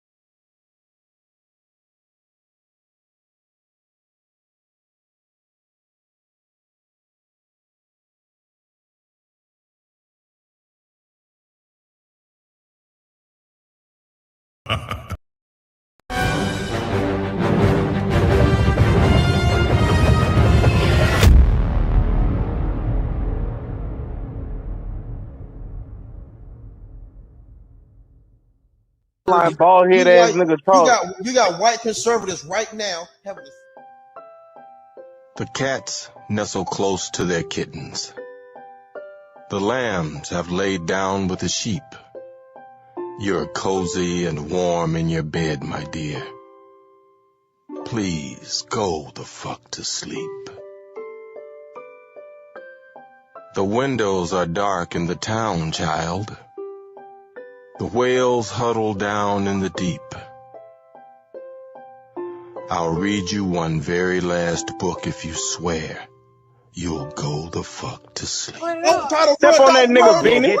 Step on that nigga. Step on that nigga. Don't run from nothing I said. My bad. The wind whispers soft through the grass, hun. The field mice, they make not a peep. It's been 38 minutes already. Jesus Christ, what the fuck? Go to sleep.